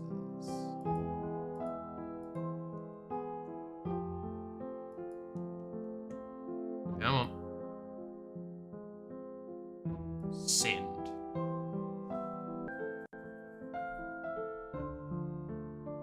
There you go. There's the tweet that I just sent for funnies.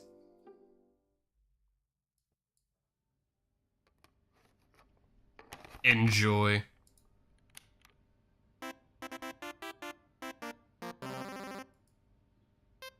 I hate myself for that.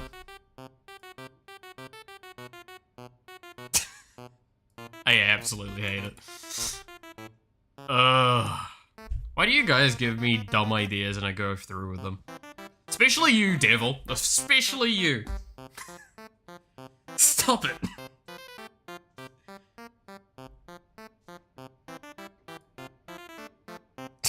God damn it. Alright. While I'm looking at stupid stuff.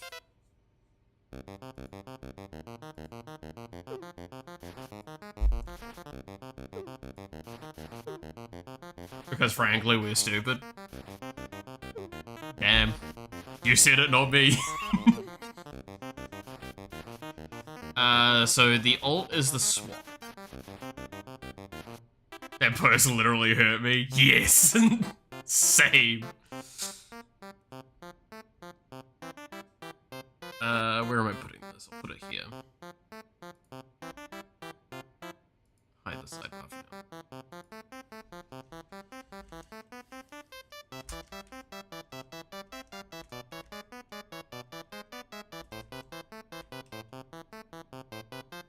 Love me, my psychic damage immunity.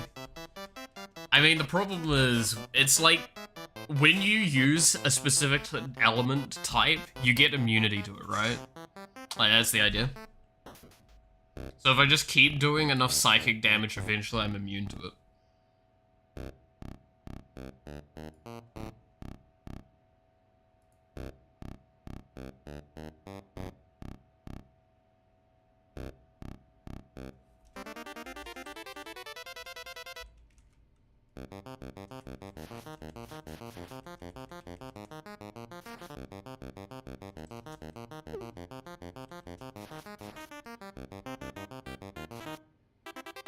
compares me to drinking mutant. God damn it. Being stupid gives us a buff against psychic damage. God. You know, that's fair. That's fair. Pulpy milk. No! No, not fucking... Oh, no. No. No. We're not bringing back bilk and shit again. No, I don't want to taste it. Save me from this. No. Oh, it's so awful.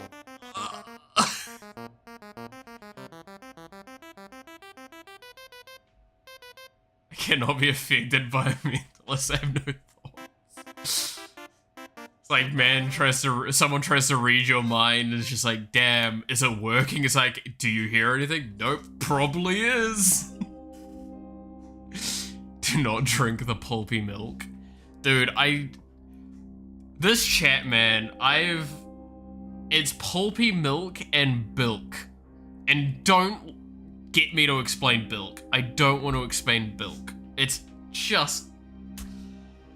Oh my god, this chat sometimes comes up with the weirdest things, and I hate it and I love it, and it's all sort of forms of torture, and I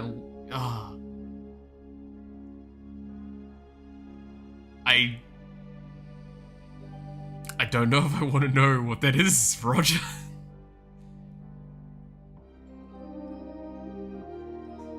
Kanen milk? Kanen milk? I can never remember how to do Deutsch. My apologies. Actually, no, it's not. No, Deutsch would be German. Fuck. Creamy.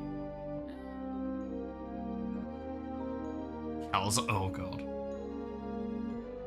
Just stares at a mirror and he's reading his own mind because there's nothing to read to begin with. No, I still... You know what that is Dutch? I mean, okay. Yes. Yes, I know. Yeah. Provincial differences. Kiwi pizza? You better not be putting me on a fucking pizza. Coconut milk, best. I don't really... I don't know. I've never really liked coconut milk, but it's because I just don't think I've had it, like, in a good way. I've only ever used it as an ingredient, I think is my problem. Provincial? Location-based, how's that? Because there's differences in dialectal things based on things. So it's different zonal locations. Yeah, I'm not American. I understand the differences. Is it?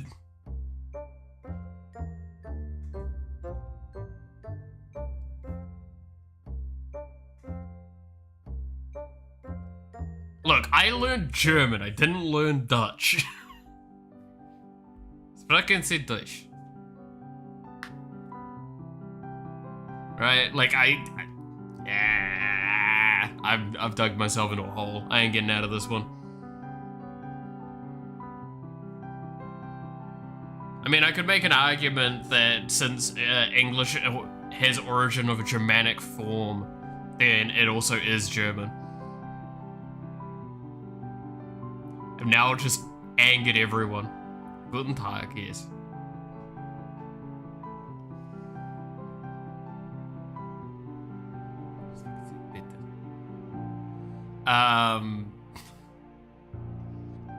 Yeah, no, I know enough about linguistics to really fuck with things as well in the statements that I make. It's the problem.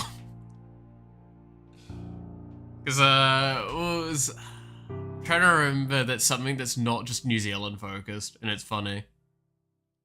Space management evil. Stop fucking making circuitry over there, Roger. I swear to God, you're gonna fucking make goddamn Skynet all over again.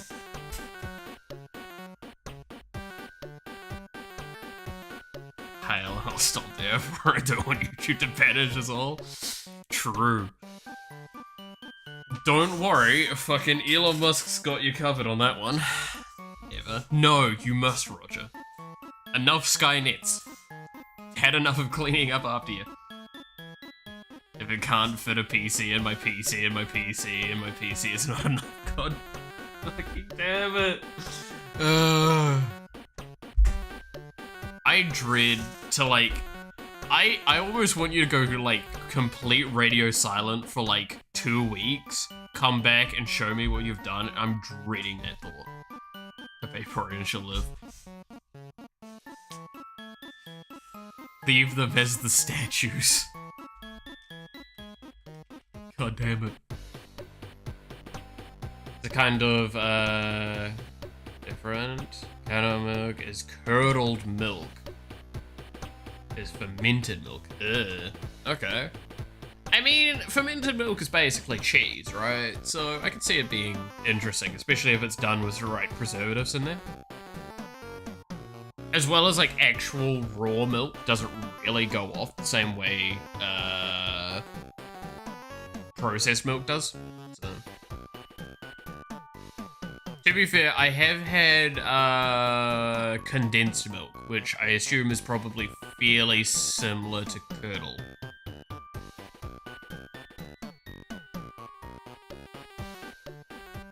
Thought Elon could be our Tony Stark, but instead he's a weird fusion of Lex Luthor and Reed Richards from Doctor Strange movie. You know, the brain dead one? Yeah, I mean, I'm gonna be honest with you, Chief. I've never really liked Elon. I thought he was an ass.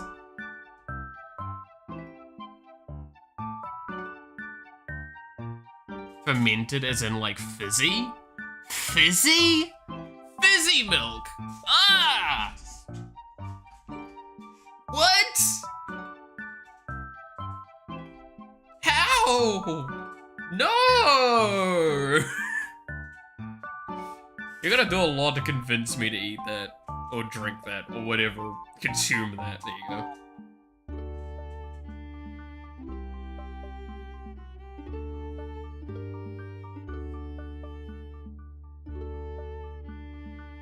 The majority of utter idiots refuse to admit their sins. I mean, that's...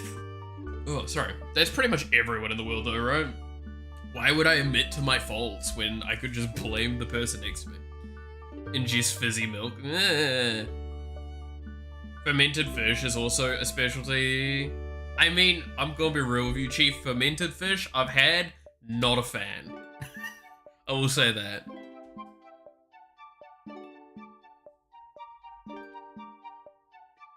Mongols did eat some kind of fermented milk. Yes. I mean, again, like, technically, you could consider cheese a form of fermented milk if we want to go weirdly analytical sideways with it. Same with butter, right? It's just done in a weird process. Dude, I could go for some cheese right now. Fuck. Oh, where's the shredded cheese when you need it? I don't have any. Me with shredded cheese, bag of shredded cheese, 3 AM in the morning. I'll make you eat fish until the end of days. See, I don't mind fish, I just, fermented fish has never really found its space with me. Drink similar to thin yogurt. Okay. Interesting. Egg. I'm gonna fucking throw an egg at you, Roger. No.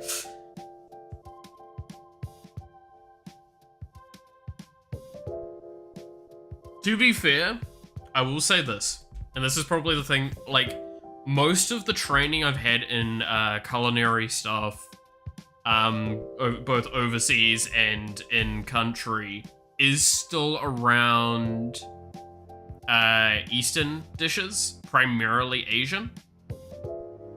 So, like, that's why fried rice is one of the core things for me, is because it's just like, I personally believe is one of the most foundational dishes, and so much is around it. It's also known as buttermilk. Okay, buttermilk I do know of. Buttermilk is nice. So if that is what it's known as, then okay, I don't mind that. Can get too much for me though, very quickly. I never easily finish it. Keep on egging me. Don't know if I like the idea of egging someone that likes being egged. Excellent pun, guys. Keep it up. God. Damn it!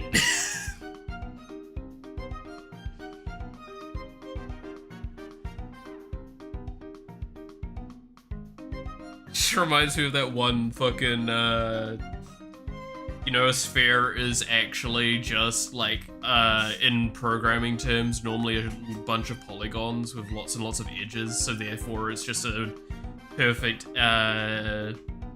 shape of infinite edging. Sunny side up, dude, I could, oh. How do you all like your eggs? I am very impartial to sunny side up and scrambled.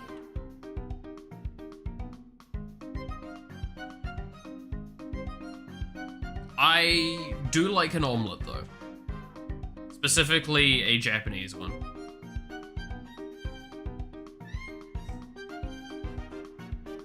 The sweet savory omelet that they do. It's quite nice. I just don't have the pan for it, so it always looks fucking munted.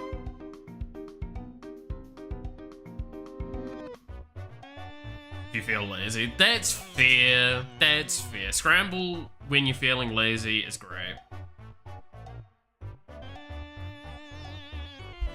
I mean, basically, let's be honest. Scrambled egg is what you make after the omelet failed.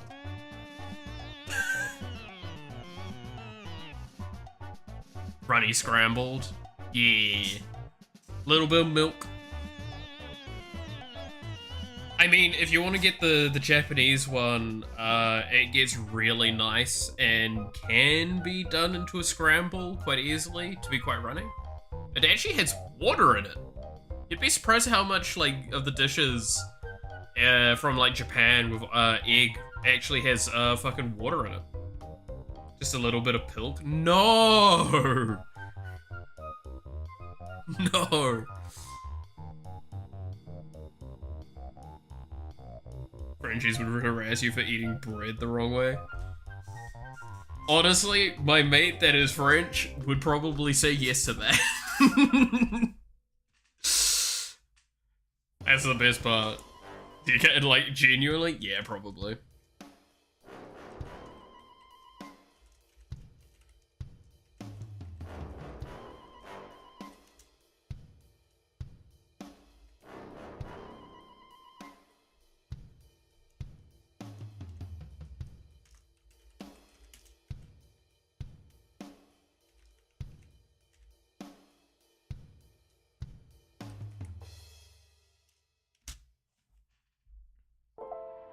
Silk? No!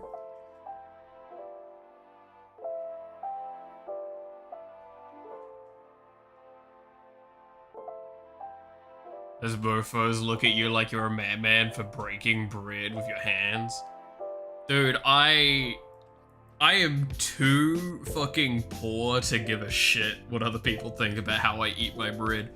I have genuinely, before, bought a loaf of, like, just a loaf, not like sliced or anything. A straight up loaf of bread, because it was on reduced to clear, so I knew it was gone in a day or so. I bought that, I brought that to my office, I set it on a plate, and I just grabbed it with my hands and ripped a chunk out every time, and just ate that. And then when it got small enough, I just grabbed it and just tore it apart with my hands. I eat like a monster. Rice with ketchup. I mean, you can do that, and that does work, especially if you've got something with, like, egg in there as well.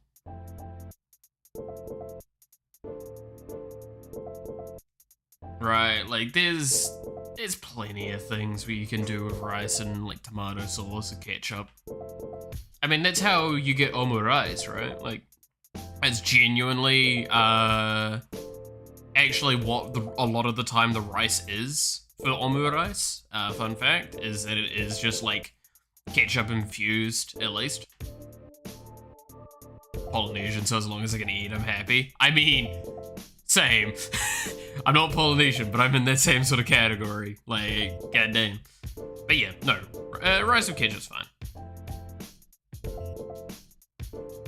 Like, I mean, to be fair, this morning I ate some fucking oven chips quickly. Tossed like half a bag of fries in, did them up. That's what I had for breakfast. Because I've been craving potato for way too long now, and I just desperately needed some. So I bought a bag for this week. Well, I bought 2 bags actually, but I've only gone through the first one. We won't talk about the fact that I have the second one sitting there and ready for the weekend. It's a good excuse for me not to just eat fucking pasta and rice again. White truffle risotto with chicken and asparagus? Okay, that is a fancy dinner.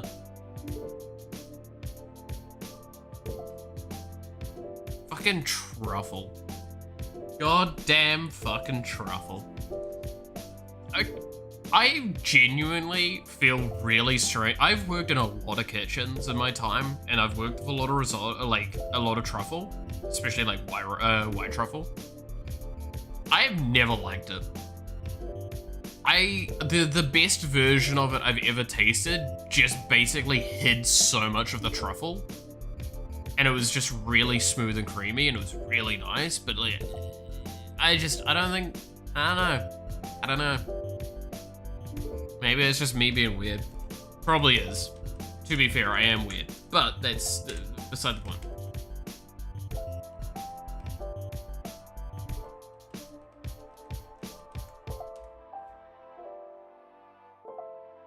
Too powerful? I'm trying to think. It might be. I mean, admittedly, I am in what's called a category called a super taster, which is, I have more taste buds active for some fucking unknown reason.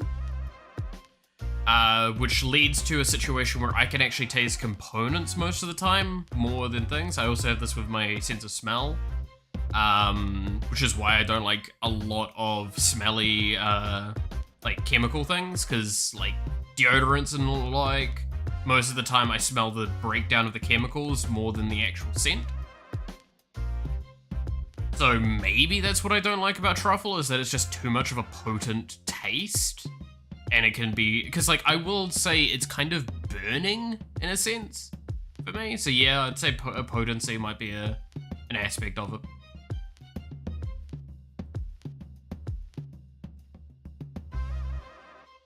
Oh god, can I... You know what this just reminded me of? I used to live with, one of the people I used to live with was a heavy smoker. And if you know anything about this, it's actually quite fascinating. Smoking deadens your taste buds. So they went to make dinner one time because they had promised to make dinner several times and failed to do so. They finally made dinner and they seasoned it to their level. With pepper and spice and everything. I could barely eat it. Holy shit. They had actually used like almost teaspoons of stuff when you should be using pinches. Taste and smell department. The smell wasn't too bad. I don't think the smell put me off of truffle, but the taste, yeah. I think it might be too powerful for me. But yeah, so I just... When you dump herbs, spices, and like general things like that a little too heavy-handedly like that, yeah, it became hard to eat. And it's difficult because you can't... I'm someone that has to be honest in some capacity. I can be kind, but I have to be honest. And it was really hard in that situation to not just go, please don't cook again. of impersonating a chimney. Okay, I've never heard that one before. That's great. I kind of love that.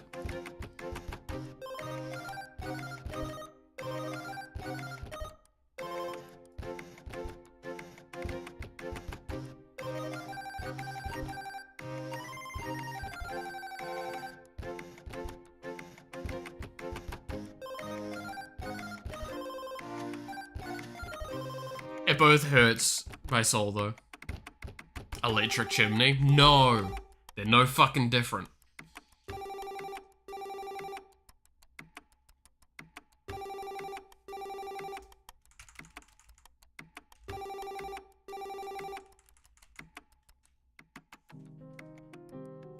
Did not know that. Yeah, no, it is a thing. Bunch of studies around it. It's kind of fascinating. So if you ever wonder why, like,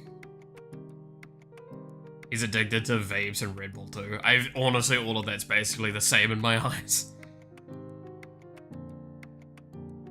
Like, okay, trying to avoid getting too, like, politically weird and all that. Oh, well. One of those managed to sneak through. Normally they can't. Goodbye to that fucking thing.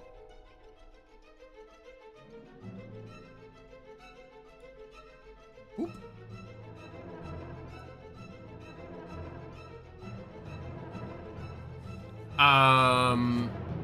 But like, so I've got lung problems, so I inherently don't like a lot of that sort of stuff. I've done smoking and stuff in my time, so at least know that some of this comes from experience. It's just not worth it. Spend your money on Magic the Gathering instead. But yeah. And like vapes, basically there is no difference in my eyes. You can try and convince me otherwise, but you're still filling your lung with unnecessary fluid and moisture, which can just lead to irritation. So, yeah. And we don't know the long-term effects of it as well, which is the same situation we had with smoking. We didn't understand the long-term detriments of it, and we thought it was one of the healthiest things we could do. That's what you heard with vaping. And then energy drinks, I've never had touched one in my life. Not that for any like higher reason other than just I don't really like sugar and I have heart conditions. So they just never seemed all that appetizing to me, especially for the costs that they had. Because they've got heavy import costs over here. Like, I could get a beer for the same price. Why the fuck would I get a Monster energy drink when I can get, like, something better? And yes, I will not deny alcohol should also be in that category, but I'm also a hypocrite. I have 25% less lung capacity compared to the average human plus asthma. Yeah, like, it's spicy. I don't agree with a lot of smoking and stuff like that. It has me fucked up. I've got asthma, I've got lung conditions, yada yada yada, right? ADHD pairs with caffeine and energy drinks oddly well. Yeah, but I don't have like ADHD on a scale that even matters. I don't think. It doesn't matter to me as much anyway. If I do, if I don't, I live. Can I stress, by the way, there was this one kid that, like, their mother was going like, oh, he suffers from autism, and the kid just turns and looks at her and goes, I'm not suffering from it. I have it. And I fucking love that. That kid is more self-aware than that fucking parent. I smoke, drink alcohol rarely, and my phase of energy drinks lasts only a few months. Yeah, that's about right.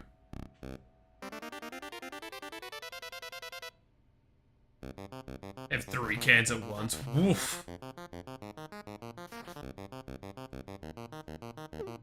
caffeine has the reverse effect for people with ADHD. Oh, interesting. I wouldn't know. I mean, So, fun thing with me, I've talked about this briefly before, but my physiology is fucking wild. My body has an extremely high metabolism rate, so pretty much anything that I put through my body is processed perfectly fast and easily, which is why I don't get drunk easily, and caffeine doesn't really have an effect. However, if I load it with enough caffeine to actually probably get an effect, I would jeopardize my heart. Yeah, there's fucking weird shit going on. So, I do have caffeine in my day-to-day, but that's because I like the taste of the things. It's the same with what I do with alcohol. Alcohol, I only drink things that I like the taste of because I just can't get drunk easily, if at all. Which is why when people have asked about a drunk stream, I've told them to, if I ever did it, to expect disappointment, because it doesn't really work like that. When I can afford a bottle of whiskey, we can do something, though. I'm sure I can, like, convince some friends to join me to play some Magic while we drink.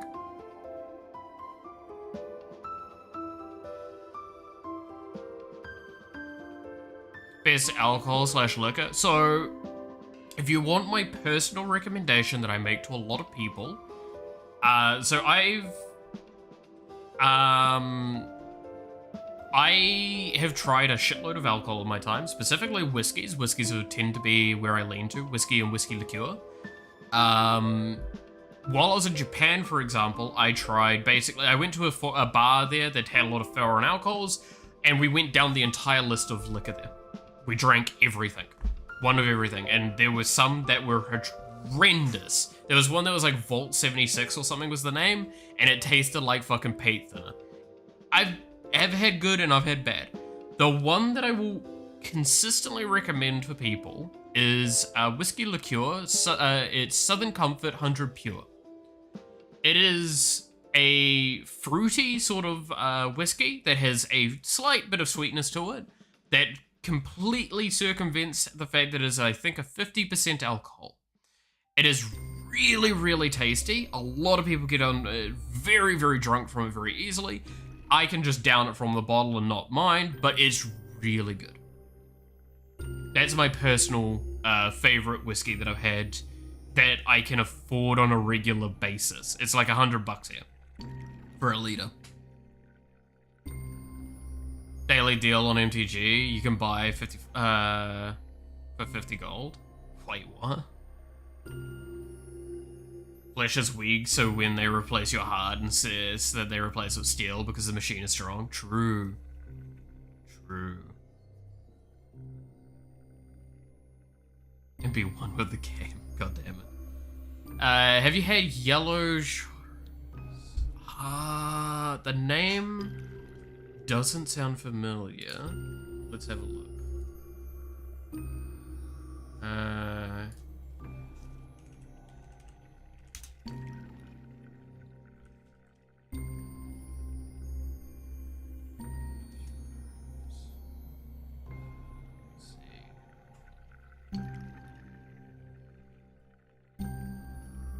Oh, no, I have seen that one. Yep, no, I've had that. Very good one.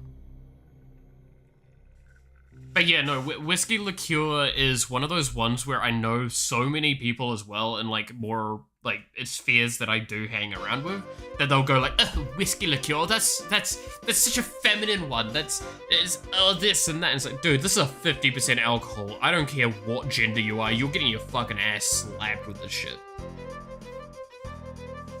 But so if you ever want my like flavor profiling explanation of what I consider a good whiskey or a good drink in general, is that it should feel like it fucking punch you in the face and then caress your cheek afterwards. That's what I feel like with Southern Comfort 100 Pure. It is gorgeous for that. It gives you a nice good kick, and then it gives you the smoothness afterwards. I also like Suntory. Suntory is pretty good. However, I will say Suntory, for me, gets quite boring by the end of the bottle. Baizu? I feel like I remember that one, but I feel like I've only had it like once or twice, which might consider it that. But like, to give an idea, I've literally bought like fucking Teachers for multiple weeks. If you know anything about Teachers, I consider that probably one of the best like cheap whiskeys out there. I do not like it very much. It is a very good smoky thing to it, but like if you're not in the mood for smoky, it's fucking bad.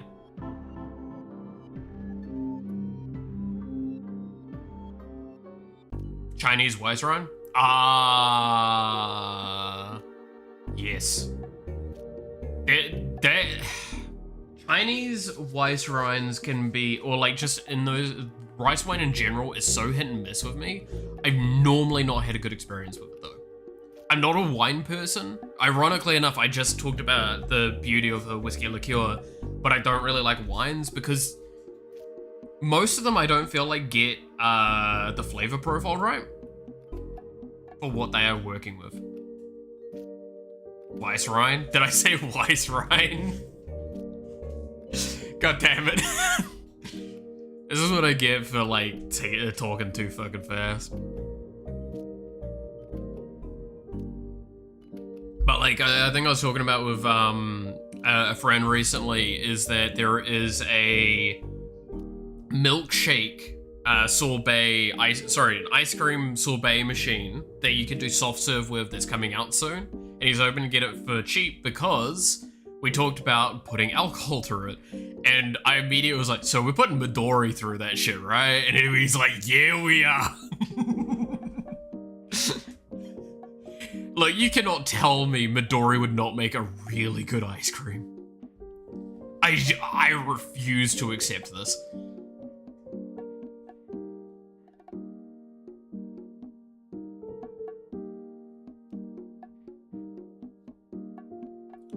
Scottish single malts or more American ones? If I had to choose between those two, probably Scottish single malt. I don't really like American brews most of the time. I just...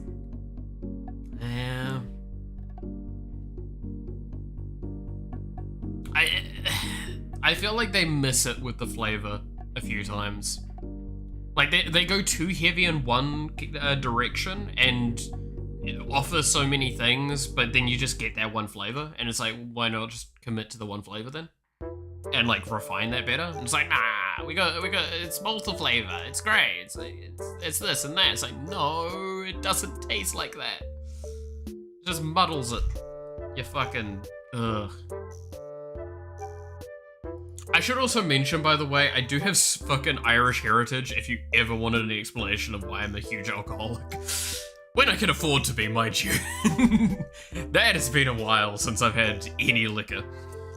The last time when was the last time I had liquor? It was when I went to my barbecue with my mates, I think. And we had a lot of liquor that night. I went through all of my Asahi. And then we had, I can't remember the name of it. It was a peanut butter whiskey and it was gorgeous.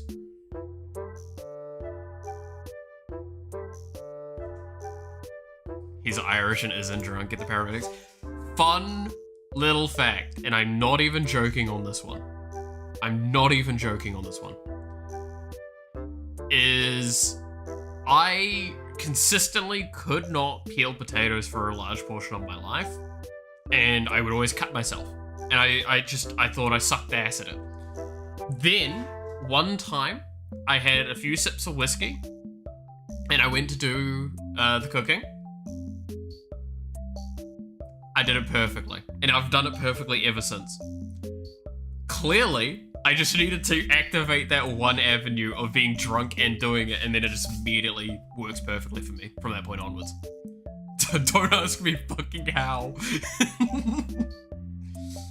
The best whiskey I've ever was Oban 10 special release. Coastal Mortgage. It had a lingering salty aftertaste.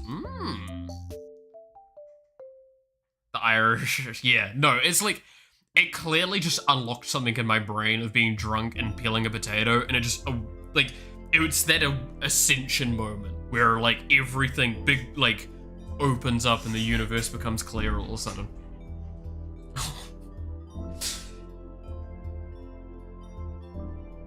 It's so fucking stupid. I genuinely hate that their stories, like, genuinely, I cannot understand it. Day before, cut myself. That day, perfectly fine, came out fine, no issues. All the way through my childhood, fucked it up. I just don't know. You can call it coincidence, but the fact that ever since that day, I've never struggled with it again, I do not know.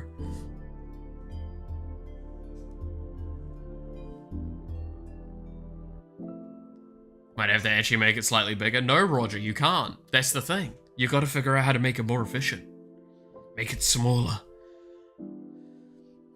Now you're gonna have to get micro technology going.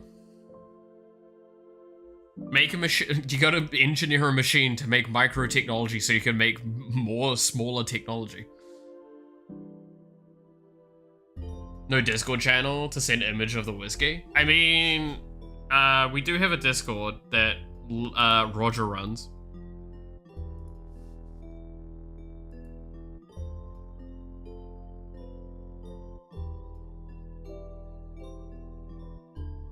God damn it, fucking...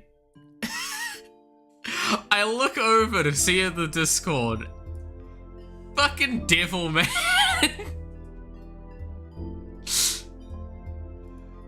What the fuck are these? God fuck damn it. Devil, you fucking troll, I swear to God. No, not Pilk.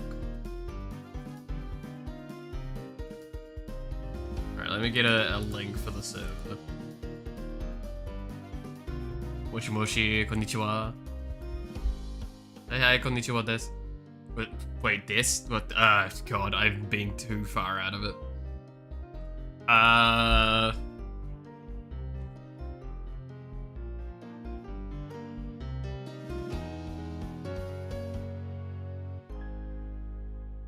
Trying to focus on work, but couldn't. Clearly.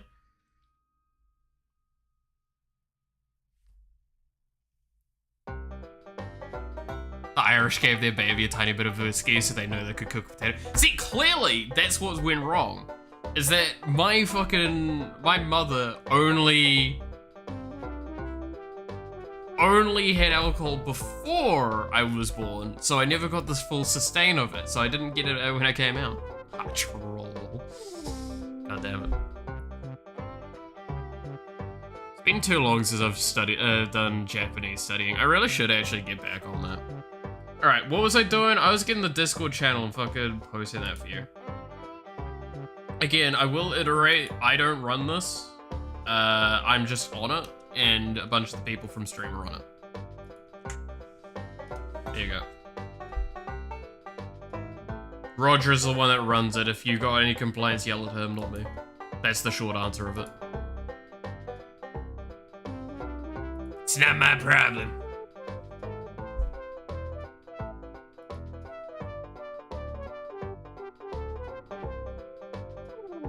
If you have issues, come to me. Don't expect them to be resolved, though. There you go, that's worse. Don't worry, you'll only get dragged in the hole. The Vaporeons are not acid this time. God damn it.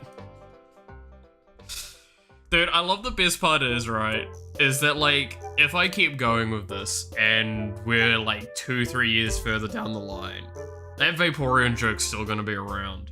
I'm still gonna chuckle, and people are not gonna know what the fuck's going on. Like, what do you mean about Vaporeon? Actually, that's a good question. Is Vaporeon in Pokemon Scarlet and Violet? I'm sure Eevee is, right? Is this something that we're gonna have to, like, try hard speedrun to get? Is a Vaporeon? Sounds like such a horrible idea.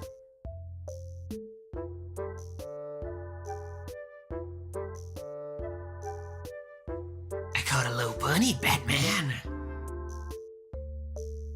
Australia, let's go. What do you mean Australia? There's no Australian here. It's fucking Kiwi, mate.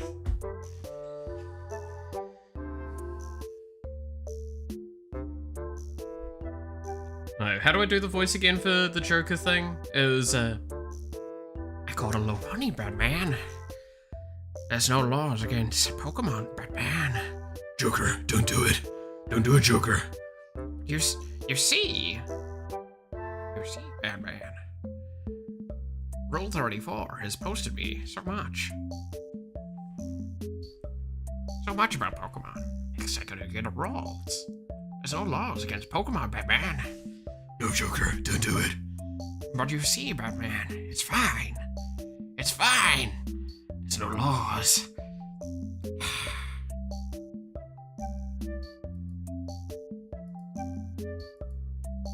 Person show off. Oh, that looks nice. Oh, look at the color on that. Ooh.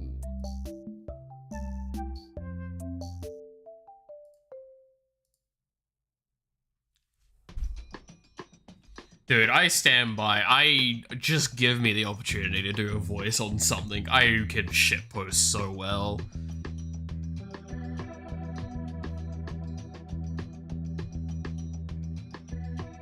I can't. So, one thing I've got planned in the near future is I'm going to probably get some soundproofing to finally put up against the wall. So, the sound quality is a little bit better again. Which would be nice. Should remove a little bit of the echo in here, because if I put it behind the do you guys actually, that's a good question. Do y'all understand how to do soundproofing? And why you don't do it behind you, you do it in front of you? Wild. It's about 124 pounds at the distillery. Fucking hell! Yeah, I ain't getting that anytime soon. That's a fucking solid $200 for me. At least. It's a fair bit more than that, actually. And that's discluding shipping. Ooh. Sorry, New Zealander, let's go. Yeah. I mean, they're similar. I get it. It's hard to distinguish them differently unless you know them very well. The short answer is New Zealanders are more gravelly, Australians are a bit more nasally.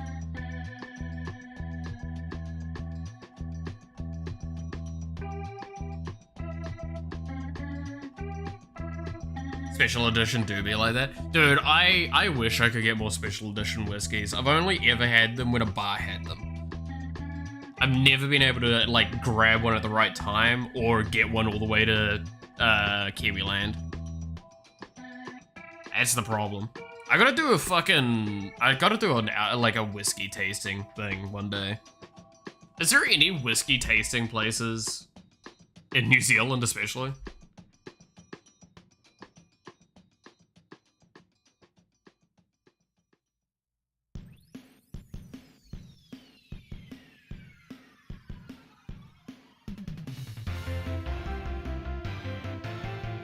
Are you NA then? No, New Zealand. I'm a good ways away. The closest thing is Australia and the Pacific for me. I'm sure there's something there. But yeah, the only places I've ever gone as well are Australia and Japan. Went to Japan for 2 weeks, that was great. I wish I could say that, but sadly enough, YouTube doesn't like that word.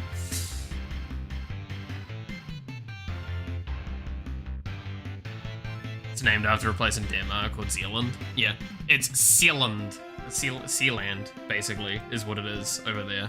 Which is really weird because I don't believe it has any sea connections from memory. But it's Sealand.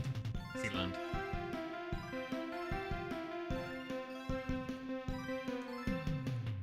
Don't ask why we're New Zealand. I mean, we could always just go Aotearoa, right? Land of the long white cloud. I still love the fucking shit behind that. If you're wondering, Aotearoa is the indigenous naming for it. What's a booze store online?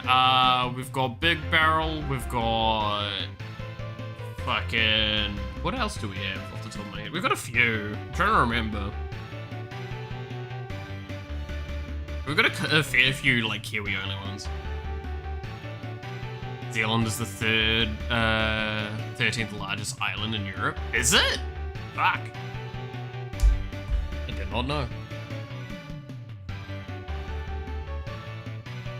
I knew jack shit about it, I'll be honest. I just knew it's a place. To be fair, that goes so much for me because, like, I lived in Palmerston North, and there's Palmerston and Palmerston North. Palmerston North is the more important one. I've never been to Palmerston because I think that's in the South Island, and apparently it's basically the size of what Ashurst was back when I was a kid. So means that it's at best a fucking blip on the goddamn margin. I don't even think it actually has a speed decrease for its space. Like, I think you still can go 100k through it. Which says so much.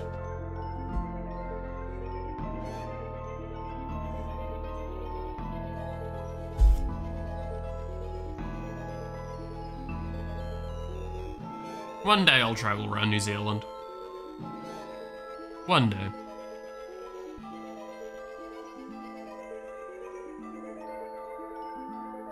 There's a lot of cool things to see around here.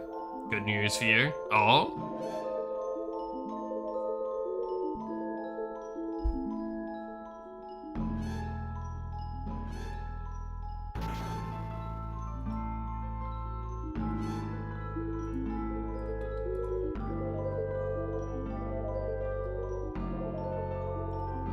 '22 special edition. Ooh.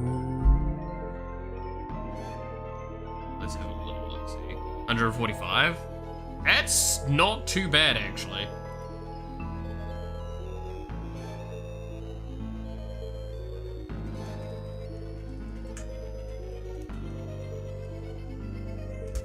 That's actually a really decent price.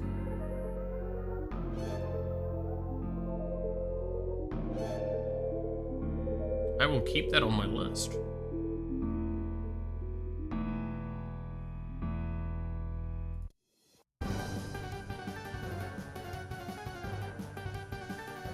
Danish explorer discovered it first, but forgot to claim it, so the English took it but kept the name New Zealand. That's why it's called New Zealand. Ah, okay. I knew a bit of that story because I knew that it had been named by someone but didn't get claimed. That was the thing. But interesting. Sounds about right for fucking New Zealanders though. Dumbasses all the way through.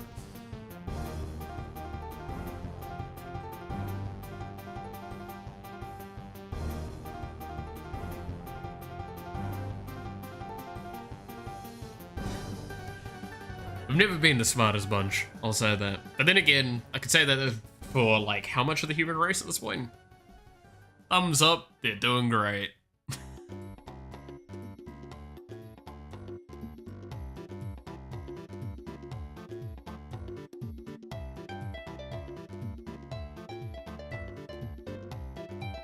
Silly, silly people. Silly New Zealanders. I say as a New Zealander.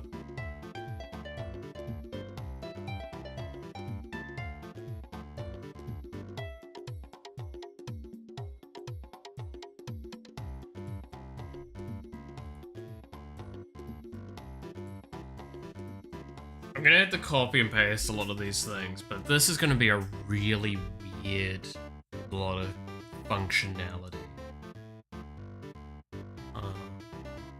I still don't know how I'm gonna fully approach this.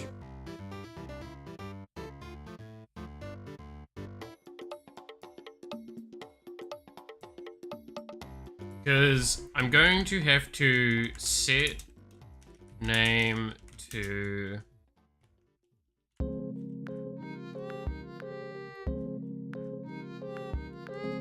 No, I'm gonna have to have hold values.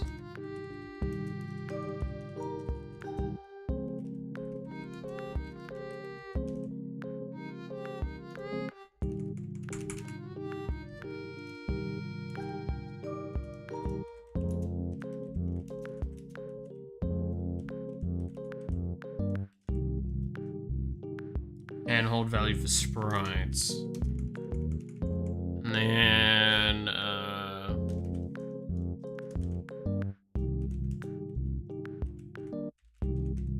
spawn summon. I think that's basically what I have to do.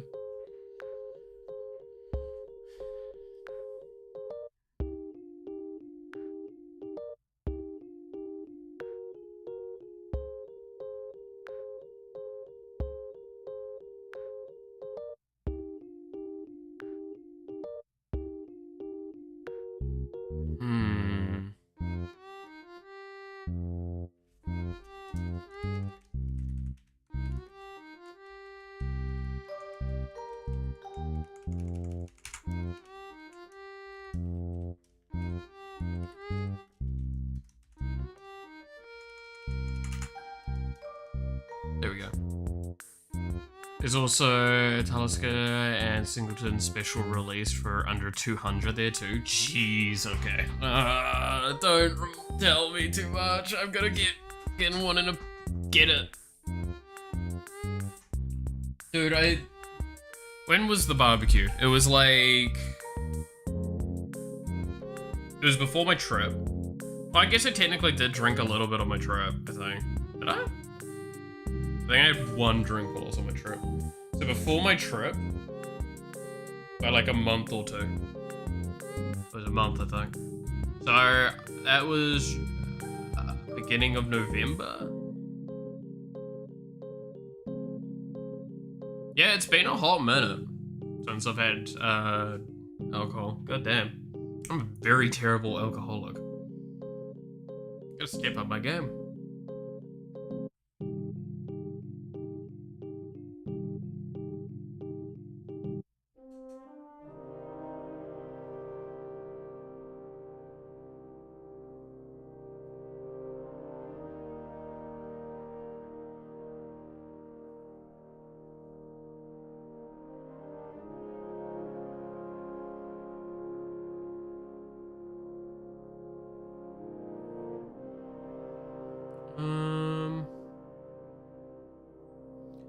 How do I stop that?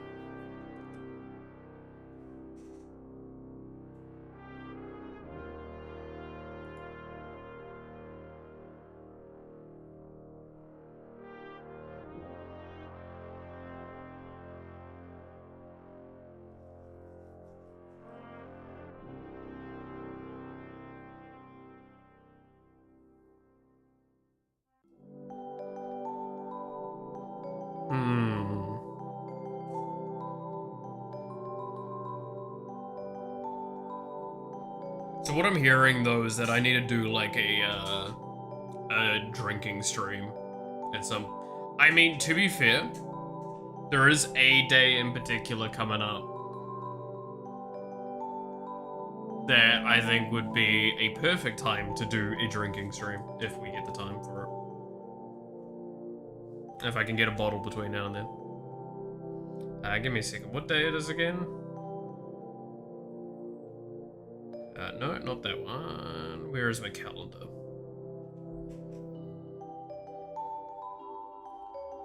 14th of next month. I think that would be a good one for him.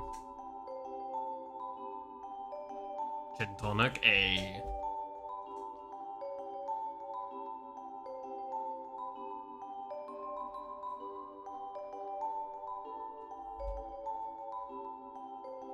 The 14th would be... What is it? It's a Friday. Interesting.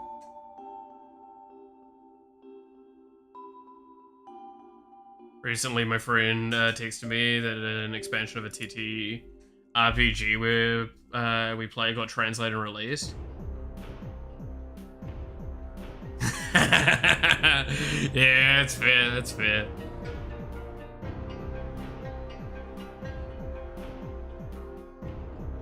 I mean, look, if you don't do it excessively often, I see no problem with that. I see as a, like, pretty egregious spender on Magic the Gathering at the moment, which I put my hands up, I have planned it out, and there's not much left for me to buy.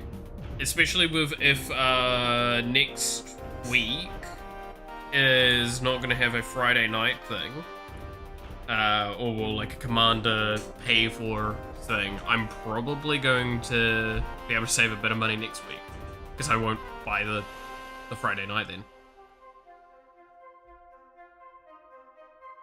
For the draft stuff.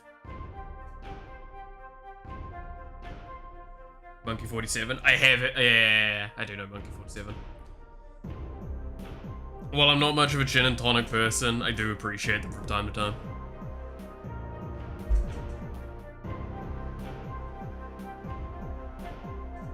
But yeah, like, I'll be able to save a little bit there.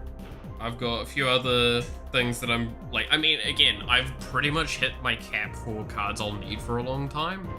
Outside of building that Markov deck, which again, short answer is, I just get instant remaster packs for a little while, see if I get one, and then wait for a copy to be in the store. That's cheap enough. I say that, actually, let's go be depressed. How much are Edgar Markov copies at the moment? Where's the best place to see pricings?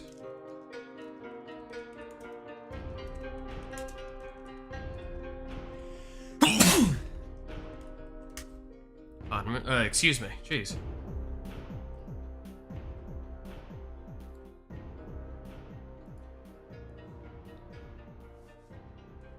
MTG price. This one's not too bad, right? So I'm looking for...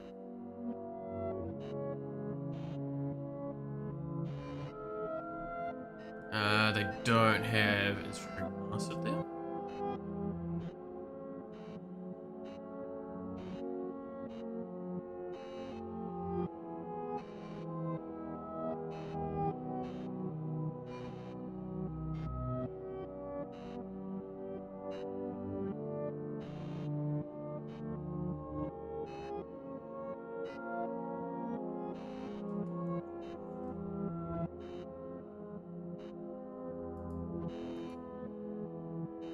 Oh, that's heavily outdated. Okay.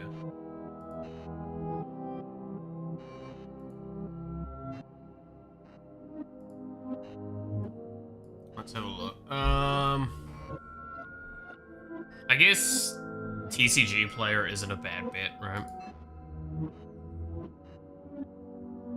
That's the oversized one. Yeah, it's not really usable, is it? No, that's good. Also, Calico gets influenced by double price markets in a negative way.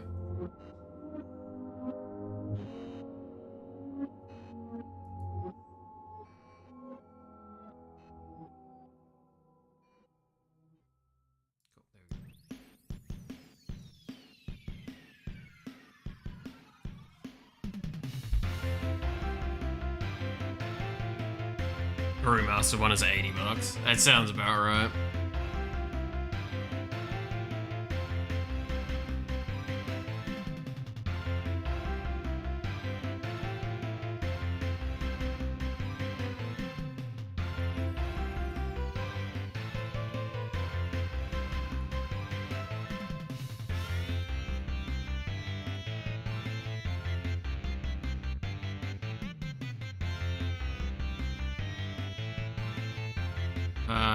Black, white.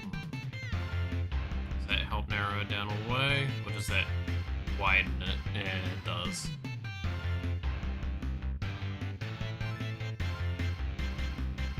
Probably best to go this way. Yeah. Yeah, so retro frame's the cheapest of the lot, and that sits at $60-ish there. Woof!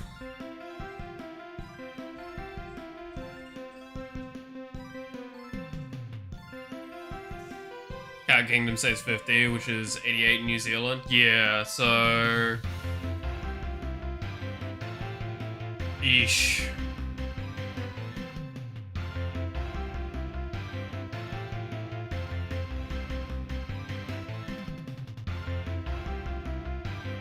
Like, it's one of those things of I don't really mind as long as it's playable.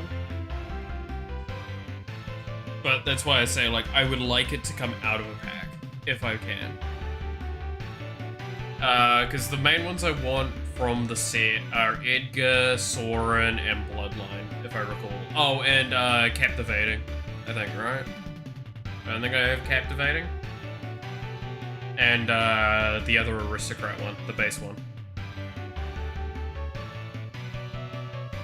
The Judge Foil is 300.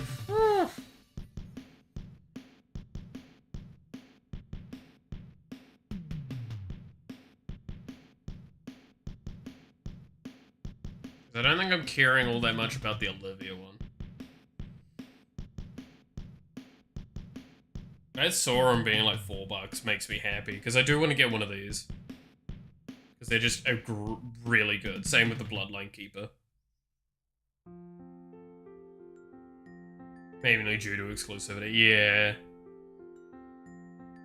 I know my mate said he's got a Meat Hook Massacre that he's willing to fling off my direction, which I'm very happy if that's the case.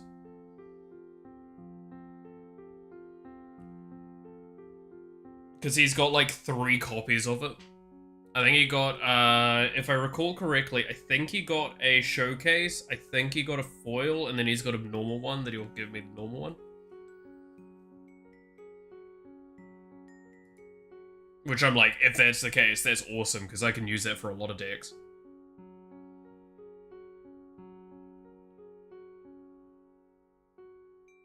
I'm trying to remember, I think I've got a Captivating Vampire, but like a Blood Artist. Blood Artist is definitely a big one that I need. I don't think there's anything else I really am, like, wanting.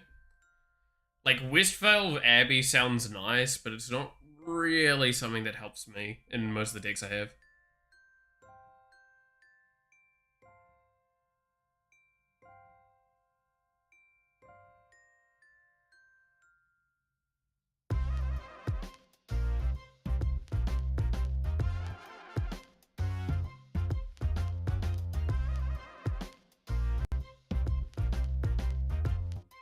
Pauses Vampire, to be honest. Yeah.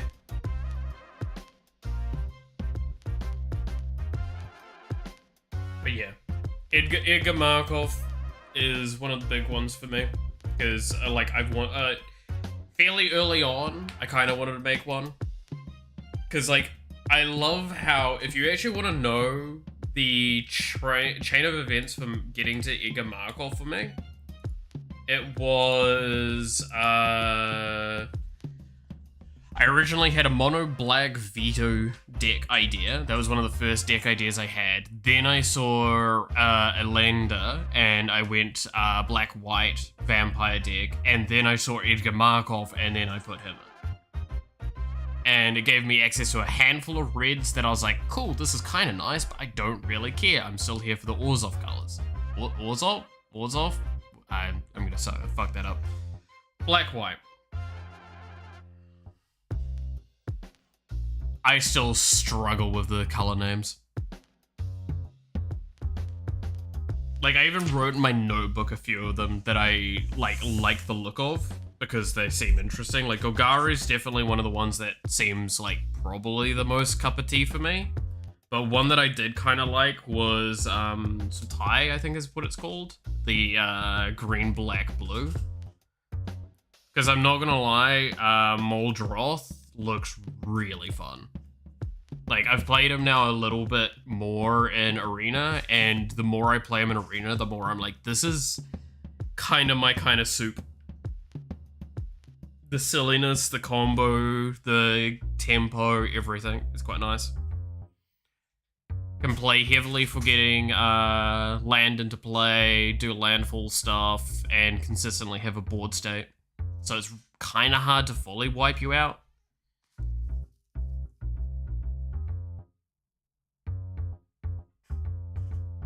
Having your graveyard basically being a second hand is quite nice.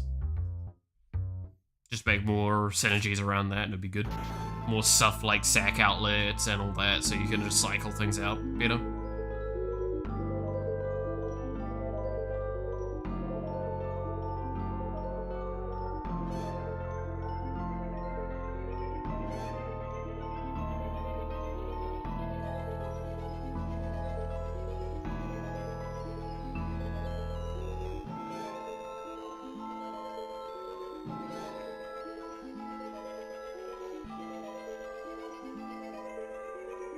I'm struggling. Oh yeah, I can't remember. Is it? Am I remembering it wrong? Am I? Let's see. EDH. EDH Rec has the thing for it.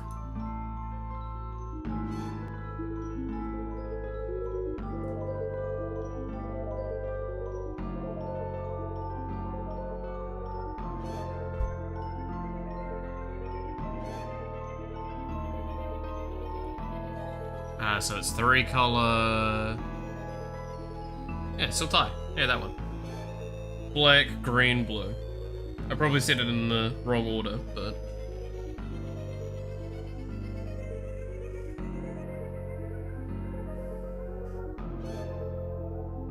But yeah, like Sultai just. Muldroth specifically feels really fun to me. Just the silly soup that it is, where it's like graveyard bullshit, go.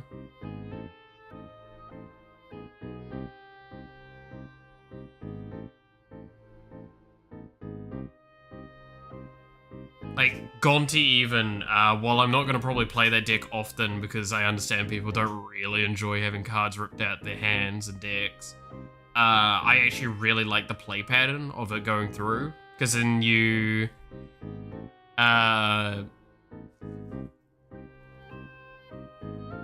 like, in a sense, the way it plays out is it plays out with an honest blue deck, where you're not running counterspells really, you're just kind of running blue to get you places a little bit more often.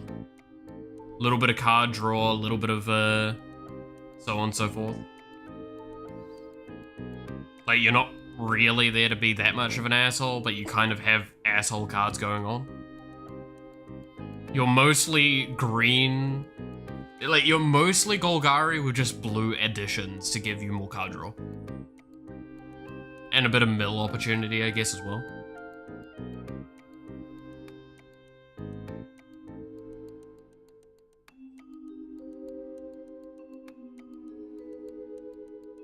Trying to think of this. Like, I've looked through and I don't think any other Sultai decks that like really stood out to me either.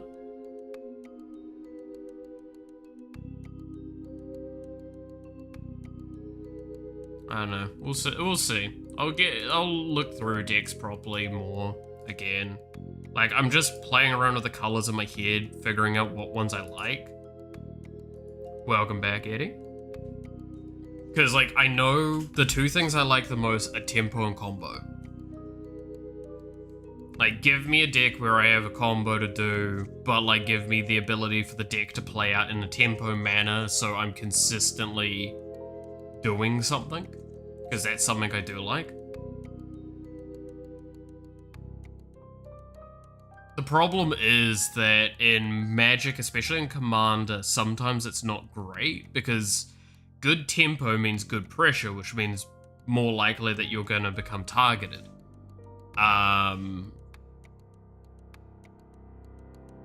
And by being targeted more, it means that you're less likely to be able to get your combo more cleanly out, which makes the problem.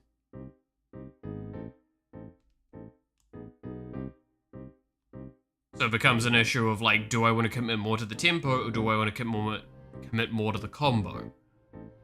The problem is, the more you commit to the combo, the more telegraphed it becomes and the more easy it is to be able to play around.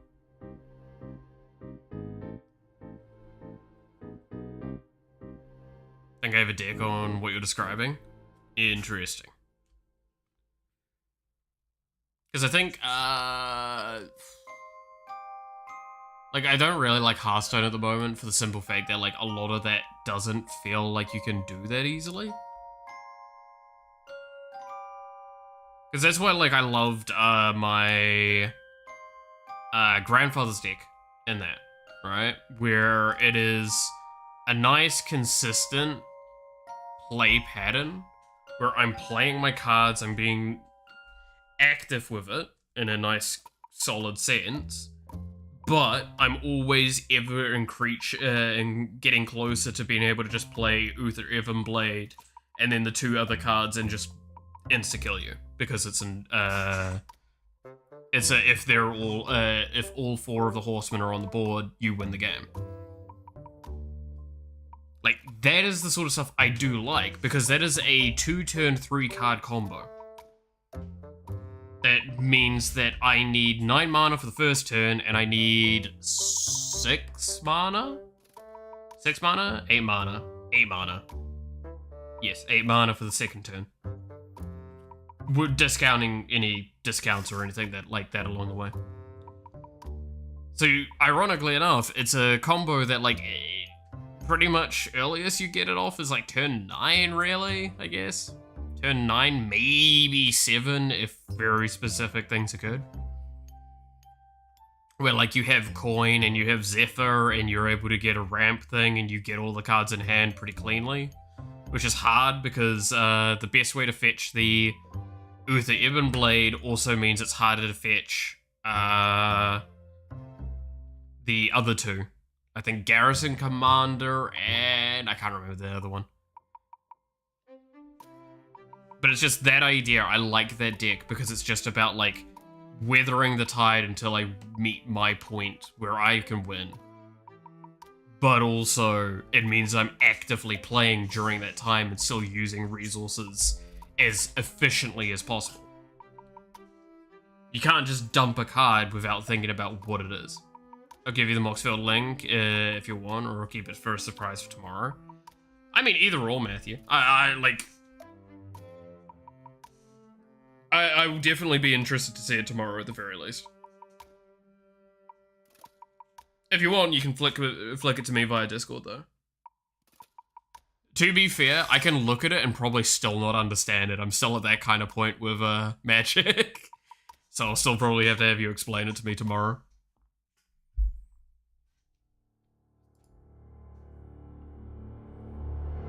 But yeah, I guess that's the fun thing as well with me explaining that. If we go quickly look at the cards that I've designed for the card game. Just give me a moment to pull it up.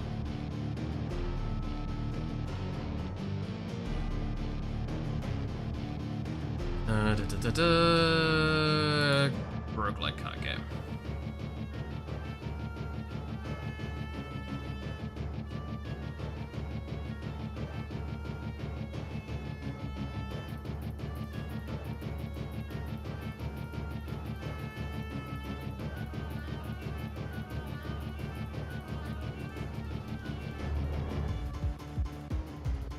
If we go to the cards in here, you can see very quickly kind of what I was talking of.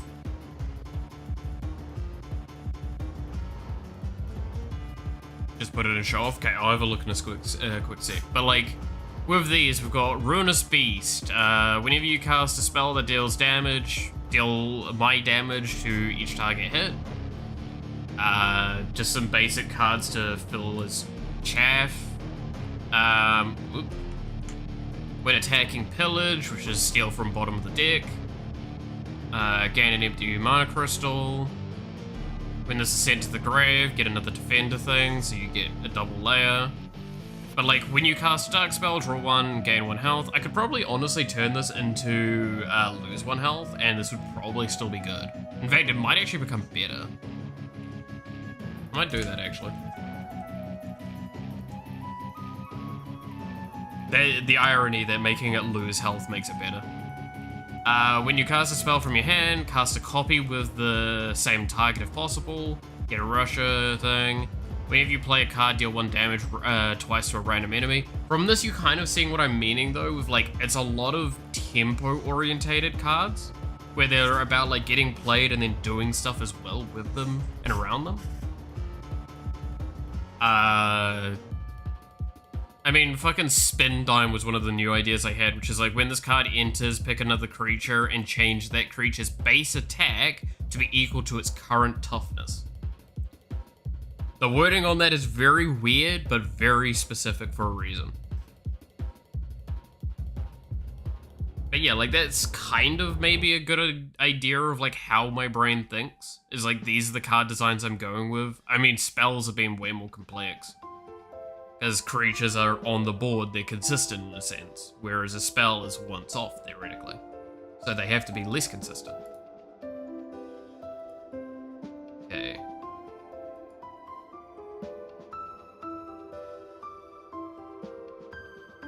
Dear God, Devil, what the fuck did you do?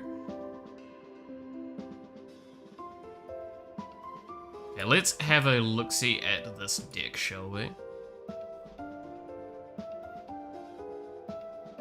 I'm curious to see this. Okay, Xavier Cell. Remove a counter from another permanent you control. Populate. Sacrifice a thing. Proliferate. Oh, yes, yes, I do know about this dude. Wait a minute. I just saw the number of planeswalkers. Oh no. Oh no.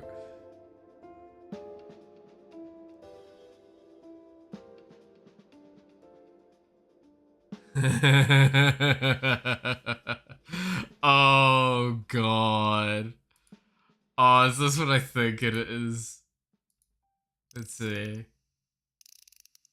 That's a cool card thing, by the way. I've never seen that style before.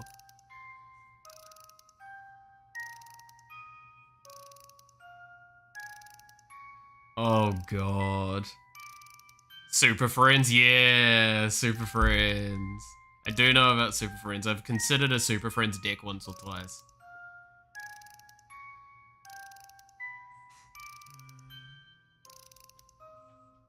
God, how many...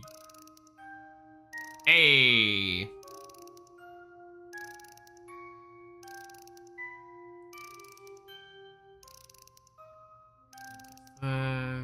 That's that one.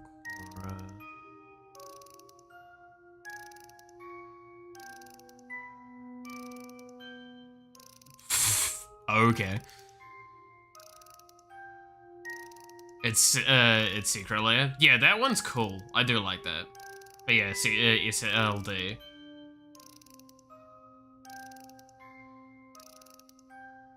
Liliana. Oh, hello. What was that? The stream just flickered like twice.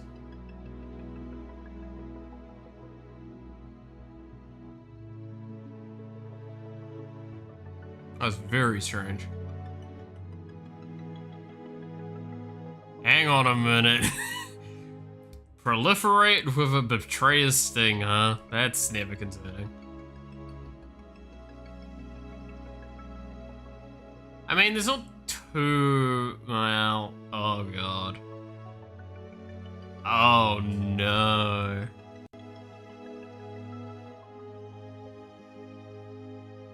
Oh, boy. I'm not gonna lie, this deck does look actually really fun. Yeah, and there's Carth the Lion. You've got to have Carth the Lion in any Super Friends deck. I think it's just, like, objectively necessary. Oh, yeah, Bloated.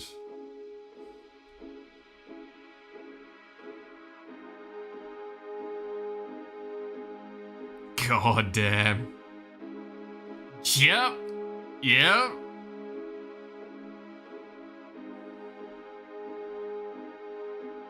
Yeah, no, I'm surprised you don't have more oaths in here, I'm gonna be honest. Because there's a couple of oaths that are fucking spooky if you have them. Like, in there. To be fair, you only have access to Sultai colors, so I guess that does impact some of the oaths you can get. Because I know the Ajani one's pretty scary, but you can't get white, obviously. So, yeah. And then lands, good old Bajuka Bog, of course. Gotta hate graveyards, man. All my homies hate graveyards. Nah, this looks fun. I'm not gonna lie, this looks really fun. Good old Super Friends bullshit, go. Love that.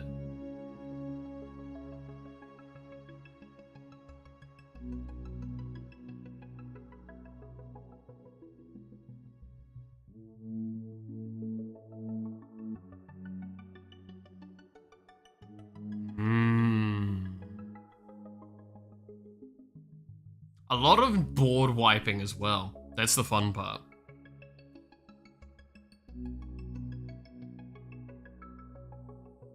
That Liliana feels like a bit of a interesting one though. Outside of like obviously the passive and the +1. I guess the -4 is good. I just feel like the ult's not gonna be one you do more often, right? Take a look at the tokens.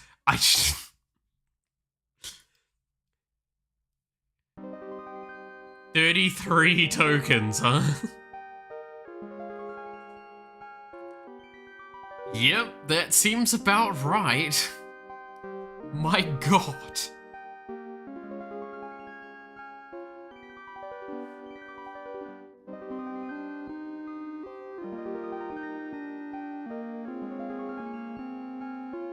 Space in a pullover.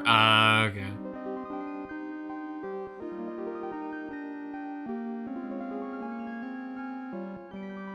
But yeah. Interesting. I mean, it's a lot of tokens as well that you're just generating, like, obviously. But, like, it's a lot of good tokens you're generating. Yeah, like, obviously with Tezzeret's Gambit as well, like, that's just a really nice card draw there. Propaganda keeps safe.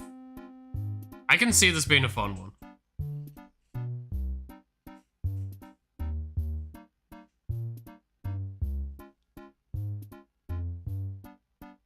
That's a fun deck, not gonna lie.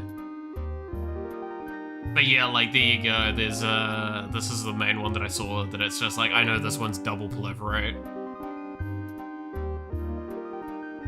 I'm mildly surprised you don't have, what is that one where it's like, whenever you would proliferate, you get twice that many, and whenever someone else does it, is it Verclex? Verax? I'm blanking on it.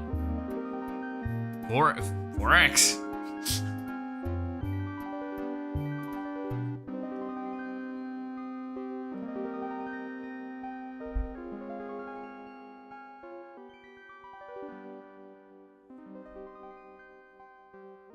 But yeah, it's double the ones you do, half the ones that other people do, I believe. Is the one that I'm thinking of. I know it's pretty expensive, so I guess that's probably the main rationale.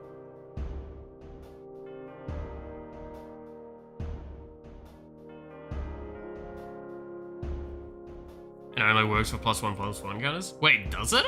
I swear... Wait... Really?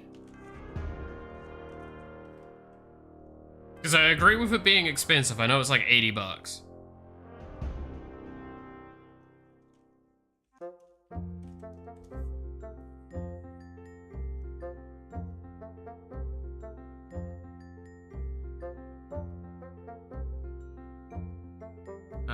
Which one is it? It's this one, right? Yeah, Monstrous Rider.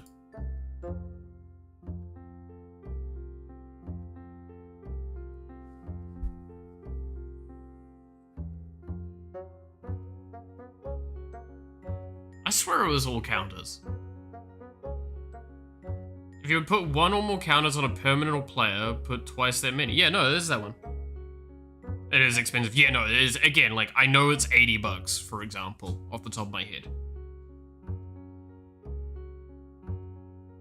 So I'm not blaming you for not putting it in there at all. I'm just like, definitely is a card that could go in there if you had it. I wouldn't say buying it for this deck would be worth it. To be clear though, Voronclex, I know some people that just genuinely run it as their commander, which I'm like, yikes. This card is fucking mean.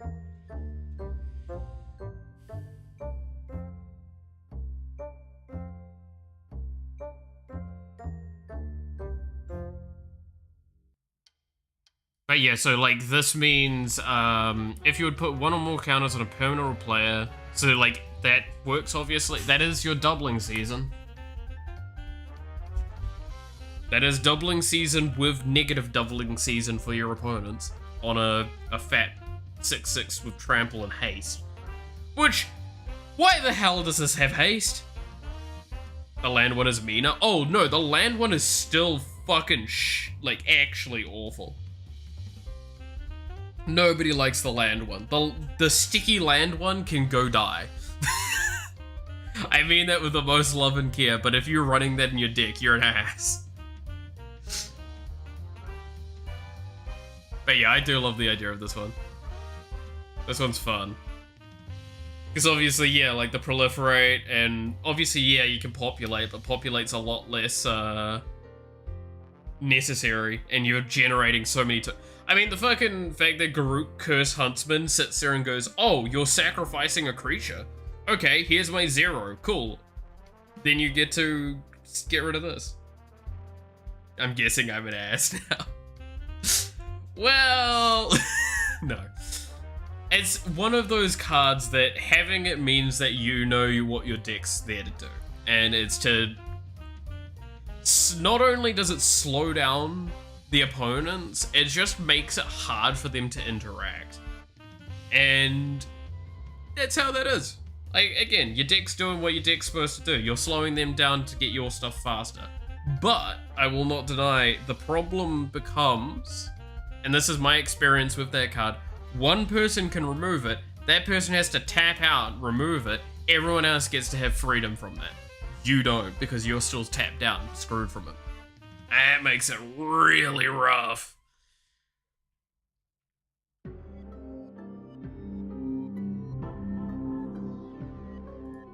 That's the one thing I don't like about that card, because it means that, like, there's almost a sense of politics, but, like, it's, hey, guys, I can get rid of it, but this is just under the assumption that all of you will leave me the fuck alone for a couple of turns. But yeah, sticky lands, kind of pain.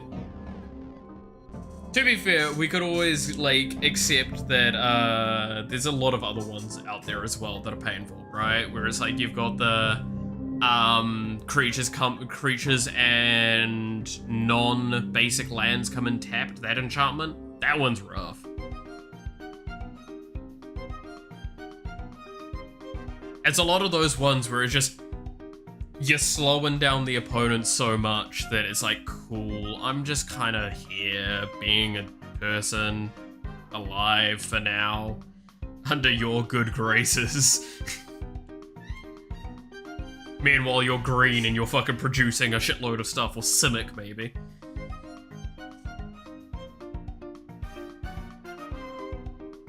Back to Basic and Winter Moon are also rough. Yeah. I mean, I'm not gonna lie though, I stand by, I wanna fucking make a deck where I can run Blood Moon in there just to see, like, a Gates player cry.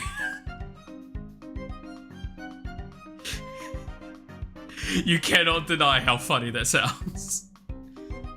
It's like, oh, you're playing for Maze's End? Well, guess what?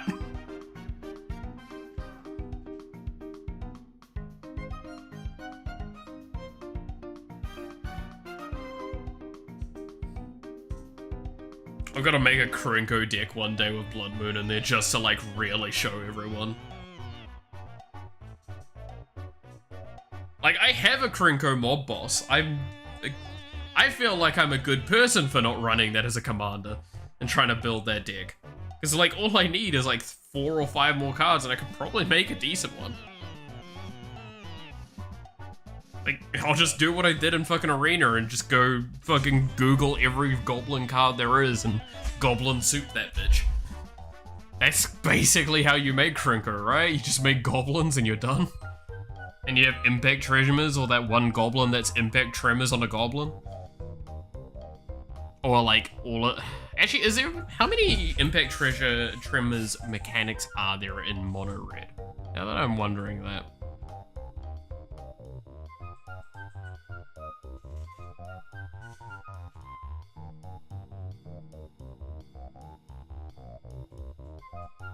Or you do that one combo that, I can't remember who suggested it, where you basically turn all of their, all permanents get turned into artifacts equal to their mana cost.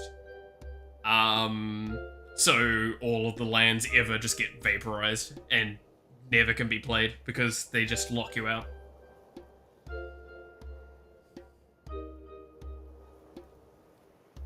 So I got a VTuber in my hands. Yes. I should stop leaning back in my chair though.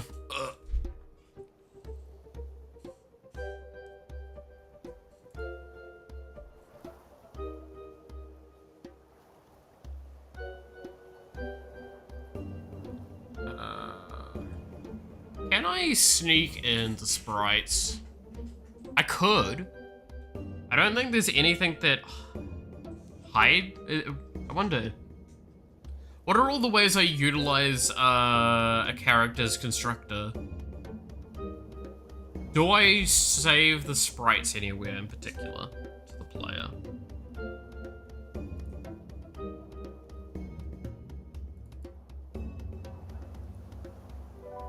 I have Splash.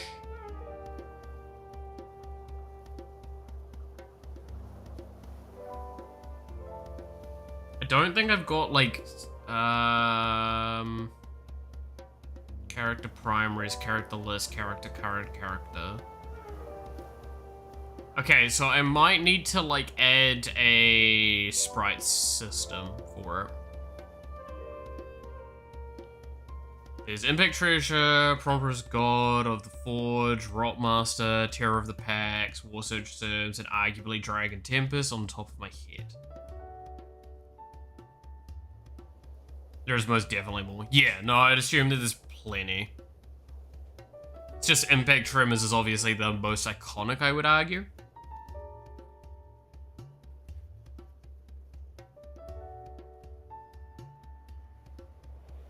But it's, yeah, that's that one goblin that also has it that's like, I think that's actually a Foundation's Jumpstart one, isn't it? The one that I'm thinking of. It's a mono red goblin that's like, I think when it attacks, it summons two attacking goblins, and it also has just impact tremors on it.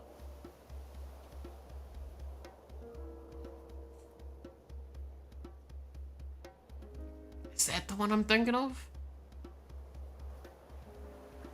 Because I know it looks very anime art, and I believe that was one of the things that like, well, like anime-ish art.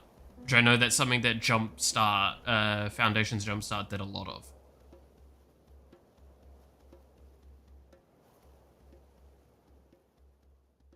It is, which made it expensive due to, because of scarcity. Yeah, I hate that. Cards should not be expensive, man. Editions of cards, expensive. But cards themselves, not expensive.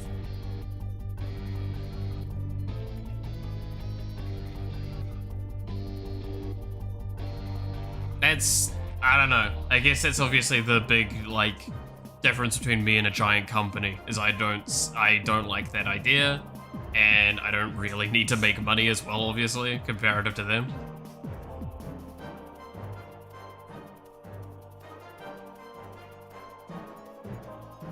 If you told me there's a card that, like, they made 100 versions of this, or 500 versions of it, great, awesome. Is there a version of that card I can get that's like $1? Great, fucking love it. What's the point in the 500 version? It's exclusive, there you go. But no, instead you get cards that are still $60 fucking and goddamn, then get a signature version, so it's just, price is high. Have you seen the price of the like the serialized Edgar Markov, by the way? Like, that shit going for a lot of money. If you hit one of them 1 of 500, you are doing well for yourself.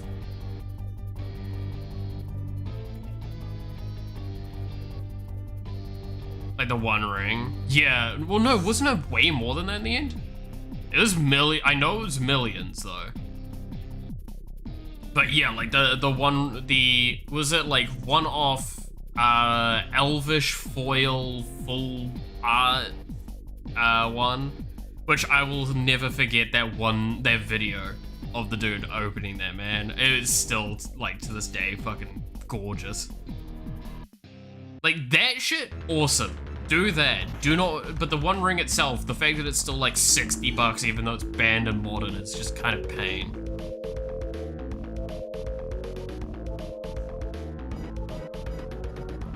If anything, I feel like the price just didn't move, which sucks. Because like everyone wants it in Commander now, too.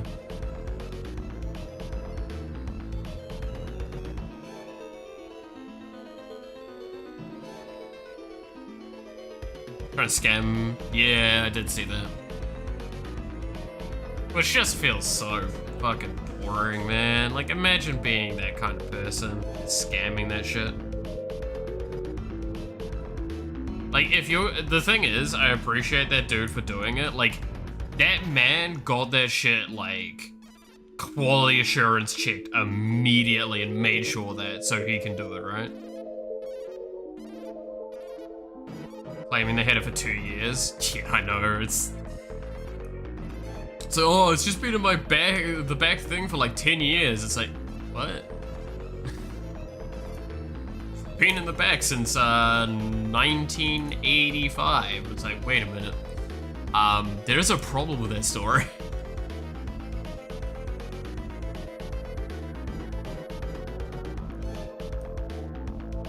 My grandpappy had it back in the war. It's like,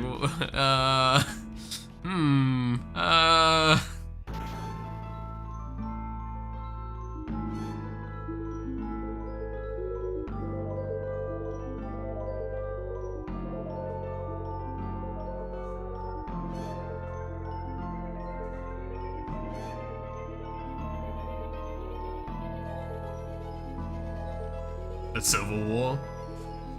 There's nothing civil about war, though. Bunch of hooligans, they are. Is it like the Civil War that was posted in the Discord earlier? The one from fucking Devil, goddamn Shiego, no Shijo, sorry. Shoujo. Dude, V Shoujo, goddamn.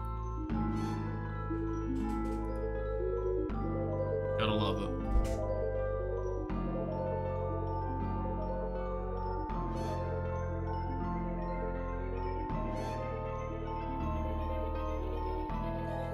How do I set the sprite in here, by the way?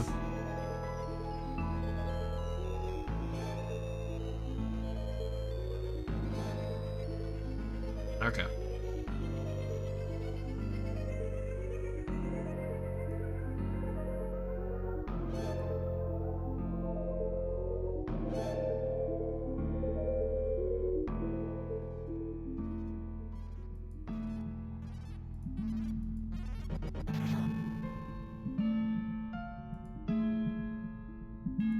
Dude, I've got so many, like, VTuber Twitter accounts following me now. It's kind of wild.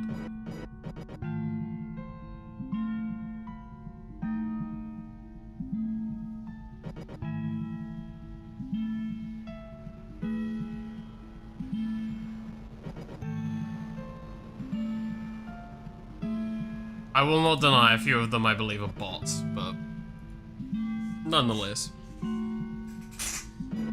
That's the case, right? It's like, I'm pretty sure there's bots that are on YouTube and bots that are on Twitch, and there are bots that are on Twitter as well that have followed me.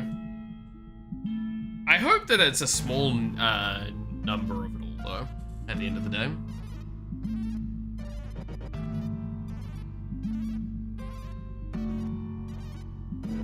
God damn, it's almost 2 o'clock. Alright. I think we're gonna probably wrap up then for the day, because I don't have much else that I can really work on without doing a bunch of preparation. I'm not gonna probably get this update sadly out in time for the next, or before next week. Like I said, I might. If I do, it's going to just be literally what you pretty much see here. So there's no like new character, nothing like that. It's just all of the cleanup work. I'm gonna try and work on the Boyd stuff in my over the next few days, because that's an important thing to get sorted out. Once that's done, we'll like have a massive change to how the game feels, which is good. Gotta love that, right? And yeah, so with that all being the case, thank you so much for watching. Hope you enjoyed. You're awesome, stay awesome, and I hope to see you again next time. Till then, goodbye.